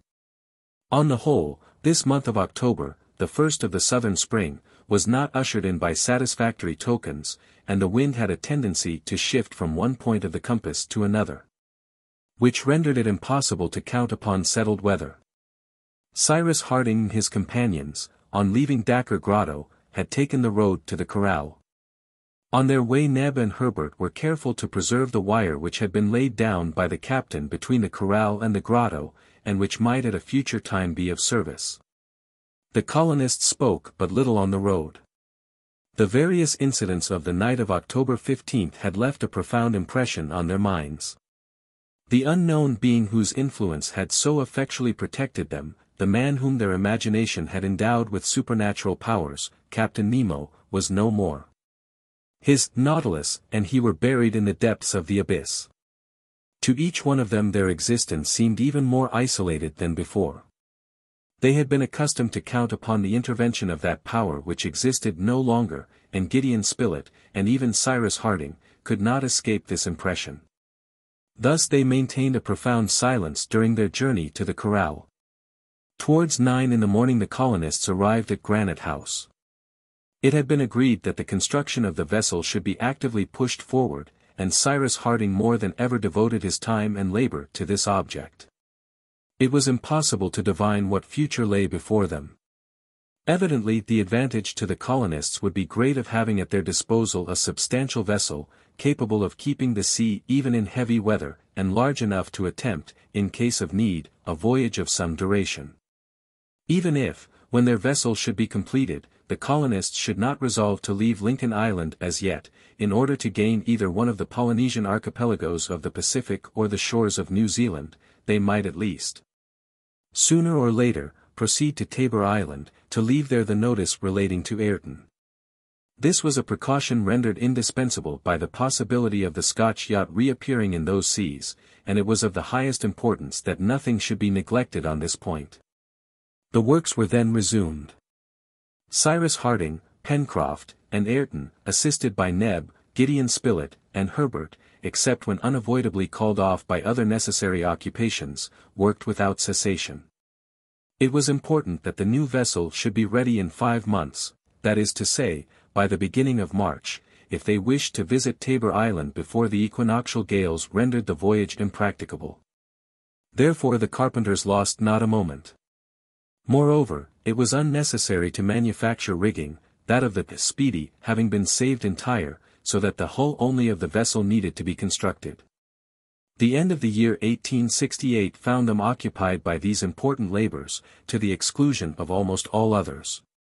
At the expiration of 2 months and a half the ribs had been set up and the first planks adjusted. It was already evident that the plans made by Cyrus Harding were admirable, and that the vessel would behave well at sea. Pencroff brought to the task a devouring energy, and would even grumble when one or the other abandoned the carpenter's axe for the gun of the hunter. It was nevertheless necessary to keep up the stores of Granite House, in view of the approaching winter. But this did not satisfy Pencroff. The brave, honest sailor was not content when the workmen were not at the dockyard. When this happened he grumbled vigorously, and, by way of venting his feelings, did the work of 6 men. The weather was very unfavorable during the whole of the summer season. For some days the heat was overpowering, and the atmosphere, saturated with electricity, was only cleared by violent storms. It was rarely that the distant growling of the thunder could not be heard, like a low but incessant murmur, such as is produced in the equatorial regions of the globe. The 1st of January, 1869, was signalized by a storm of extreme violence, and the thunder burst several times over the island. Large trees were struck by the electric fluid and shattered, and among others one of those gigantic nettle trees which had shaded the poultry yard at the southern extremity of the lake. Had this meteor any relation to the phenomena going on in the bowels of the earth? Was there any connection between the commotion of the atmosphere and that of the interior of the earth? Cyrus Harding was inclined to think that such was the case, for the development of these storms was attended by the renewal of volcanic symptoms. It was on the 3rd of January that Herbert, having ascended at daybreak to the plateau of Prospect Heights to harness one of the onagers, perceived an enormous hat-shaped cloud rolling from the summit of the volcano. Herbert immediately apprised the colonists, who at once joined him in watching the summit of Mount Franklin. "Ah," exclaimed Pencroff, "those are not vapors this time. It seems to me that the giant is not content with breathing, he must smoke." This figure of speech employed by the sailor exactly expressed the changes going on at the mouth of the volcano. Already for 3 months had the crater emitted vapors more or less dense, but which were as yet produced only by an internal ebullition of mineral substances. But now the vapors were replaced by a thick smoke, rising in the form of a grayish column, more than 300 feet in width at its base, and which spread like an immense mushroom to a height of from 700 to 800 feet above the summit of the mountain. "The fire is in the chimney," observed Gideon Spilett. "And we can't put it out," replied Herbert. "The volcano ought to be swept," observed Neb, who spoke as if perfectly serious. "Well said, Neb," cried Pencroff, with a shout of laughter. "And you'll undertake the job, no doubt." Cyrus Harding attentively observed the dense smoke emitted by Mount Franklin, and even listened, as if expecting to hear some distant muttering. Then, turning towards his companions, from whom he had gone somewhat apart, he said, "The truth is, my friends, we must not conceal from ourselves that an important change is going forward. The volcanic substances are no longer in a state of ebullition, they have caught fire, and we are undoubtedly menaced by an approaching eruption. Well, Captain, said Pencroff, we shall witness the eruption. And if it is a good one, we'll applaud it. I don't see that we need concern ourselves further about the matter. It may be so, replied Cyrus Harding, for the ancient track of the lava is still open. And thanks to this, the crater has hitherto overflowed towards the north. And yet, as we can derive no advantage from an eruption, it might be better it should not take place, said the reporter. Who knows, answered the sailor. Perhaps there may be some valuable substance in this volcano, which it will spout forth, and which we may turn to good account. Cyrus Harding shook his head with the air of a man who augured no good from the phenomenon whose development had been so sudden. He did not regard so lightly as Pencroff the results of an eruption. If the lava, in consequence of the position of the crater, did not directly menace the wooded and cultivated parts of the island, other complications might present themselves. In fact, eruptions are not unfrequently accompanied by earthquakes. And an island of the nature of Lincoln Island, formed of substances so varied, basalt on one side, granite on the other, lava on the north, rich soil on the south, substances which consequently could not be firmly attached to each other, would be exposed to the risk of disintegration. Although, therefore, the spreading of the volcanic matter might not constitute a serious danger, any movement of the terrestrial structure which should shake the island might entail the gravest consequences. It seems to me, said Ayrton, who had reclined so as to place his ear to the ground, it seems to me that I can hear a dull, rumbling sound, like that of a wagon loaded with bars of iron. The colonists listened with the greatest attention, and were convinced that Ayrton was not mistaken. The rumbling was mingled with a subterranean roar, which formed a sort of rinforzando, and died slowly away, as if some violent storm had passed through the profundities of the globe. But no explosion properly so termed, could be heard. It might therefore be concluded that the vapors and smoke found a free passage through the central shaft, and that the safety valve being sufficiently large, no convulsion would be produced, no explosion was to be apprehended. Well, then, said Pencroff, are we not going back to work? Let Mount Franklin smoke, groan, bellow, or spout forth fire and flame as much as it pleases, that is no reason why we should be idle. Come, Ayrton, Neb, Herbert, Captain Harding, Mr. Spilett, every one of us must turn to at our work today. We are going to place the keelson, and a dozen pair of hands would not be too many. Before 2 months I want our new Bonadventure, for we shall keep the old name, shall we not? To float on the waters of Port Balloon. Therefore there is not an hour to lose. All the colonists, their services thus requisitioned by Pencroff, descended to the dockyard, and proceeded to place the keelson, a thick mass of wood which forms the lower portion of a ship and unites firmly the timbers of the hull. It was an arduous undertaking, in which all took part. They continued their labors during the whole of this day, the 3rd of January, without thinking further of the volcano, which could not, besides, be seen from the shore of Granite House. But once or twice, large shadows, veiling the sun, which described its diurnal arc through an extremely clear sky, indicated that a thick cloud of smoke passed between its disk and the island. The wind, blowing on the shore, carried all these vapors to the westward. Cyrus Harding and Gideon Spilett remarked these somber appearances, and from time to time discussed the evident progress of the volcanic phenomena, but their work went on without interruption. It was, besides, of the first importance from every point of view, that the vessel should be finished with the least possible delay. In presence of the eventualities which might arise, the safety of the colonists would be to a great extent secured by their ship. Who could tell that it might not prove some day their only refuge? In the evening, after supper, Cyrus Harding, Gideon Spilett, and Herbert again ascended the plateau of Prospect Heights. It was already dark, and the obscurity would permit them to ascertain if flames or incandescent matter thrown up by the volcano were mingled with the vapor and smoke accumulated at the mouth of the crater. "The crater is on fire," said Herbert, who, more active than his companion, first reached the plateau. Mount Franklin, distant about 6 miles, now appeared like a gigantic torch, around the summit of which turned fuliginous flames. So much smoke, and possibly scoriae and cinders were mingled with them, that their light gleamed but faintly amid the gloom of the night. But a kind of lurid brilliancy spread over the island, against which stood out confusedly the wooded masses of the heights. Immense whirlwinds of vapor obscured the sky, through which glimmered a few stars. "The change is rapid," said the engineer. "That is not surprising," answered the reporter.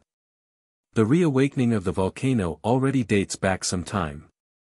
You may remember, Cyrus, that the first vapors appeared about the time we searched the sides of the mountain to discover Captain Nemo's retreat. It was, if I mistake not, about the 15th of October. "Yes," replied Herbert, 2 months and a half ago. "The subterranean fires have therefore been smoldering for 10 weeks, resumed Gideon Spilett, and it is not to be wondered at that they now break out with such violence." "Do not you feel a certain vibration of the soil?" asked Cyrus Harding. "Yes," replied Gideon Spilett, "but there is a great difference between that and an earthquake." "I do not affirm that we are menaced with an earthquake," answered Cyrus Harding, "may God preserve us from that. No, these vibrations are due to the effervescence of the central fire. The crust of the earth is simply the shell of a boiler, and you know that such a shell, under the pressure of steam, vibrates like a sonorous plate. It is this effect which is being produced at this moment." "What magnificent flames!" exclaimed Herbert. At this instant a kind of bouquet of flames shot forth from the crater, the brilliancy of which was visible even through the vapors. Thousands of luminous sheets and barbed tongues of fire were cast in various directions. Some, extending beyond the dome of smoke, dissipated it, leaving behind an incandescent powder. This was accompanied by successive explosions, resembling the discharge of a battery of machine guns. Cyrus Harding, the reporter, and Herbert, after spending an hour on the plateau of Prospect Heights, again descended to the beach, and returned to Granite House. The engineer was thoughtful and preoccupied, so much so, indeed, that Gideon Spilett inquired if he apprehended any immediate danger, of which the eruption might directly or indirectly be the cause. "Yes, and no," answered Cyrus Harding. "Nevertheless," continued the reporter, "would not the greatest misfortune which could happen to us be an earthquake which would overturn the island?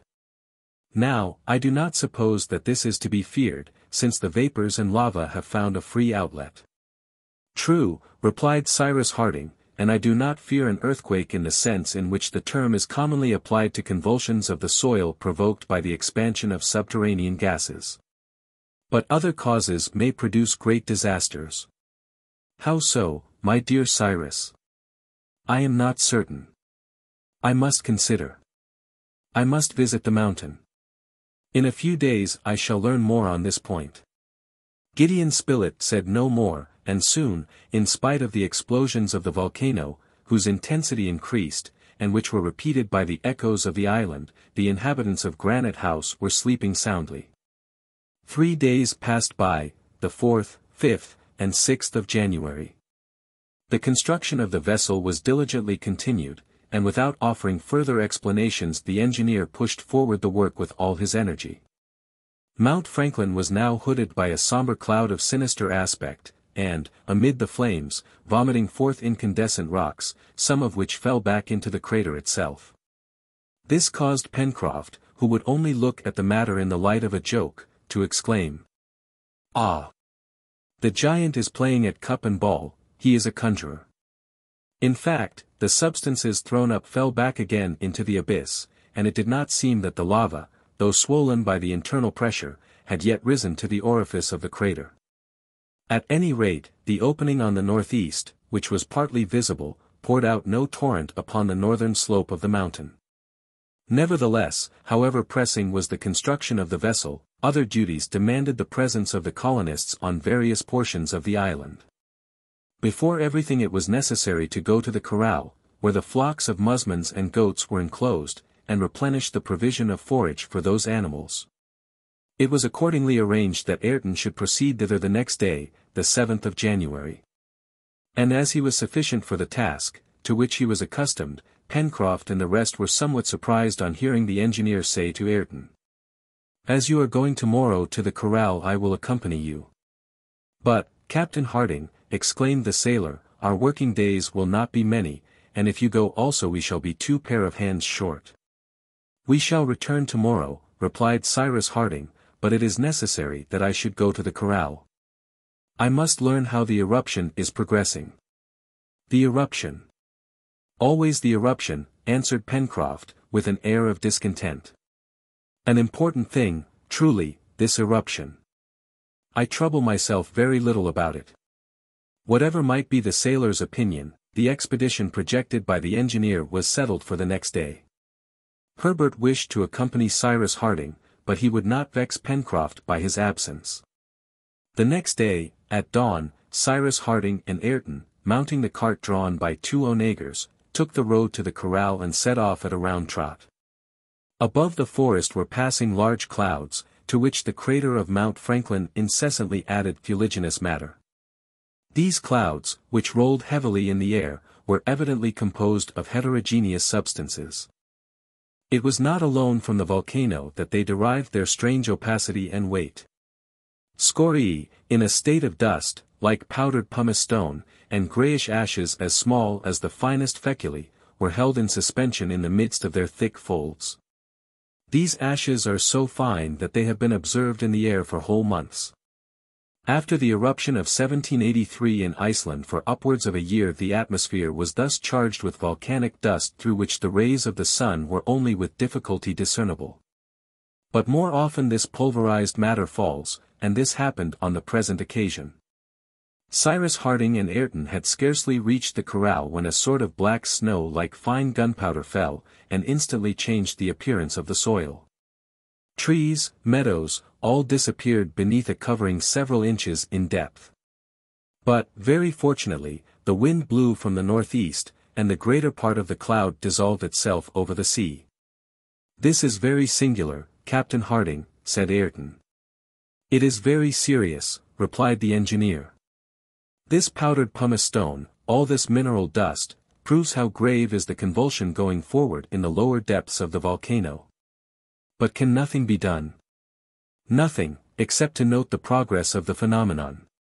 Do you, therefore, Ayrton, occupy yourself with the necessary work at the corral. In the meantime I will ascend just beyond the source of Red Creek and examine the condition of the mountain upon its northern aspect. Then—" "Well, Captain Harding?" "Then we will pay a visit to Dakkar Grotto. I wish to inspect it. At any rate I will come back for you in 2 hours." Ayrton then proceeded to enter the corral, and, while awaiting the engineer's return, busied himself with the musmons and goats, which seemed to feel a certain uneasiness in presence of these first signs of an eruption. Meanwhile Cyrus Harding ascended the crest of the eastern spur, passed Red Creek, and arrived at the spot where he and his companions had discovered a sulphureous spring at the time of their first exploration. How changed was everything! Instead of a single column of smoke he counted 13, forced through the soil as if violently propelled by some piston. It was evident that the crust of the earth was subjected in this part of the globe to a frightful pressure. The atmosphere was saturated with gases and carbonic acid, mingled with aqueous vapors. Cyrus Harding felt the volcanic tufa with which the plain was strewn, and which was but pulverized cinders hardened into solid blocks by time, tremble beneath him, but he could discover no traces of fresh lava. The engineer became more assured of this when he observed all the northern part of Mount Franklin. Pillars of smoke and flame escaped from the crater, a hail of scoriae fell on the ground. But no current of lava burst from the mouth of the volcano, which proved that the volcanic matter had not yet attained the level of the superior orifice of the central shaft. "But I would prefer that it were so," said Cyrus Harding to himself. "At any rate, I should then know that the lava had followed its accustomed track. Who can say that it may not take a new course? But the danger does not consist in that. Captain Nemo foresaw it clearly. No, the danger does not lie there." Cyrus Harding advanced towards the enormous causeway whose prolongation enclosed the narrow Shark Gulf. He could now sufficiently examine on this side the ancient channels of the lava. There was no doubt in his mind that the most recent eruption had occurred at a far distant epoch. He then returned by the same way, listening attentively to the subterranean mutterings which rolled like long-continued thunder, interrupted by deafening explosions. At 9 in the morning he reached the corral. Ayrton awaited him. "The animals are cared for, Captain Harding," said Ayrton. "Good, Ayrton." "They seem uneasy, Captain Harding." "Yes, instinct speaks through them, and instinct is never deceived." "Are you ready?" "Take a lamp, Ayrton," answered the engineer. "We will start at once." Ayrton did as desired. The onagers, unharnessed, roamed in the corral. The gate was secured on the outside, and Cyrus Harding, preceding Ayrton, took the narrow path which led westward to the shore. The soil they walked upon was choked with the pulverized matter fallen from the cloud. No quadruped appeared in the woods. Even the birds had fled. Sometimes a passing breeze raised the covering of ashes, and the two colonists, enveloped in a whirlwind of dust, lost sight of each other. They were then careful to cover their eyes and mouths with handkerchiefs, for they ran the risk of being blinded and suffocated. It was impossible for Cyrus Harding and Ayrton, with these impediments, to make rapid progress. Moreover, the atmosphere was close, as if the oxygen had been partly burned up, and had become unfit for respiration.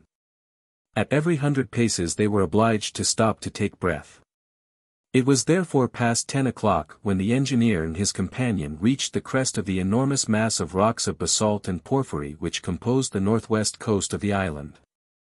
Ayrton and Cyrus Harding commenced the descent of this abrupt declivity, following almost step for step the difficult path which, during that stormy night, had led them to Dakkar Grotto. In open day the descent was less perilous, and, besides, the bed of ashes which covered the polished surface of the rock enabled them to make their footing more secure. The ridge at the end of the shore, about 40 feet in height, was soon reached. Cyrus Harding recollected that this elevation gradually sloped towards the level of the sea. Although the tide was at present low, no beach could be seen, and the waves, thickened by the volcanic dust, beat upon the basaltic rocks. Cyrus Harding and Ayrton found without difficulty the entrance to Dakkar Grotto, and paused for a moment at the last rock before it. "The iron boat should be there," said the engineer. "It is here, Captain Harding," replied Ayrton, drawing towards him the fragile craft, which was protected by the arch of the vault. "On board, Ayrton." The two colonists stepped into the boat. A slight undulation of the waves carried it farther under the low arch of the crypt, and there Ayrton, with the aid of flint and steel, lighted the lamp. He then took the oars, and the lamp having been placed in the bow of the boat, so that its rays fell before them, Cyrus Harding took the helm and steered through the shades of the grotto. The Nautilus was there no longer to illuminate the cavern with its electric light. Possibly it might not yet be extinguished, but no ray escaped from the depths of the abyss in which reposed all that was mortal of Captain Nemo. The light afforded by the lamp, although feeble, nevertheless enabled the engineer to advance slowly, following the wall of the cavern. A deathlike silence reigned under the vaulted roof, or at least in the anterior portion, for soon Cyrus Harding distinctly heard the rumbling which proceeded from the bowels of the mountain. "That comes from the volcano," he said. Besides these sounds, the presence of chemical combinations was soon betrayed by their powerful odor, and the engineer and his companion were almost suffocated by sulphurous vapors.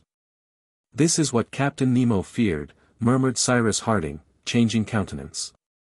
"We must go to the end, notwithstanding."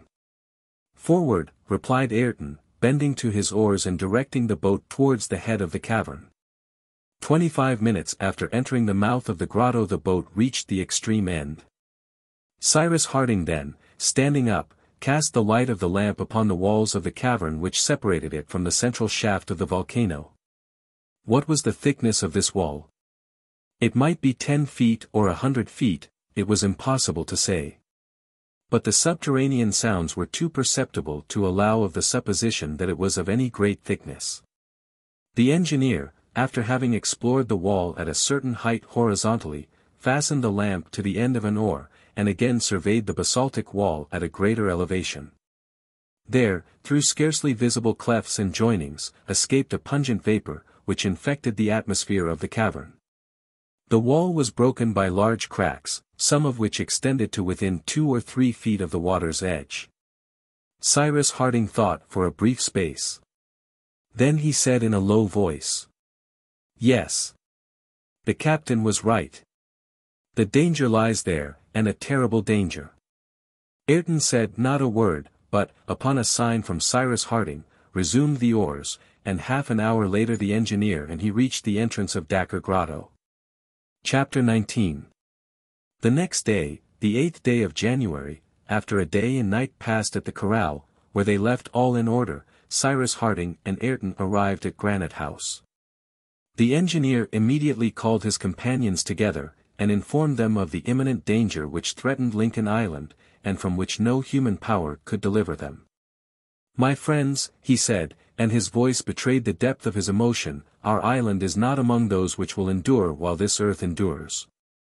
It is doomed to more or less speedy destruction, the cause of which it bears within itself, and from which nothing can save it." The colonists looked at each other, then at the engineer. They did not clearly comprehend him. "Explain yourself, Cyrus," said Gideon Spilett. "I will do so," replied Cyrus Harding, "or rather I will simply afford you the explanation which, during our few minutes of private conversation, was given me by Captain Nemo." "Captain Nemo!" exclaimed the colonists. "Yes, and it was the last service he desired to render us before his death." "The last service," exclaimed Pencroff, "the last service. You will see that though he is dead he will render us others yet." "But what did the captain say?" inquired the reporter. "I will tell you, my friends," said the engineer. "Lincoln Island does not resemble the other islands of the Pacific, and a fact of which Captain Nemo has made me cognizant must sooner or later bring about the subversion of its foundation." "Nonsense! Lincoln Island, it can't be!" cried Pencroff, who, in spite of the respect he felt for Cyrus Harding, could not prevent a gesture of incredulity. "Listen, Pencroff," resumed the engineer, "I will tell you what Captain Nemo communicated to me, and which I myself confirmed yesterday, during the exploration of Dakkar Grotto. This cavern stretches under the island as far as the volcano, and is only separated from its central shaft by the wall which terminates it. Now, this wall is seamed with fissures and clefts which already allow the sulfurous gases generated in the interior of the volcano to escape." "Well," said Pencroff, his brows suddenly contracting. "Well, then, I saw that these fissures widen under the internal pressure from within. That the wall of basalt is gradually giving way and that after a longer or shorter period it will afford a passage to the waters of the lake which fill the cavern." "Good," replied Pencroff, with an attempt at pleasantry. "The sea will extinguish the volcano, and there will be an end of the matter." "Not so," said Cyrus Harding, "should a day arrive when the sea, rushing through the wall of the cavern, penetrates by the central shaft into the interior of the island to the boiling lava. Lincoln Island will that day be blown into the air, just as would happen to the island of Sicily were the Mediterranean to precipitate itself into Mount Etna." The colonists made no answer to these significant words of the engineer. They now understood the danger by which they were menaced. It may be added that Cyrus Harding had in no way exaggerated the danger to be apprehended. Many persons have formed an idea that it would be possible to extinguish volcanoes, which are almost always situated on the shores of a sea or lake, by opening a passage for the admission of the water. But they are not aware that this would be to incur the risk of blowing up a portion of the globe, like a boiler whose steam is suddenly expanded by intense heat. The water, rushing into a cavity whose temperature might be estimated at thousands of degrees, would be converted into steam with a sudden energy which no enclosure could resist. It was not therefore doubtful that the island, menaced by a frightful and approaching convulsion, would endure only so long as the wall of Dakkar Grotto itself should endure. It was not even a question of months, nor of weeks, but of days. It might be of hours. The first sentiment which the colonists felt was that of profound sorrow. They thought not so much of the peril which menaced themselves personally, but of the destruction of the island which had sheltered them, which they had cultivated, which they loved so well, and had hoped to render so flourishing. So much effort ineffectually expended, so much labor lost. Pencroff could not prevent a large tear from rolling down his cheek, nor did he attempt to conceal it. Some further conversation now took place.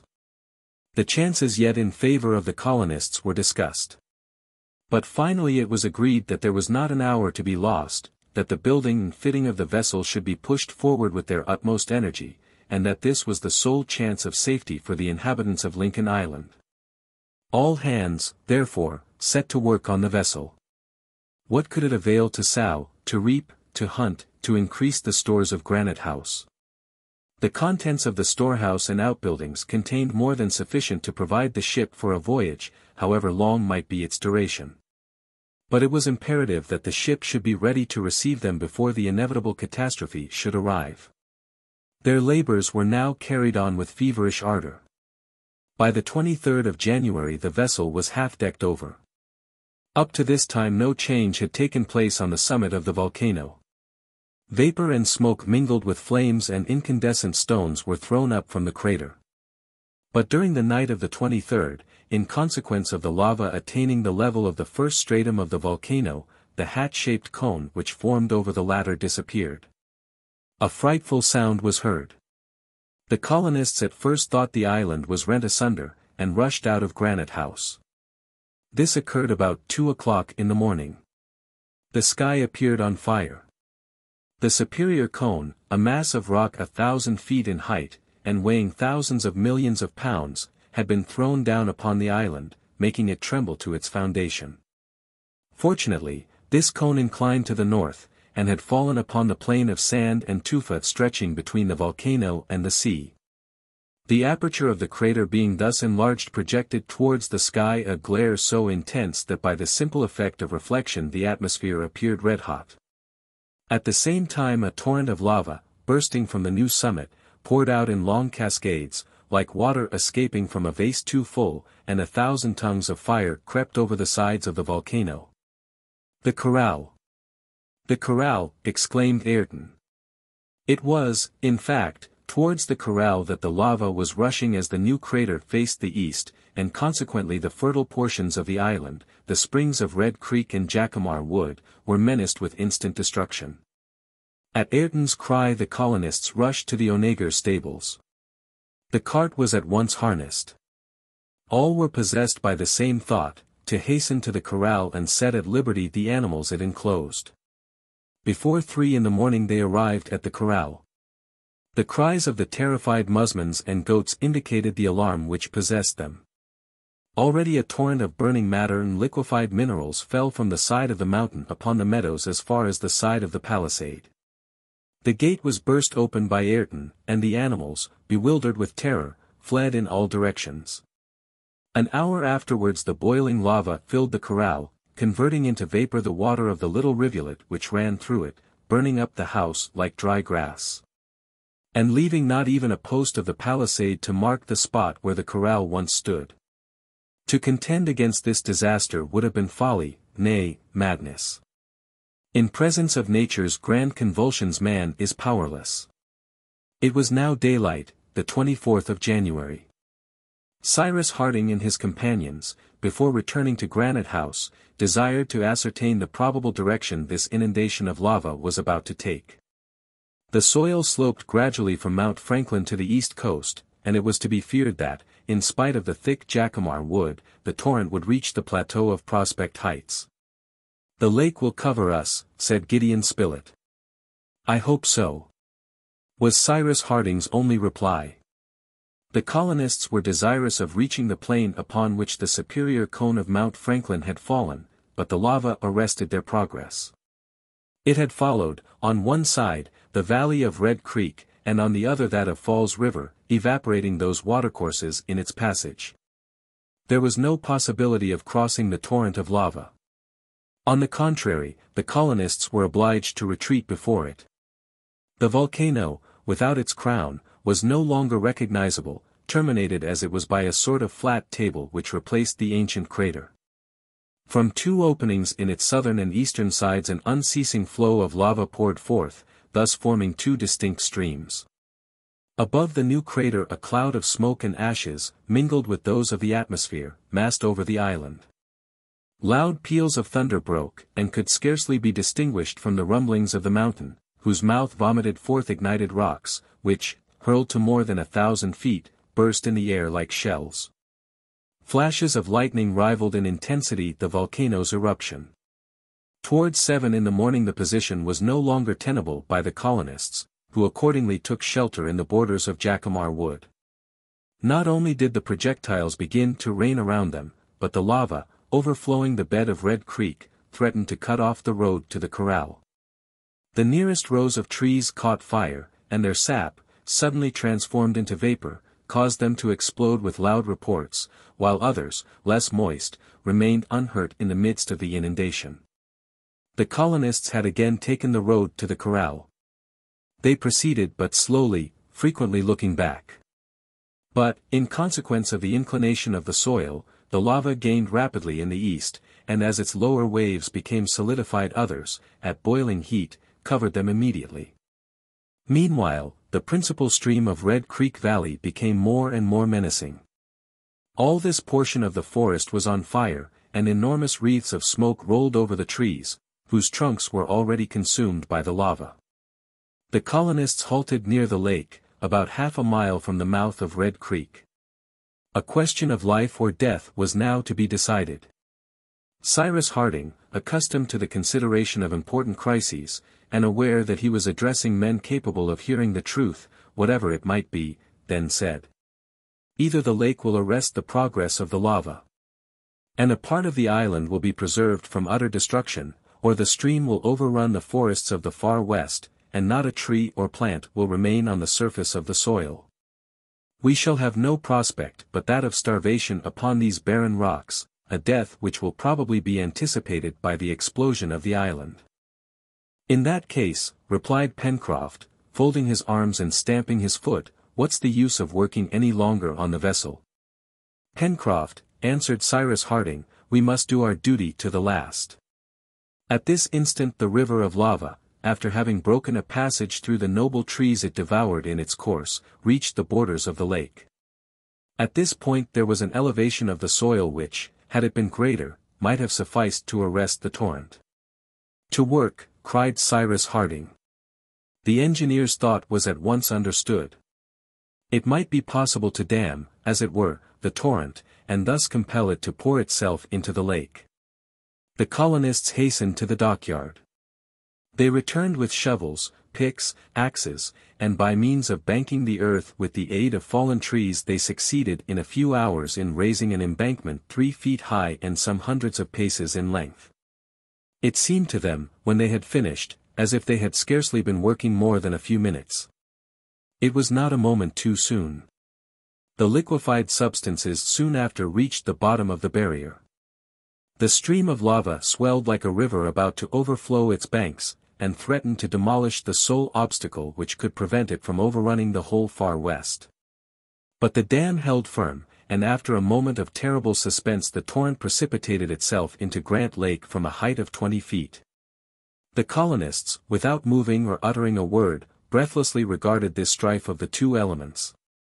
What a spectacle was this conflict between water and fire! What pen could describe the marvelous horror of this scene, what pencil could depict it? The water hissed as it evaporated by contact with the boiling lava. The vapor whirled in the air to an immeasurable height, as if the valves of an immense boiler had been suddenly opened. But, however considerable might be the volume of water contained in the lake, it must eventually be absorbed, because it was not replenished, while the stream of lava, fed from an inexhaustible source, rolled on without ceasing new waves of incandescent matter. The first waves of lava which fell in the lake immediately solidified and accumulated so as speedily to emerge from it. Upon their surface fell other waves, which in their turn became stone, but a step nearer the center of the lake. In this manner was formed a pier which threatened to gradually fill up the lake, which could not overflow, the water displaced by the lava being evaporated. The hissing of the water rent the air with a deafening sound, and the vapor, blown by the wind, fell in rain upon the sea. The pier became longer and longer, and the blocks of lava piled themselves one on another. Where formerly stretched the calm waters of the lake now appeared an enormous mass of smoking rocks, as if an upheaving of the soil had formed immense shoals. Imagine the waters of the lake aroused by a hurricane, then suddenly solidified by an intense frost, and some conception may be formed of the aspect of the lake 3 hours after the eruption of this irresistible torrent of lava. This time water would be vanquished by fire. Nevertheless, it was a fortunate circumstance for the colonists that the effusion of lava should have been in the direction of Lake Grant. They had before them some days' respite. The plateau of Prospect Heights, Granite House, and the dockyard were for the moment preserved.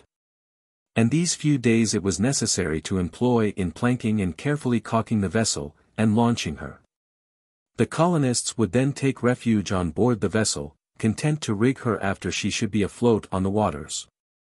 With the danger of an explosion which threatened to destroy the island, there could be no security on shore. The walls of Granite House, once so sure a retreat, might at any moment fall in upon them. During the 6 following days, from the 25th to the 30th of January, the colonists accomplished as much of the construction of their vessel as 20 men could have done.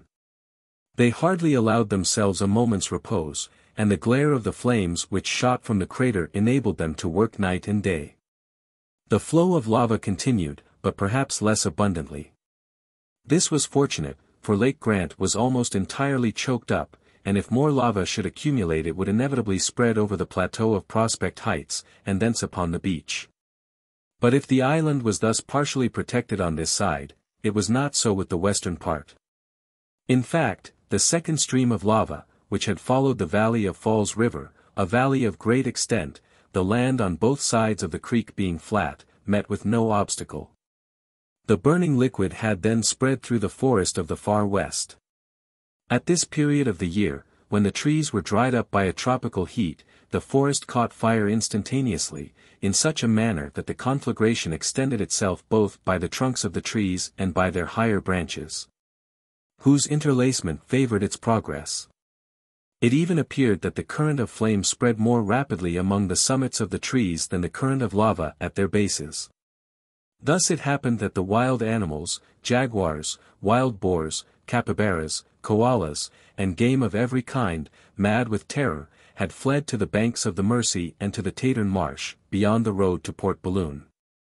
But the colonists were too much occupied with their task to pay any attention to even the most formidable of these animals. They had abandoned Granite House, and would not even take shelter at the Chimneys, but encamped under a tent, near the mouth of the Mersey. Each day Cyrus Harding and Gideon Spilett ascended the plateau of Prospect Heights. Sometimes Herbert accompanied them, but never Pencroff, who could not bear to look upon the prospect of the island now so utterly devastated. It was, in truth, a heartrending spectacle. All the wooded part of the island was now completely bare. One single clump of green trees raised their heads at the extremity of Serpentine Peninsula. Here and there were a few grotesque blackened and branchless stumps. The side of the devastated forest was even more barren than Tathern Marsh. The eruption of lava had been complete. Where formerly sprang up that charming verdure, the soil was now nothing but a savage mass of volcanic tufa. In the valleys of the Falls and Mersey rivers no drop of water now flowed towards the sea, and should Lake Grant be entirely dried up, the colonists would have no means of quenching their thirst. But, fortunately the lava had spared the southern corner of the lake, containing all that remained of the drinking water of the island. Towards the northwest stood out the rugged and well-defined outlines of the sides of the volcano, like a gigantic claw hovering over the island. What a sad and fearful sight, and how painful to the colonists, who, from a fertile domain covered with forests, irrigated by watercourses, and enriched by the produce of their toils, found themselves, as it were, transported to a desolate rock, upon which, but for their reserves of provisions, they could not even gather the means of subsistence. "It is enough to break one's heart," said Gideon Spilett, one day. "Yes, Spilett," answered the engineer. "May God grant us the time to complete this vessel, now our sole refuge. Do not you think, Cyrus, that the violence of the eruption has somewhat lessened?" The volcano still vomits forth lava, but somewhat less abundantly, if I mistake not. It matters little, answered Cyrus Harding. The fire is still burning in the interior of the mountain, and the sea may break in at any moment. We are in the condition of passengers whose ship is devoured by a conflagration which they cannot extinguish, and who know that sooner or later the flames must reach the powder magazine. To work, Spilett, to work, and let us not lose an hour. During 8 days more, that is to say until the 7th of February, the lava continued to flow, but the eruption was confined within the previous limits. Cyrus Harding feared above all lest the liquefied matter should overflow the shore, for in that event the dockyard could not escape. Moreover, about this time the colonists felt in the frame of the island vibrations which alarmed them to the highest degree. It was the 20th of February. Yet another month must elapse before the vessel would be ready for sea. Would the island hold together till then? The intention of Pencroff and Cyrus Harding was to launch the vessel as soon as the hull should be complete. The deck, the upper works, the interior woodwork and the rigging might be finished afterwards, but the essential point was that the colonists should have an assured refuge away from the island. Perhaps it might be even better to conduct the vessel to Port Balloon, that is to say, as far as possible from the center of eruption, for at the mouth of the Mercy, between the islet and the wall of granite, it would run the risk of being crushed in the event of any convulsion. All the exertions of the voyagers were therefore concentrated upon the completion of the hull. Thus the 3rd of March arrived, and they might calculate upon launching the vessel in 10 days. Hope revived in the hearts of the colonists, who had, in this 4th year of their sojourn on Lincoln Island, suffered so many trials. Even Pencroff lost in some measure the somber taciturnity occasioned by the devastation and ruin of his domain. His hopes, it is true, were concentrated upon his vessel.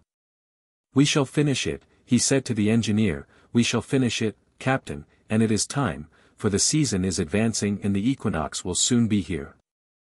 Well, if necessary, we must put into Tabor Island to spend the winter. But think of Tabor Island after Lincoln Island. Ah, how unfortunate! Who could have believed it possible?" "Let us get on," was the engineer's invariable reply. And they worked away without losing a moment. "Master," asked Neb, a few days later, "do you think all this could have happened if Captain Nemo had been still alive?" "Certainly, Neb," answered Cyrus Harding. "I, for one, don't believe it," whispered Pencroff to Neb. "Nor I," answered Neb seriously. During the first week of March appearances again became menacing. Thousands of threads like glass, formed of fluid lava, fell like rain upon the island. The crater was again boiling with lava which overflowed the back of the volcano. The torrent flowed along the surface of the hardened tufa, and destroyed the few meager skeletons of trees which had withstood the first eruption. The stream, flowing this time towards the southwest shore of Lake Grant, stretched beyond Creek Glycerin, and invaded the plateau of Prospect Heights. This last blow to the work of the colonists was terrible. The mill, the buildings of the inner court, the stables, were all destroyed. The affrighted poultry fled in all directions. Top and Jup showed signs of the greatest alarm, as if their instinct warned them of an impending catastrophe. A large number of the animals of the island had perished in the first eruption. Those which survived found no refuge but Tatum Marsh, save a few to which the plateau of Prospect Heights afforded asylum.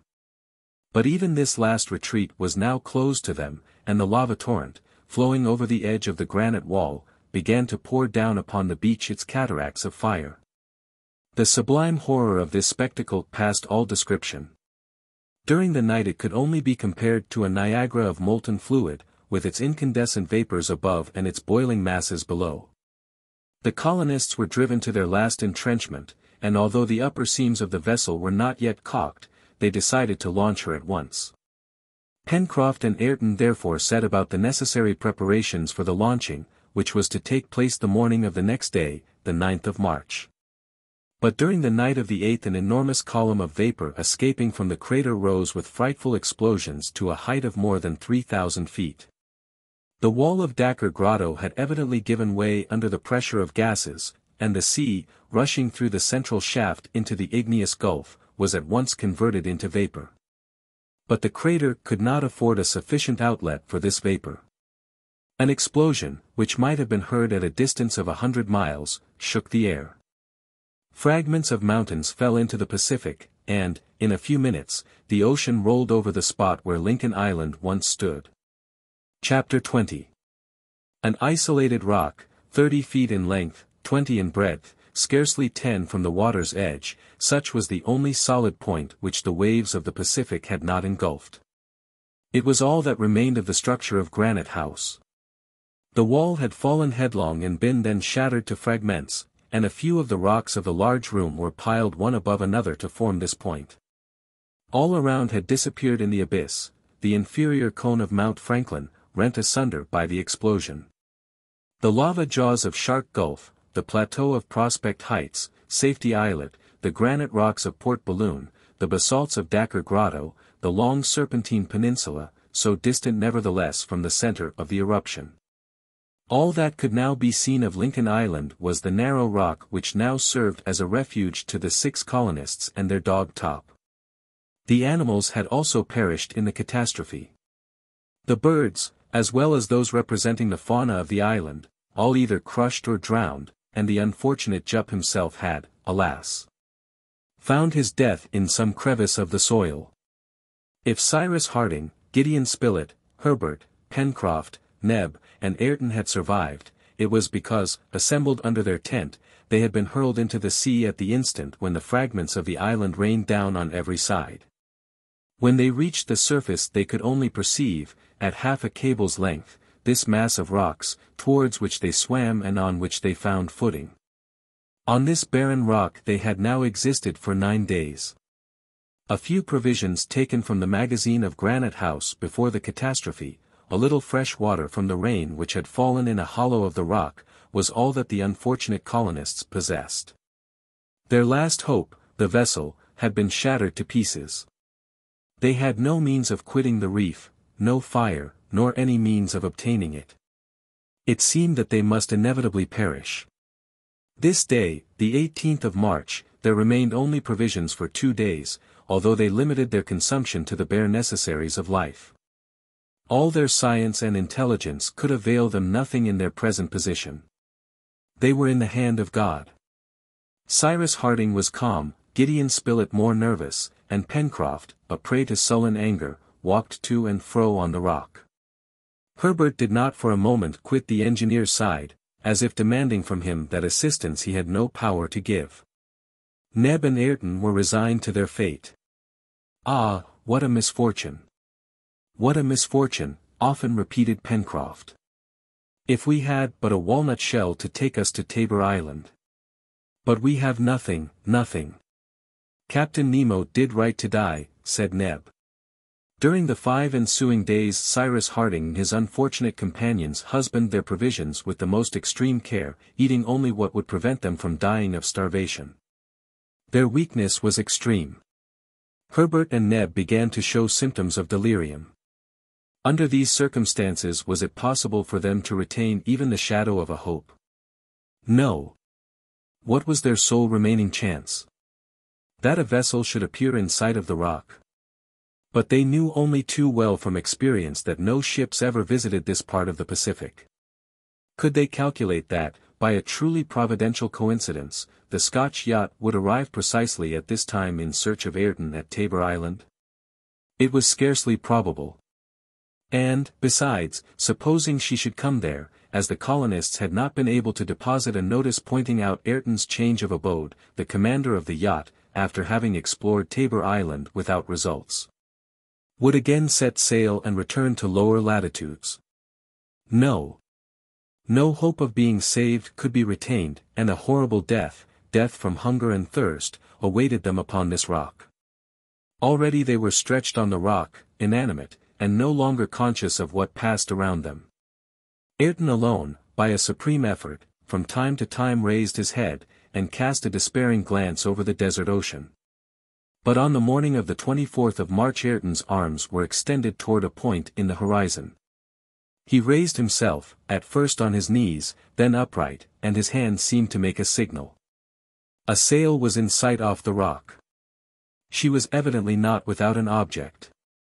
The reef was the mark for which she was making in a direct line, under all steam, and the unfortunate colonists might have made her out some hours before if they had had the strength to watch the horizon. "The Duncan," murmured Ayrton, and fell back without sign of life. When Cyrus Harding and his companions recovered consciousness, thanks to the attention lavished upon them, they found themselves in the cabin of a steamer, without being able to comprehend how they had escaped death. A word from Ayrton explained everything. "The Duncan," he murmured. "The Duncan," exclaimed Cyrus Harding. And raising his hand to heaven, he said, "Oh, Almighty God! Mercifully hast thou preserved us." It was, in fact, the Duncan, Lord Glenarvan's yacht, now commanded by Robert, son of Captain Grant, who had been dispatched to Tabor Island to find Ayrton, and bring him back to his native land after 12 years of expiation. The colonists were not only saved, but already on the way to their native country. "Captain Grant," asked Cyrus Harding, "who can have suggested to you the idea, after having left Tabor Island, where you did not find Ayrton, of coming 100 miles farther northeast?" "Captain Harding," replied Robert Grant, "it was in order to find, not only Ayrton, but yourself and your companions." "My companions and myself?" "Doubtless, at Lincoln Island." "At Lincoln Island!" exclaimed in a breath Gideon Spilett, Herbert, Neb, and Pencroff, in the highest degree astonished. "How could you be aware of the existence of Lincoln Island?" inquired Cyrus Harding. "It is not even named in the charts." "I knew of it from a document left by you on Tabor Island," answered Robert Grant. "A document," cried Gideon Spilett. "Without doubt, and here it is," answered Robert Grant, producing a paper which indicated the longitude and latitude of Lincoln Island, the present residence of Ayrton and 5 American colonists. "It is Captain Nemo!" cried Cyrus Harding, after having read the notice, and recognized that the handwriting was similar to that of the paper found at the corral. "Ah!" said Pencroff, "it was then he who took our Bonadventure, and hazarded himself alone to go to Tabor Island." "In order to leave this notice," added Herbert. "I was then right in saying," exclaimed the sailor, "that even after his death the captain would render us a last service." "My friends," said Cyrus Harding, in a voice of the profoundest emotion, "may the God of mercy have had pity on the soul of Captain Nemo, our benefactor." The colonists uncovered themselves at these last words of Cyrus Harding, and murmured the name of Captain Nemo. Then Ayrton, approaching the engineer, said simply, "Where should this coffer be deposited?" It was the coffer which Ayrton had saved at the risk of his life, at the very instant that the island had been engulfed, and which he now faithfully handed to the engineer. "Ayrton! Ayrton!" said Cyrus Harding, deeply touched. Then, addressing Robert Grant, "Sir," he added, "you left behind you a criminal, you find in his place a man who has become honest by penitence, and whose hand I am proud to clasp in mine." Robert Grant was now made acquainted with the strange history of Captain Nemo and the colonists of Lincoln Island. Then, observation being taken of what remained of this shoal, which must henceforward figure on the charts of the Pacific, the order was given to make all sail. A few weeks afterwards the colonists landed in America, and found their country once more at peace after the terrible conflict in which right and justice had triumphed. Of the treasures contained in the coffer left by Captain Nemo to the colonists of Lincoln Island, the larger portion was employed in the purchase of a vast territory in the state of Iowa. One pearl alone, the finest, was reserved from the treasure and sent to Lady Glenarvan in the name of the castaways restored to their country by the Duncan. There, upon this domain, the colonists invited to labor, that is to say, to wealth and happiness, all those to whom they had hoped to offer the hospitality of Lincoln Island. There was founded a vast colony to which they gave the name of that island sunk beneath the waters of the Pacific. A river there was called the Mercy, a mountain took the name of Mount Franklin, a small lake was named Lake Grant, and the forests became the forests of the far west. It might have been an island on terra firma. There, under the intelligent hands of the engineer and his companions, everything prospered. Not one of the former colonists of Lincoln Island was absent, for they had sworn to live always together. Neb was with his master. Ayrton was there ready to sacrifice himself for all. Pencroff was more a farmer than he had ever been a sailor. Herbert, who completed his studies under the superintendence of Cyrus Harding, and Gideon Spilett, who founded the New Lincoln Herald, the best-informed journal in the world. There Cyrus Harding and his companions received at intervals visits from Lord and Lady Glenarvan, Captain John Mangles and his wife, the sister of Robert Grant himself, Major McNab, and all those who had taken part in the history both of Captain Grant and Captain Nemo. There, to conclude, all were happy, united in the present as they had been in the past. But never could they forget that island upon which they had arrived poor and friendless, that island which, during 4 years had supplied all their wants, and of which there remained but a fragment of granite washed by the waves of the Pacific. The tomb of him who had borne the name of Captain Nemo.